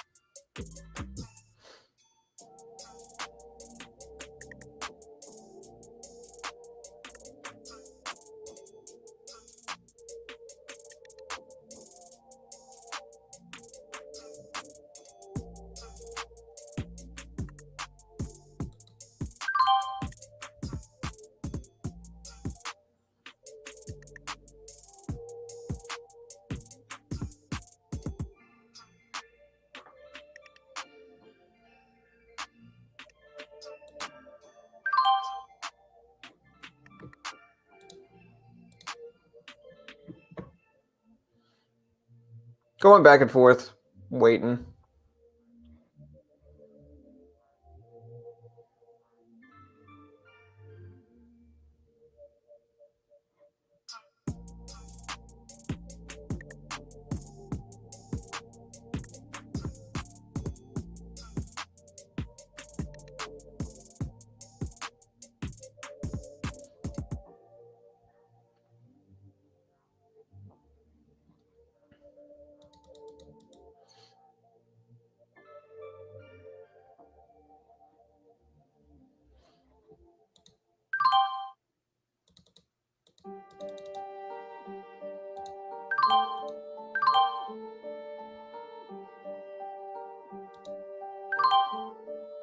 Just got a little bit out of AMD here.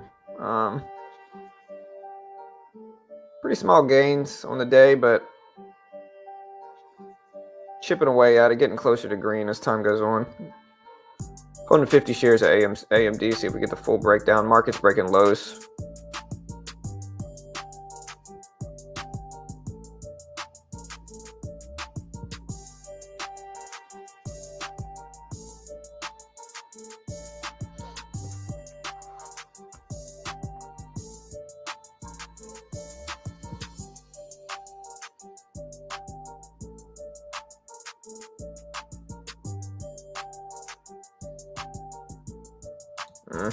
Get out here, break even on the rest. So we're down $32 on the day. Small little trades, but chipping away at it if you guys want to see it. We'll see what else we can farm. I think I need to be strategic on the rest, wait for a big market catalyst, and then attack that instead. So we're just kind of hanging out.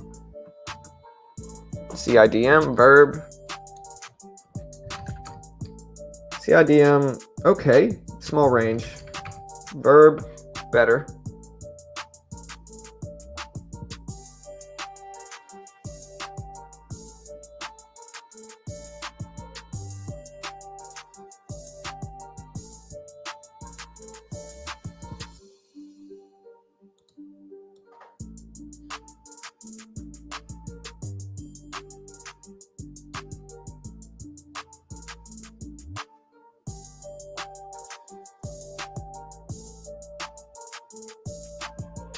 CPHI is showing up on the list. GLG, Newegg. Yeah, Newegg's absolutely ripping up, guys, today. We got MOHO. AMC still downtrending.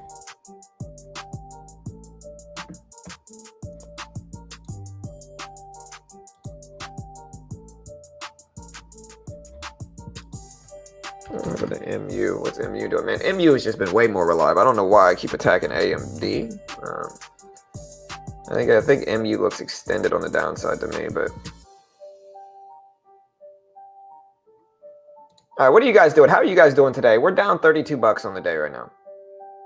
You know, pretty small. I mean, yesterday we made 50. Day before that we made 100. Day before that we made something. You know, now we're down 50, or now we're down $30 on the day. Pretty small.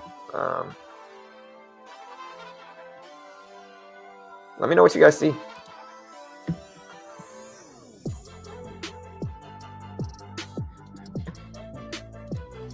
See if AMC can get back over 36s.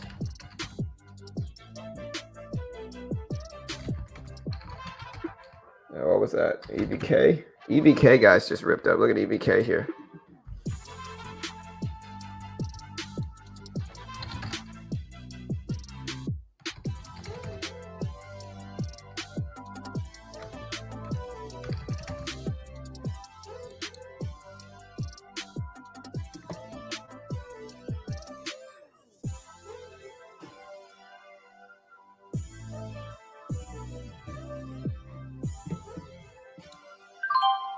We're buying into this pullback for EVK here, 200 shares.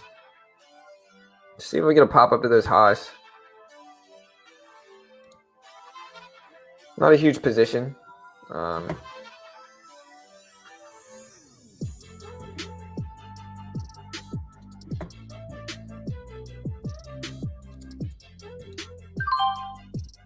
Scalping out.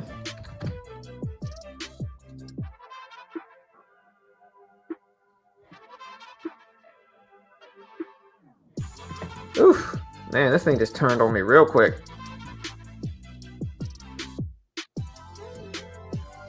Yeah, I'm getting out of here, guys. We lost 78 cents. That is way too risky of a trade. I don't like that, you know. We'll come back to it. What about AEHR? We got SXTC. Ooh, SXTC, guys. That thing just ripped, you know.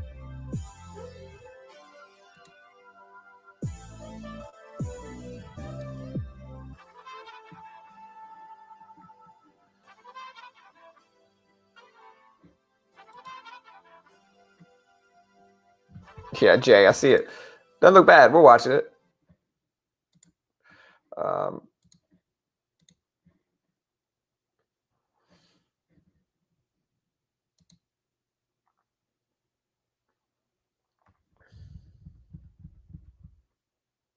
Watching this here for SXTC here. If it sets up well, we might attack it a little bit more. We'll see.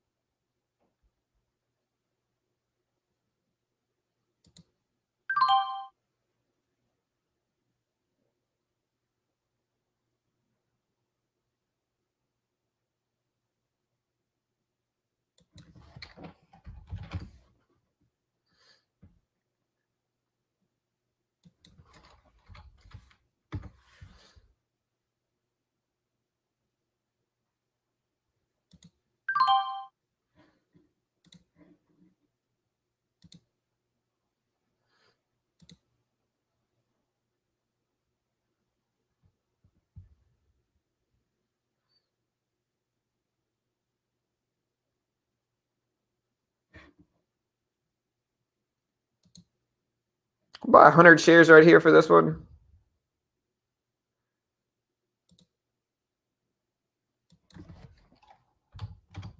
So we get a little pop here. Scalping AMD a few times too.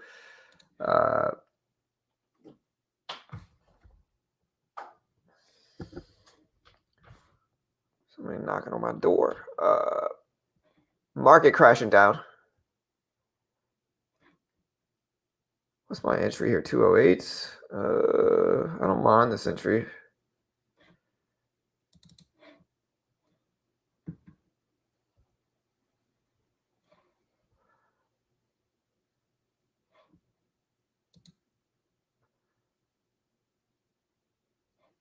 We're gonna get out here.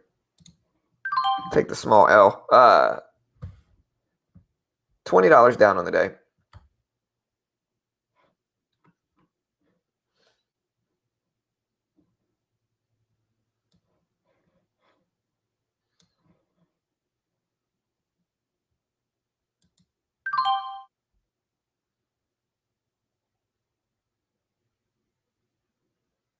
Yeah, sorry, I'm kind of in the zone trading. I haven't had time to really keep up with the music like that.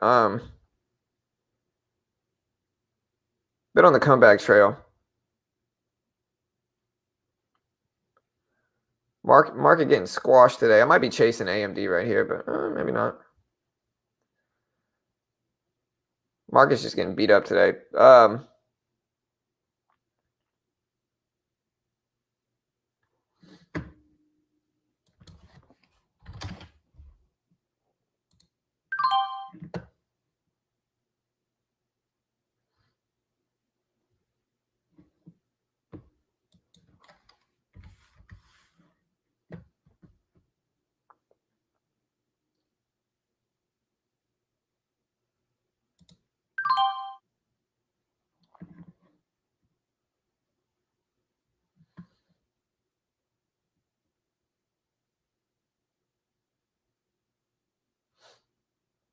I'm not obsessing with AMD. I mean, I don't think there's really a word for obsessing. It's more so I'm just scalping AMD over and over again. I've made all the green trades I've gotten into over the last few minutes. I was down over $100.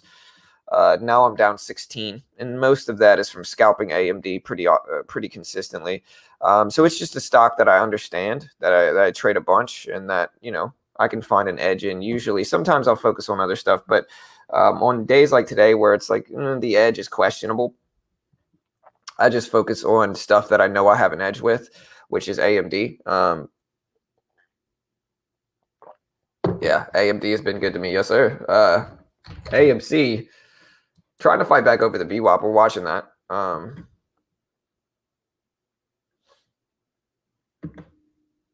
Yeah, we're trading a few other things. Like we're in Newegg right now at 10 shares, trying to see if we hold at the VWAP.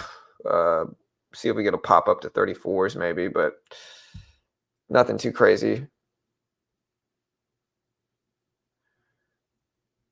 Stock market has just been crashing. And so when you get a big catalyst like this in the stock market, like when you see the SPY like this, and it's just been dumping and dumping and dumping, that's usually when your opportunity is to short some of these mid and high caps and capitalize on these drops. That's your window of opportunity. And that's when you got to jump on it.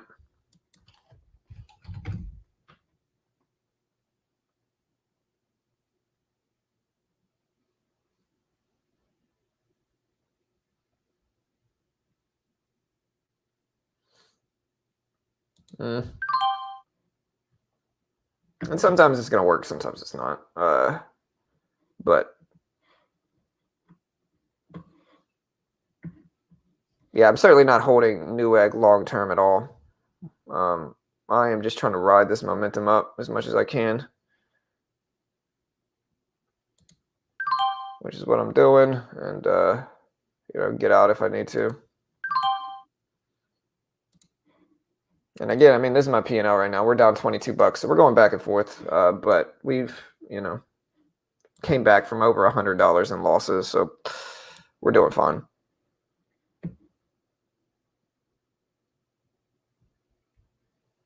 As a trader, you don't get attached to any tickers. I understand tickers that you're familiar with also. Yeah, but what we mean by that, like if you've ever heard me talk about that, and this is actually a really good lesson for new traders, so just pay attention if y'all are new.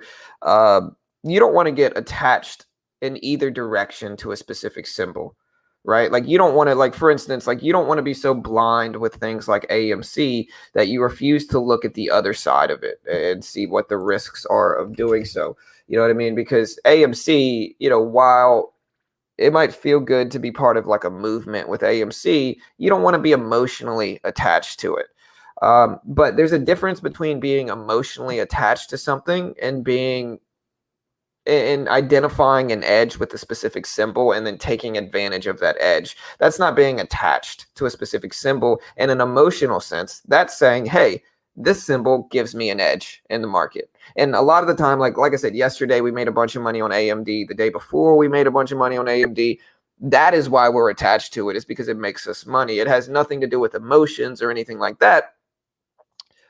In terms of probabilities, AMD gives us more edge than some of these other stocks. And now why that might differ from you guys, like you guys might not like AMD and you guys might rather me focus on something else. But like for me as a trader trading a $30,000 account, I'm going to focus on stocks that give me an edge in the market. I don't care if AMD goes up, down, or sideways. I don't care if AMD succeeds or fails. Like it doesn't matter to me what happens with AMD. All I've done is identified an edge with AMD that I can capitalize on. And that's one of the basics of like any type of system, right? Especially with like mid and high caps. What you want to do if you're trading mid and high caps is you want to find a stock that you deem reliable, that works for you, that you can learn. You can't really do it in penny stocks because penny stocks are more manic where they'll go up and down and you'll never see them again.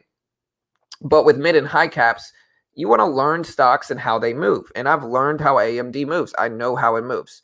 And so I can consequently take an advantage of that with MU, with the SPY. This is a scalping system that I've had for years. And so, it's not that I'm focusing too much on AMD. I'm just focusing on stocks that give me an edge, in the market. And that's what you're supposed to do with mid and high caps.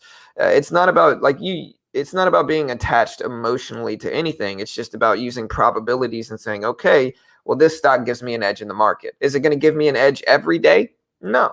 But when I'm seeing a downward trend, this is what I'm taking advantage of, guys. When you see a weak SPY and you have stocks like MU and AMD that are following that weakness, you can capitalize on that weakness. And now is exactly the right time to capitalize on it. Why? Because the SPY is putting in really polarized moves, really obvious moves. And so with that said, that's your window to capitalize on it.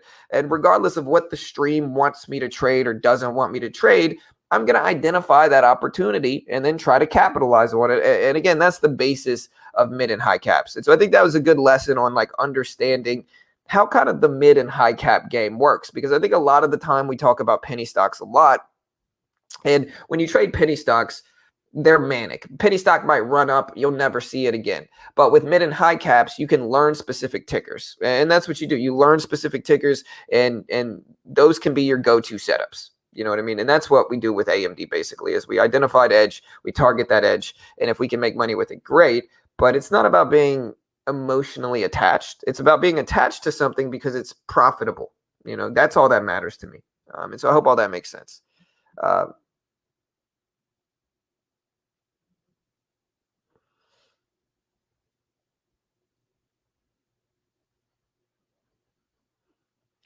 What I am asking is, yes, you know the stock, but should you keep hitting it for a long time if you see that day it's not working? Right, but I mean, that's the difference though, is that like we lost a little bit on a risky trade with AMD earlier, but AMD's following the SPY, so is MU here. You know what I mean? So we're just identifying a trend with the market. You know, when the market is failing like it is, you're going to have most mid and high caps that are failing with it. Right. And so your job, if you're pairs trading the SPY like I am, is to identify stocks that are trending with the market and then, you know, ultimately try to pairs trade it and take advantage of that sentiment. Like that's all we're really doing here. And so, yeah, it's not being attached to a symbol. It's about identifying edge and then capitalizing on it is all it really is. So I hope all that makes sense. And it's all good, Manoya. I know you're supportive. Like it's good. But I'm just explaining like, okay. So if AMD only gave me losses today, it would be one thing, right? And I lost a bunch on AMD earlier, and I've been kind of chipping away at that. I was down $140 on AMD. In the last 30, 40 minutes, I'm down 70 now on AMD. And so we've made 70, 60, 70 bucks in the last 20 minutes from it. And that's because it's giving us an edge. If we look at AMD and we look at the SPY, they're pretty similar. I mean, the SPY is a little bit more polarized, but my point is that there's an edge there that you can take advantage of. So this is actually what I did yesterday as well. Yesterday, I was down on AMD. I was down on the day, and eventually I kept chipping away at it, trading AMD. Eventually, I ended green on AMD, and AMD was the stock I made the most money on yesterday. And so, yeah, it's just one of those things where it's not about a stock being reliable or unreliable. It's about whether a stock is maintaining a specific trend. And I got stuck in AMD earlier when it wasn't. But if you look at the chart, now AMD is certainly maintaining a reliable trend, and that's what we're looking to capitalize on it. Same thing with MU, you know, so I hope all that makes sense. Yeah, no, you're good, Manoya. Yeah, it's all good. Yeah, it's the nuance of trading for sure, 100%. So AMC, guys, AMC back over the close, back looking good here. Let's check it out. Here's AMC. So AMC is starting to reverse here. It's starting to put in some moves here, team. So let's see what happens with it now. Back up here. I'll buy a little bit of it. I don't. We'll see what happens. We might trade it.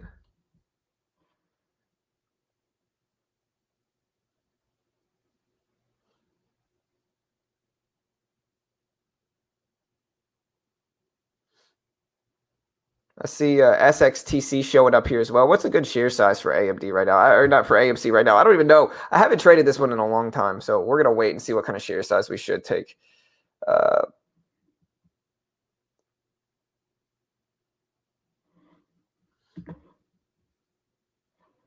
I don't even know how I should capitalize on this thing, really. You know.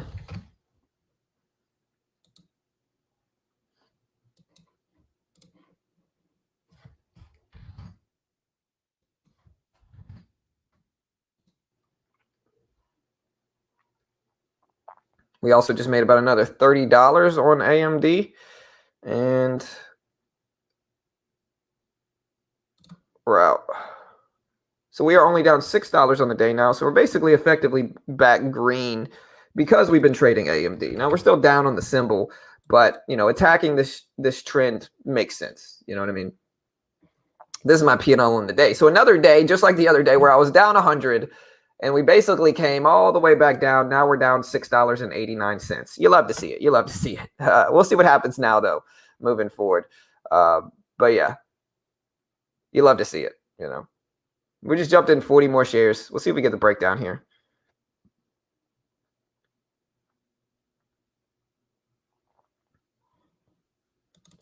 What I'm usually doing here is I'm looking for a resistance level above, and if we bounce to that, we'll add into it.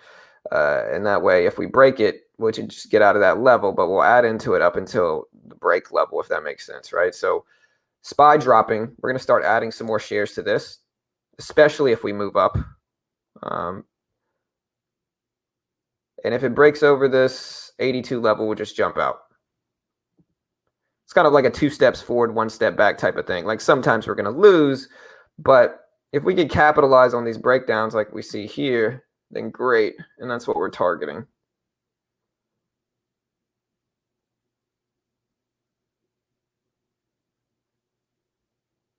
SPY is starting to test lows again. All right, so we'll add a little bit more here into this. Bring our average up to where it's 73, which is fine. That's a good average. We'll get this ready in case we want to exit the position fast. Half of 90 is 45. So market's breaking down here. So again, this is why we scaled into it a little bit more for AMD, just to walk you through the trade. There we go. There's 67s. So we're going to exit that. We're going to hold the rest. Now it's a risk-free trade, even if it pops up with the amount of shares we're using. Still not going to be a losing trade. And we're just kind of waiting here. We'll add some more maybe if we see something favorable.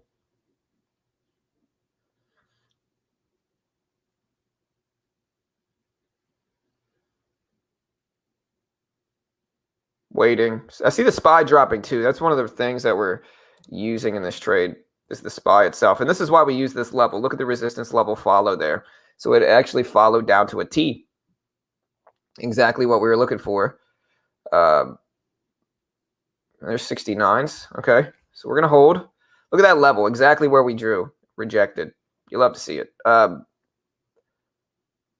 ideally, I'd like to see the SPY break down more and push this down. But you can see we're break even on the position now no matter what. 77, 75. So this is when you're really using the level 2 the most. We're going to get out here. I see upward momentum in the SPY that I do not want to get squeezed up in. And so we'll see if that was the right move. Yeah, there's the squeeze up. So this is how you pairs trade the SPY. So again, we identify that upward momentum and then look immediately we get a pop. And so this is how you use the SPY to influence scalping like I'm doing here. Because again, we see the SPY pop. About 3 seconds later, this pops up 10, 15 cents. And so we're able to avoid that by just watching the SPY, just watching the market. The market is going to dictate what happens to a lot of these mid and high caps. And so we can get ourselves out of trouble and avoid a squeeze up like this by simply watching the SPY. If we look at the SPY here, SPY just bounced up pretty big percentage overall in the last 2 minutes. And so that's what we used to avoid this bounce up in AMD. Now look at it. So we avoided a huge 20, 30 cent squeeze by just watching the SPY. Just using the SPY to give us an edge in the market. And again, there's going to be a little bit of a lag between the two that you can take advantage of. And that's the whole point of this type of scalping system that we're using anyway.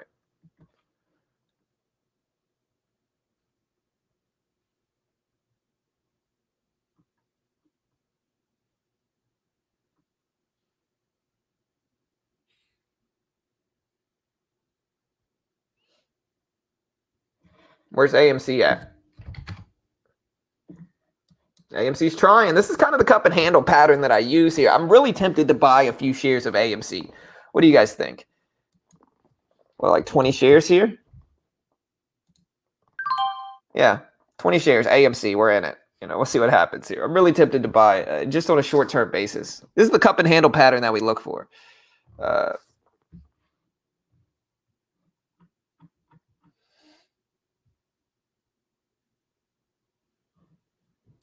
Also, guys, I'm going to start doing these push-ups because I have like 600 push-ups I got to do today. So wish me luck, guys. We're going to start doing these push-ups. We've got a lot. We've got a bunch. Not necessarily looking forward to this either.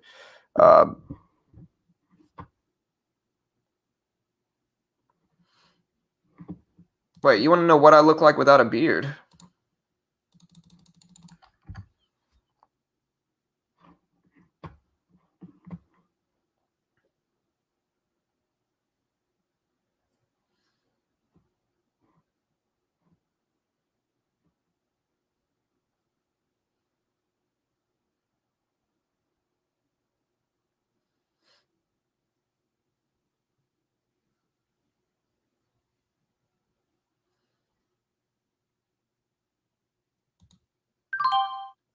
We're adding to this position, guys. There's the squeeze.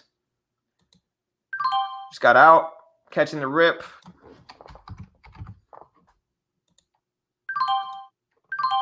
Got out of that one. There's 30s. You love to see it. Nice. We just made $17 on AMC. Little trade. That brings us back to green on the day now, though. So we called the green.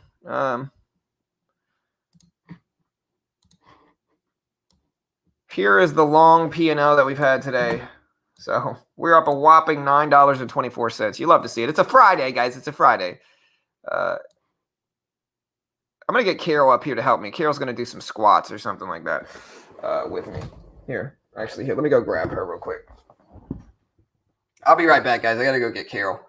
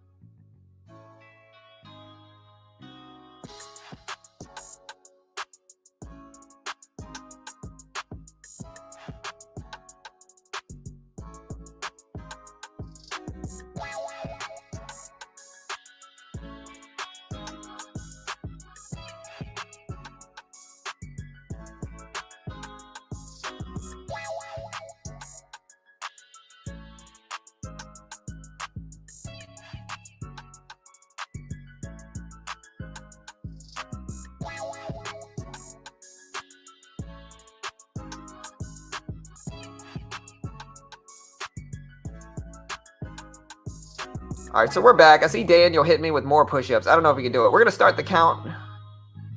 Carol's going to come up here and help me do some sit-ups or squats or whatever she wants to do. And we're going to have to tally this up. That's 600 today, though, guys. So that's actually, what is that? You just donated 10. That's 20 then. So this is 615 push-ups, sir. That's a lot. That's the push-up count for today.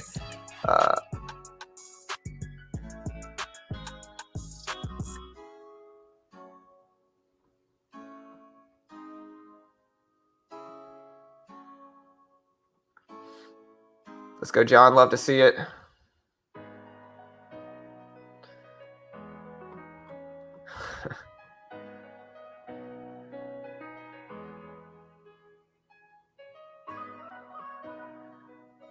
All right, guys. Yeah, I'm green. I'm happy. I'm green on the day, guys, you know. That's better than it was. We fall back and we ended green. We're up $10 today. I'll take that. Green is good, sir. Green is good. All right, let's do some push-ups here. Let's do some push-ups here. Let me make sure we can get this camera thing right. Oh man, we got this freaking thing right here.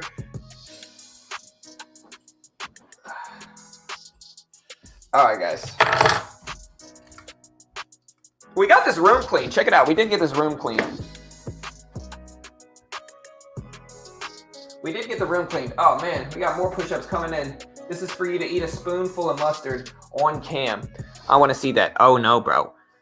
A spoonful of mustard. Dude, you give me $100, I'll do that. You know, $10 ain't cutting it. $10 is not freaking cutting it, bro. Dude, I'm sorry. We could add that to the push-up count, bro. You ain't getting me to do a spoonful of mustard for 10, bro. Come on. You know, we need at least, I'll do it for 75 in donations, guys. So we get another $75 in donations today, I'll do that. And we're not going to add any more to the push-up count either, you know. But I appreciate the support, Juan. Thank you, brother. Dude, $10, bro, you don't understand, dude. My parents, when I was young, they would, as a punishment, kind of like washing your mouth out with soap. When I was young, as a punishment, my parents would give me spoonfuls of mustard. Or they would drop mustard on my tongue is actually what they would do. And I hated it. I've hated mustard since then to this day.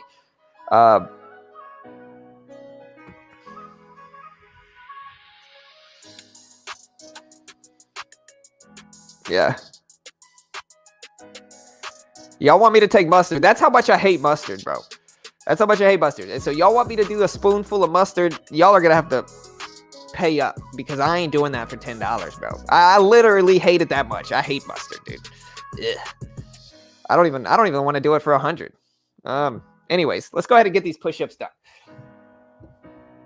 All right. Y'all can see that. Yeah, we're good. All right. 1, 2, 3, 4, 5, 6, 7, 8, 9, 10. 1, 2, 3, 4, 5, 6, 7, 8, 9, 10. 1, 2, 3, 4, 5, 6, 7, 8, 9, 10. 1, 2, 3, 4, 5, 6, 7, 8, 9, 10. All right. Honestly, that's 40. But honestly, I'll struggle a little bit with that 40, guys. We're going to raise this desk up a little bit. Rise and shine, you know? All right. All right, so that's 40 done. We got a cool 40 in the mix.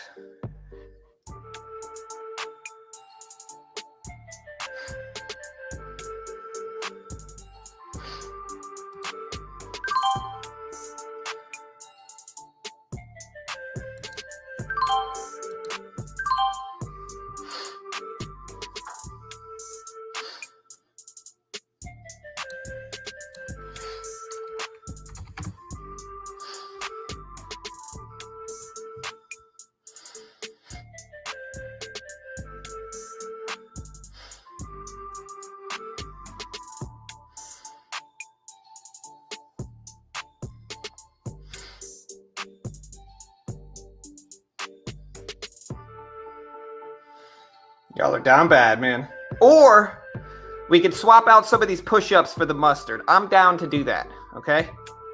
We can swap out some of these push-ups for mustard if you guys want to vote on that, you know?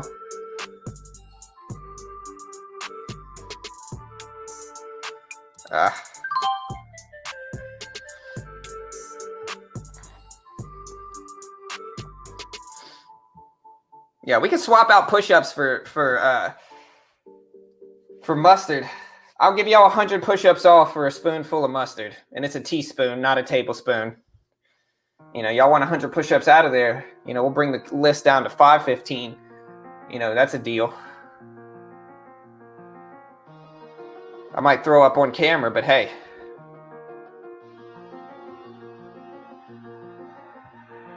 That's fair. Everybody wants to see me suffer, bro. Y'all know I can do these push-ups. I'm probably top 3 swollest dudes ever. But we just lost our Green Day on freaking AMD, bro. That's all right. We're down $1.03 today. It's okay. We're green on sit-ups. All right, so Daniel's got the $25. We can do this. Hey, listen. What do you guys want? All right, let's vote on it. To be honest, let me check who donated the most. They're gonna have the most sway over donuts. Or not donuts, over what we do with this. Let me check who donated the most today. I know it's gonna be Daniel's number 1, so it's ultimately up to Daniel.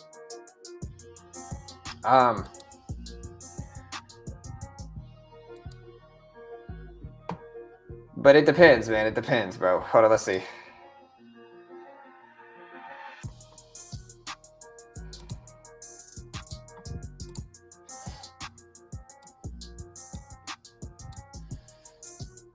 All right, so Daniel's the top donator today. Wait, that's it? Let me see. Who donated today, guys? Let me know. If you donated, tell me about it.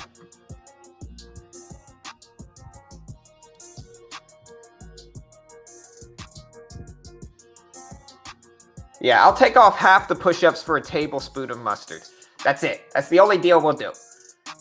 Do you guys want that in the chat? Do you guys want me to take off half the push-ups for a tablespoon of mustard? All right, we'll take 300 off. 307 is what we'll take off. Do you guys want that? I'll do it. I might gag a little bit, but I'll do it. Okay?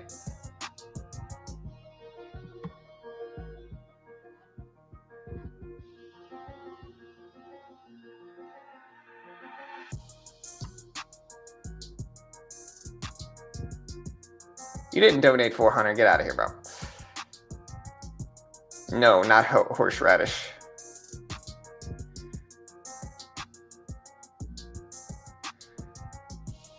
Donuts, yeah. Hey, we're trying. I'll eat donuts for money. Hey.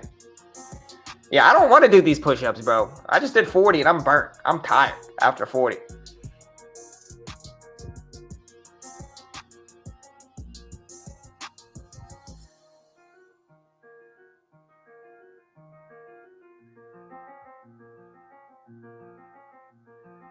All right, so it looks like everybody wants to see me do push-ups. All right, guys. Yeah, I don't feel like doing these push-ups, bro. You know. Okay. All right, we're gonna get the push-ups out. All right, look, I'm gonna change this, guys. We're gonna change this today. Okay. Now we're only at 308 minus what I've already done. All right, so we're really at 268 left on the push-up count. Plus 1 tablespoon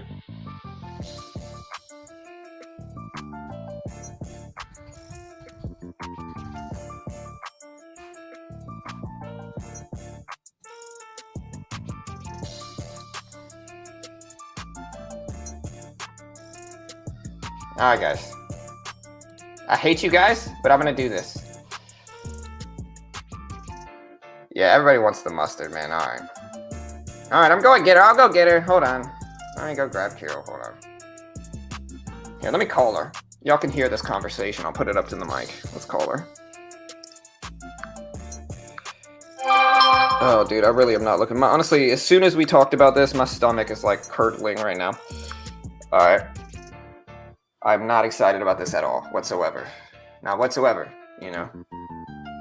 Carol, you're on stream right now, okay? Okay. Hey, I'm getting dressed and kind of getting around to come up there. Okay, so the chat has voted, and they said that they would prefer for me to take half the push-ups off, but in order to do that, I have to take 1 tablespoon of mustard. She knows how much I hate mustard, too. Carol, do I or do I not freaking hate mustard? Have I ever eaten mustard since you've been with me? No, he hasn't. He hasn't eaten any mayo either. Mayo and mustard. I don't like, or vinegar. Or like salad dressing or ranch or something. Nah, man. No, they don't want that. They want to see the mustard. And the mustard's really the thing I hate the most, to be honest. All right. Well, look. Once I'm done getting ready, I'll bring up some mustard. Should it be like spicy brown mustard No, or just regular old mustard, dude. Hey, you need to ask your chat. Dude, no, it ain't up to them. They said mustard. We're doing mustard, bro. I ain't doing spicy mustard. I'm a puke. I don't want to do that. You know, we ain't doing it like that. They ain't got that much power. Look, I'm obliging them because I don't feel like doing these push-ups, and I'd probably rather have 5 seconds of misery instead of, an hour of doing 600 push-ups. But it ain't gonna be brown spicy mustard. It's gonna be regular, normal mustard. You're getting into sketchy waters, baby. I know, dude. Honestly, this is kind of like, Must it now. Yeah, man. This is not. All right. Well, here, I'm gonna bring it up in like 5 minutes. Okay. Okay. All right. All right. All right. Love you. Love you. All right. Carol's gonna bring the mustard up in 5 minutes, guys. I hate you guys. Yeah. Great. Dude, honestly, my stomach's curdling thinking about it today. I'm really not liking this at all. I guess I'll go ahead and do and I got to do push-ups and wash it down with mustard. Like, I'm not happy about this today. This is not a fun Friday for me. Newegg's back over the VWAP. We're watching that.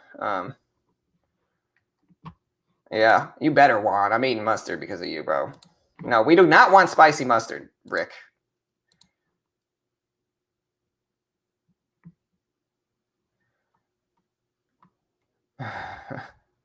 Yeah, it's normal mustard, dude. That's it. Yeah, I'm definitely gonna have a chaser of some sort. Nah, we already voted on it, Sean. It's 308 push-ups. We're taking off the count. You can see the bottom. The count is at the bottom right now. All right, guys. We're gonna go do these push-ups. We got 268 push-ups left. We're just gonna try to finish this out. I'm gonna be not only tired, but we're also gonna be sore and probably throw it up over here. So let's go ahead and do some more push-ups. Yes, push-ups. All right. 1, 2, 3, 4, 5, 6, 7, 8, 9, 10. 1, 2, 3, 4, 5, 6, 7, 8, 9, 10. 1, 2, 3, 4, 5, 6, 7, 8, 9, 10. 1, 2, 3, 4, 5, 6, 7, 8, 9, 10. All right. All right, so that's another 40 done. All right. We're chipping away at the old block here. Whew. All right.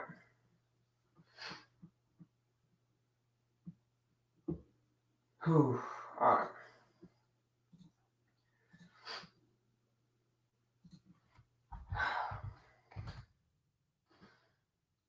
We got 228 left.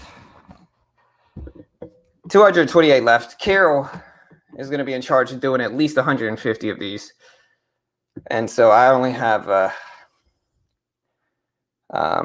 about 78 left. Spy dumping down. Let's see what we get now.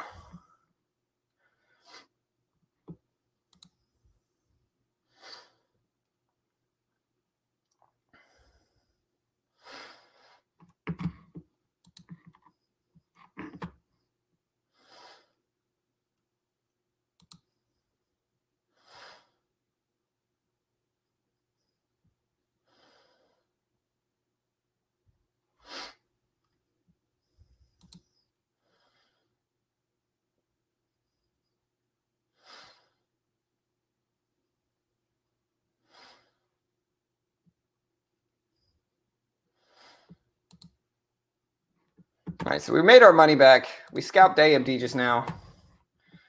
We're up $6.80 in the day.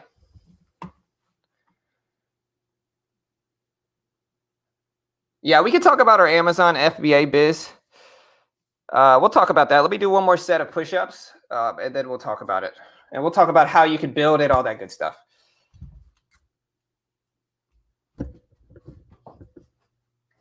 All right.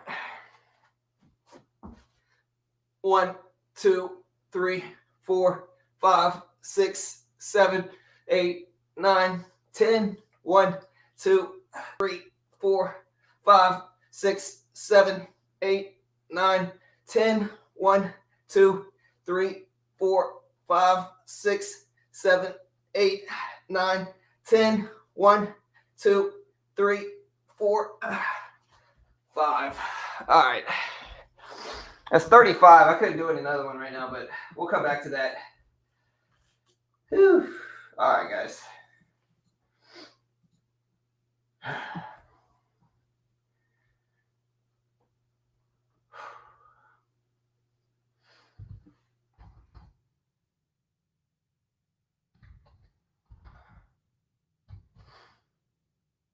All right. Oh, wait.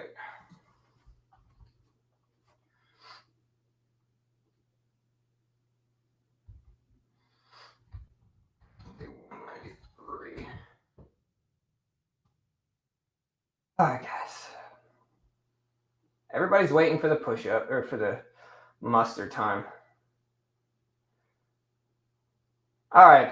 So the Amazon business, it's not an FBA business, to be specific. It's a fulfillment by Amazon business, but you can use it with Amazon FBA. The big conditions that you have if you want to be successful at it is you should probably be in a large enough city to where you have an assortment of thrift shops within your area to get started doing so, right?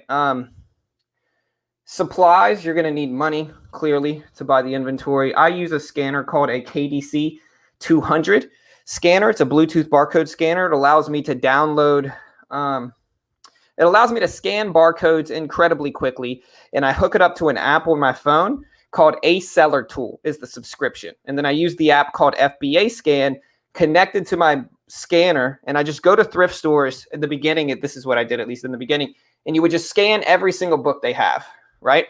And at thrift stores, they sell books for like 50 cents, $1, $2. You know, you're going to find books that are worth $30, $40, $50. You know, you're going to find a bunch of them usually every time you go to the store. And so you can effectively go to a thrift shop, scan all the books that they have with a barcode scanner, and A Seller Tool, the app, and FBA Scan will tell you the lowest price they're selling for on Amazon. It'll also tell you how popular these books actually are. And so if you can wait and just try to find popular books that are worth more than, you know, $10, then you could go to the store and get a bunch of inventory that you can in turn sell on Amazon. Again, I've found books that were worth hundreds and thousands of dollars. You know, you can build a pretty quick business doing this if you're in a big enough city to ultimately do it. And so again, with the scanner, you just want to make sure you download the database for FBA Scan and Amazon into your phone, right? You don't want to use data because it takes too long, right? Where if you download the entire database using FBA Scan and A Seller Tool, the app is called FBA Scan, the subscription is called A Seller Tool. You can scan books incredibly quickly. You can just go bam, bam, bam, bam, bam, and it'll scan it immediately. And what I do is I program the scanner to jingle every time a book fits within my criteria. Like if you want specifics, if a book has less than a $4 million popularity rating, or 4 million rank popularity wise, the lower the better, and it's worth over $10, then I'll usually buy it. Because then if I'm spending $1, that's pretty good margin. You know, I'm spending $1 to make 10, spending $1 to make 20, spending $1 to make 30, right? So it's pretty good margins. And, you know, you just go to thrift stop. You just go from thrift store to thrift store. Goodwills are going to be saturated. You're going to have a lot of people that go to Goodwills and try to buy from them. And so the places that I usually go to, or I used to go to before I started buying bulk, is charity thrift shops, right? So charity thrift shops, Christian thrift stores, they're going to sell books 25 cents, 50 cents. So you'll be able to sell for 20, 30, 40, 50 bucks. And it adds up fast. You get 3 of those a day, you're making 100, you know, whatever. You're making, you sell 3 $50 books a day, you're making 150 a day. Doing whatever you want, working for yourself, right? And it adds up. You got to treat it like a regular job, though. Eventually, when you start to make enough money, you can buy books in bulk. right? You buy them in what's called truckloads, or gaylords is actually what they're called. And with that, you can buy books in bulk. You can look for unscanned suppliers that sell you unscanned books, and you could buy truckloads of them for like 250 books a piece, or 250 bucks a piece, and then start your Amazon media store. That's what you really do. And it works really well again if you're in a big city. Sure, I'll type it in the chat.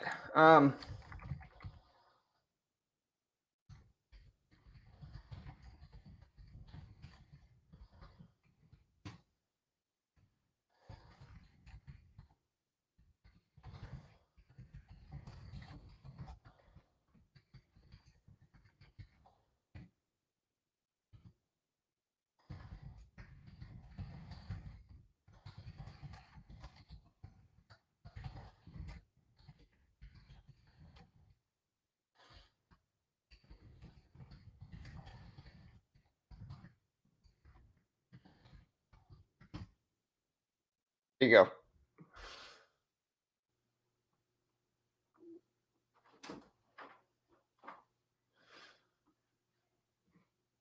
And yeah, you could eventually build a business. All right, Ronnie. Dude, if you made it a huge... Oh my gosh, no, dude. No, there's no freaking way I'm doing that, dude. Get that out of here, bro. Do y'all see what she just brought to me? Look at this freaking thing. This is a freaking Thanksgiving spoon. How dare you, bro? Like, what are you thinking, dude? I'm a puke, dude. What are you trying to do here? All right, here, I got this one. All right, cool. See the difference. Carol knows how much I hate mustard. She's That a would've little been- kid in That would have Halloween been now. awesome if you would have just. Oh, no, man. All right. Here, I need water. Did you bring me some water? I need a chaser. Look, I got Dr. Pepper. I don't know. That might be even worse. This is like a serving spoon for like mashed potatoes. You know, Get out of here with that, dude. this is a soup spoon. That's the difference. All right, here, hold on. Let me do, you got to do 150 of these. You have to do 200. You got to do the rest. Because if I take this, I ain't doing them. So you can do What? squats. I'm sore. Dude, you can do squats. Okay, look, if you're over here, ha ha ha, John's got to eat mustard. You're about to help me do this. You're about to directly benefit from all this money that we're making doing this. So like, hey, you're about to do at least 200 squats or something like that. I don't know if I You know? can. I went to the gym yesterday and I'm pretty sore today. It doesn't matter, dude. You can do 200 All squats. right, y'all ready? Dude, no, I'm pouring it. No, you're Gosh, not. dude. Why did we get Carol involved? I could have. Oh my gosh. Look at that. All right. It's not too bad. Dude, that is gross, dude. Oh my If gosh. I was you, I would just like, I can't believe I agreed to this. maybe you'll start liking it now. Dude, no, there ain't no way, bro. Oh my gosh, dude. So look, if I was you, I would just do it and then chase it with the Dr. Pepper and swallow it. I'm as gonna have to quick as you hold my can. nose and do it, dude. Put it on full screen. Show them what I'm doing. Here, wow, I don't know how to do that, baby. Just click the full screen button. This one. Now watch out. Okay. Oh my gosh, dude. Alright. Do you want me to like give it to you like a baby? No, I'm doing it. I don't know why you. Dude, I told you why I hate mustard, because when I was a kid, if I would act up, if I would say a bad word, or if I would do anything that was wrong, my parents would punish me because they knew I hated mustard. And so when I do something wrong, they'd make me stick my tongue out and they would drop a drop of mustard and I would freak out. And I would never want to behave again. It was kind of messed up, to be honest. Mom, Dad, y'all were messed up. Now I hate mustard. Y'all scarred me for life with mustard, you know? And now... Oh my gosh, dude. Sure, no, I gotta feed you like a baby. Dude, no, you are not freaking feeding me I'm like just a gonna put baby, it- I'm dude. just- No. I'm just No. gonna put it in your mouth. Ugh. That's what she said. No, dude. You gotta do it though. I mean, I don't know why you put this out there like that. Oh my gosh, dude. Here, get the Dr. Pepper ready, man. Dude, I do not like this at all. I do not like this at all, dude. All right. It's the first time I've had mustard in years. The last time I had mustard was when we were at the Mossies. Stop! The last time we had mustard, I was at Demasi's, and they had that yellow chicken on the buffet. And I was like, and they called it, they called it curry chicken. It wasn't curry. It was mustard chicken. You know, they're ready for you to do this. You're just procrastinating here.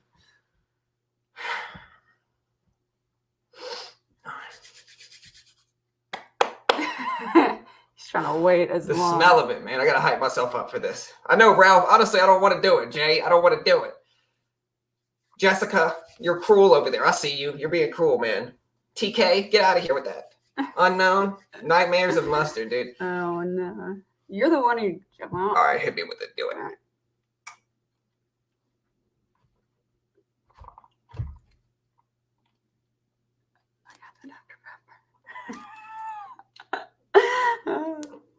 You saw it. There's still a little more on that spoon, though.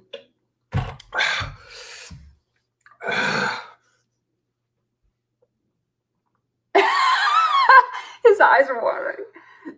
Oh my gosh, dude, that's terrible. I don't know why you gave this as an option. Of course, they're gonna want you to do it. Oh my gosh, dude. Ugh, man, that was nasty. You still got it in your mouth? Yeah, I can still taste it. Oh man. Whew. All right, I did it. Good job. Y'all are welcome. You know. Can this be a daily thing? No, it cannot. I mean, y'all can pay me. I'll do it. You know, like y'all can pay me. I'm, you know. You're gonna like mustard after this. No. Next time I would do mayo. Yeah. I like salad dressing. No, now Carol's doing. All right. All right, you got to do some exercises now, Carol. All right. Yeah, that's right, Robert. You know, third best trader, master of rants. That's me. You're welcome, Eric. You're welcome, bro. Yeah, it's a good thing I don't run a food tasting channel, bro. I would never be able to do that. Ugh, man. Yeah, mayo or ranch next time. Yeah, good entertainment. Y'all are welcome. We're gonna be on what's his name? We're gonna be on CoffeeZilla. He's gonna be like, look what the traders are doing now. They're out here taking mustard, you know, for money. No shame. Yeah, next time you can't pinch your nose. Dude, no, I'm pinching my nose, you dude. gotta take the Dude, that almost made me puke. Suck. Embrace the suck of it. No, man. You know? Nah. You gotta do it. Yeah, Carol, he did not puke because of your beauty. That's right. That's right. Lovely. Thank you. Man. All right, do your exercises, man. It's your turn now. Dude, you got 193 to go, you know. All right. Honestly, I'm really sore, baby. Oh, tough. I don't like mustard. There she is, ready to do her part in this, you know. Here, you gotta.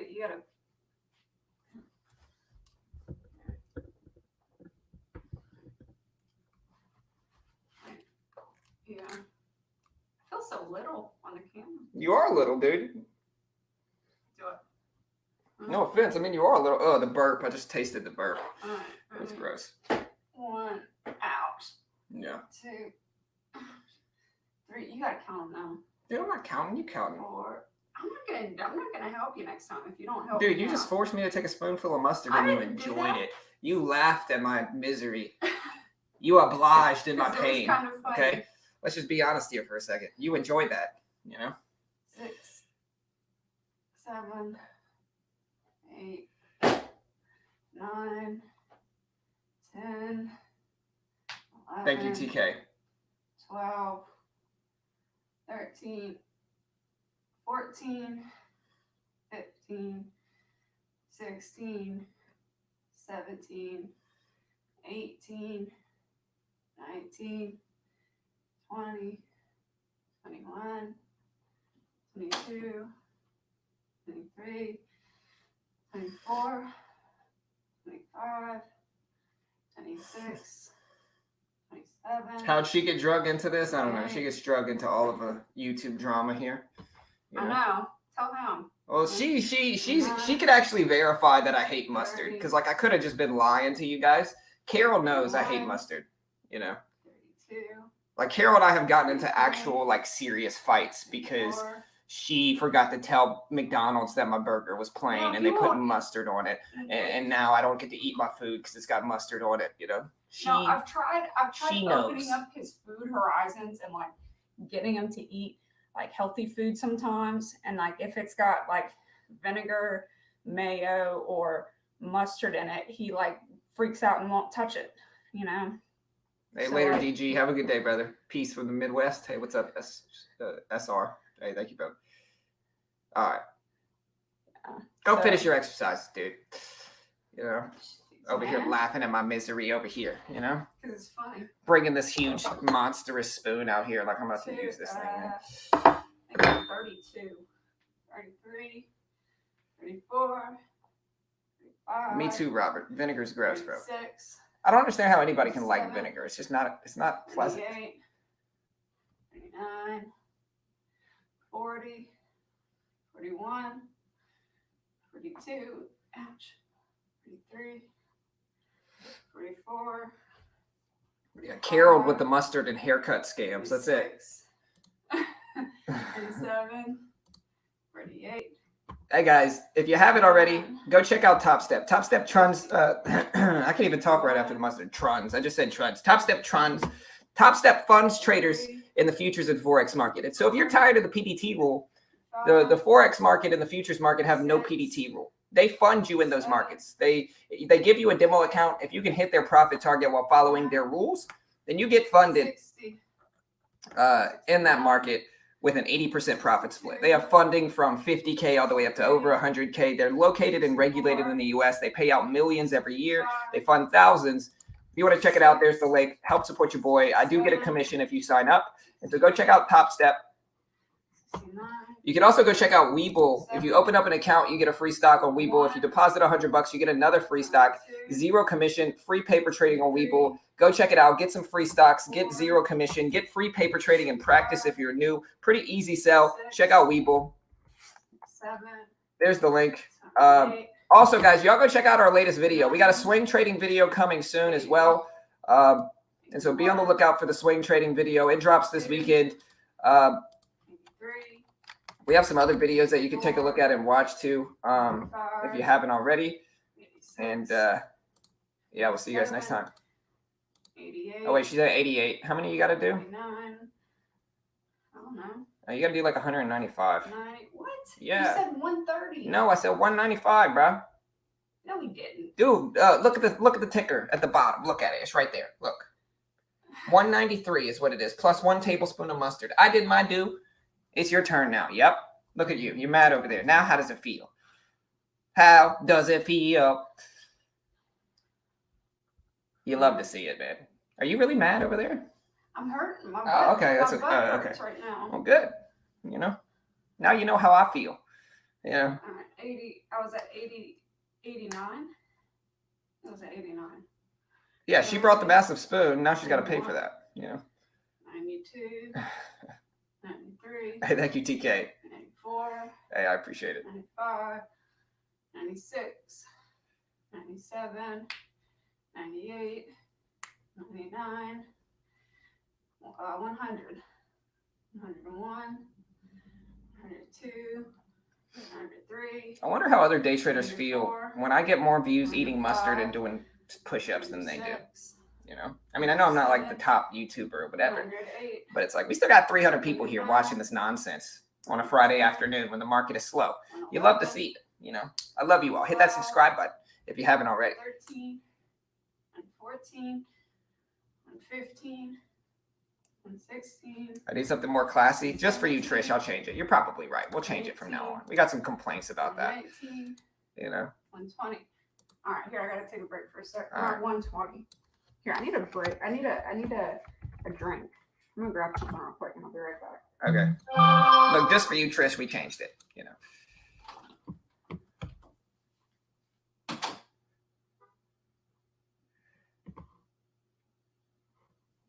I follow every day. Hey, thank you, Adelina.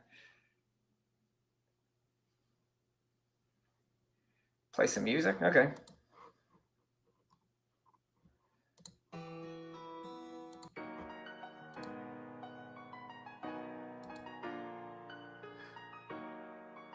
Yeah. You know, that's what we do here. Comedy. Guys, comedy. Kachima, what are you saying, man? Stop it. Stop what? Dude, okay, listen. Y'all please don't white knight. Carol and I are just being playful here. We don't actually mean it. You know, we're just messing with each other. She's doing it to me, she's bringing out this, and I'm doing it to her. You know what I mean? That's what couples do. All I'm saying is please don't white knight and be like, be nice to Carol just because she's pretty. We get it. She's pretty. I get it. You know? People are getting mad at you for making me do all these squats. I don't know. Maybe. Hey, thank you, Jessica. I appreciate it. Hey, thank you, Kachima. Hey, we appreciate it. This is normal for John and Carol. Right. Honestly, this is how I act off stream. Kind of. Unfortunately. Fortunately for me. My daughter knows, too. My daughter loves it. Have fun this weekend. You're over there in Katy? My sister lives in Katy. And her name is Katie. Seriously. I'm honestly serious. It's spelled the same way, too. Yeah, it is. My sister Katie lives in Katy. You know. Alright. How many more you got? 93? I was at 120. Oh, okay, well, you got I'm at. 73. Okay. No, I'm gonna start reasonable. over. Yeah, reasonable. Alright. Can y'all hear that? Yeah, okay. My hips pop. Yeah, we're actually green today. I mean, listen, we're up a whopping $6.80 today. You know, all this hard work, hours of work, you know, paid off today in a big, big way. You know, we're up a whopping $6.80. So, you know, you love to see it. Just to show you guys that, you know, $6.80 today. Hey, thank you, TK. We appreciate it. Alright. Yeah. I gotta do 73. Hey, later, Michael. Have a good day, bro. Alright.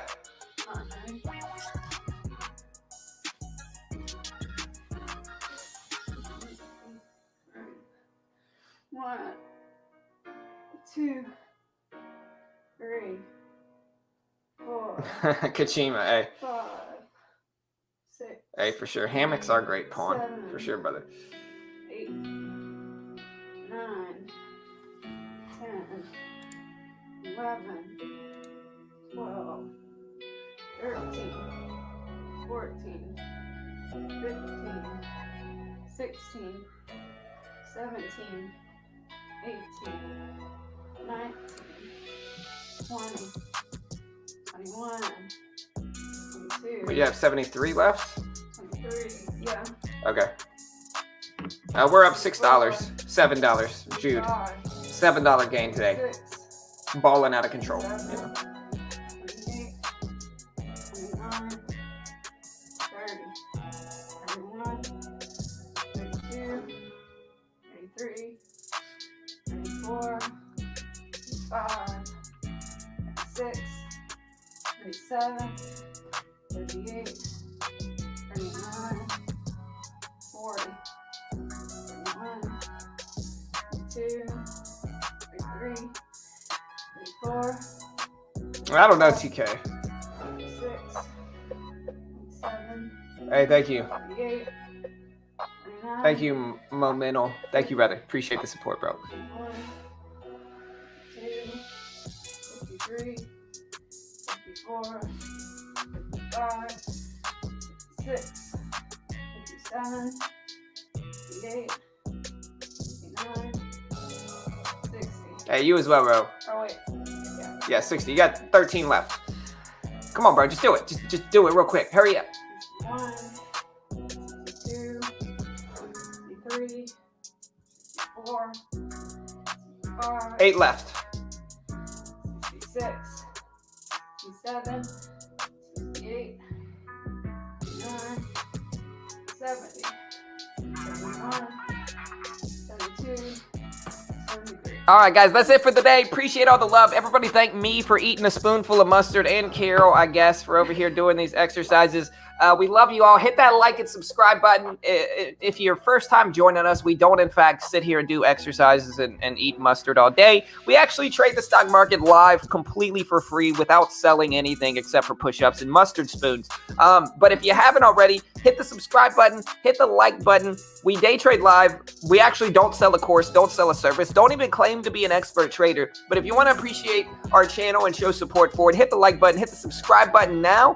We love you all, and we'll see you guys next weekend. Or we'll see you guys next week. Bye. Bye, guys. Happy weekend. Thank you for all the support. Seriously, though. Daniel, everybody. Juan, thank you, brother. Appreciate the love, guys. Thank you very much, team. We'll see you guys later.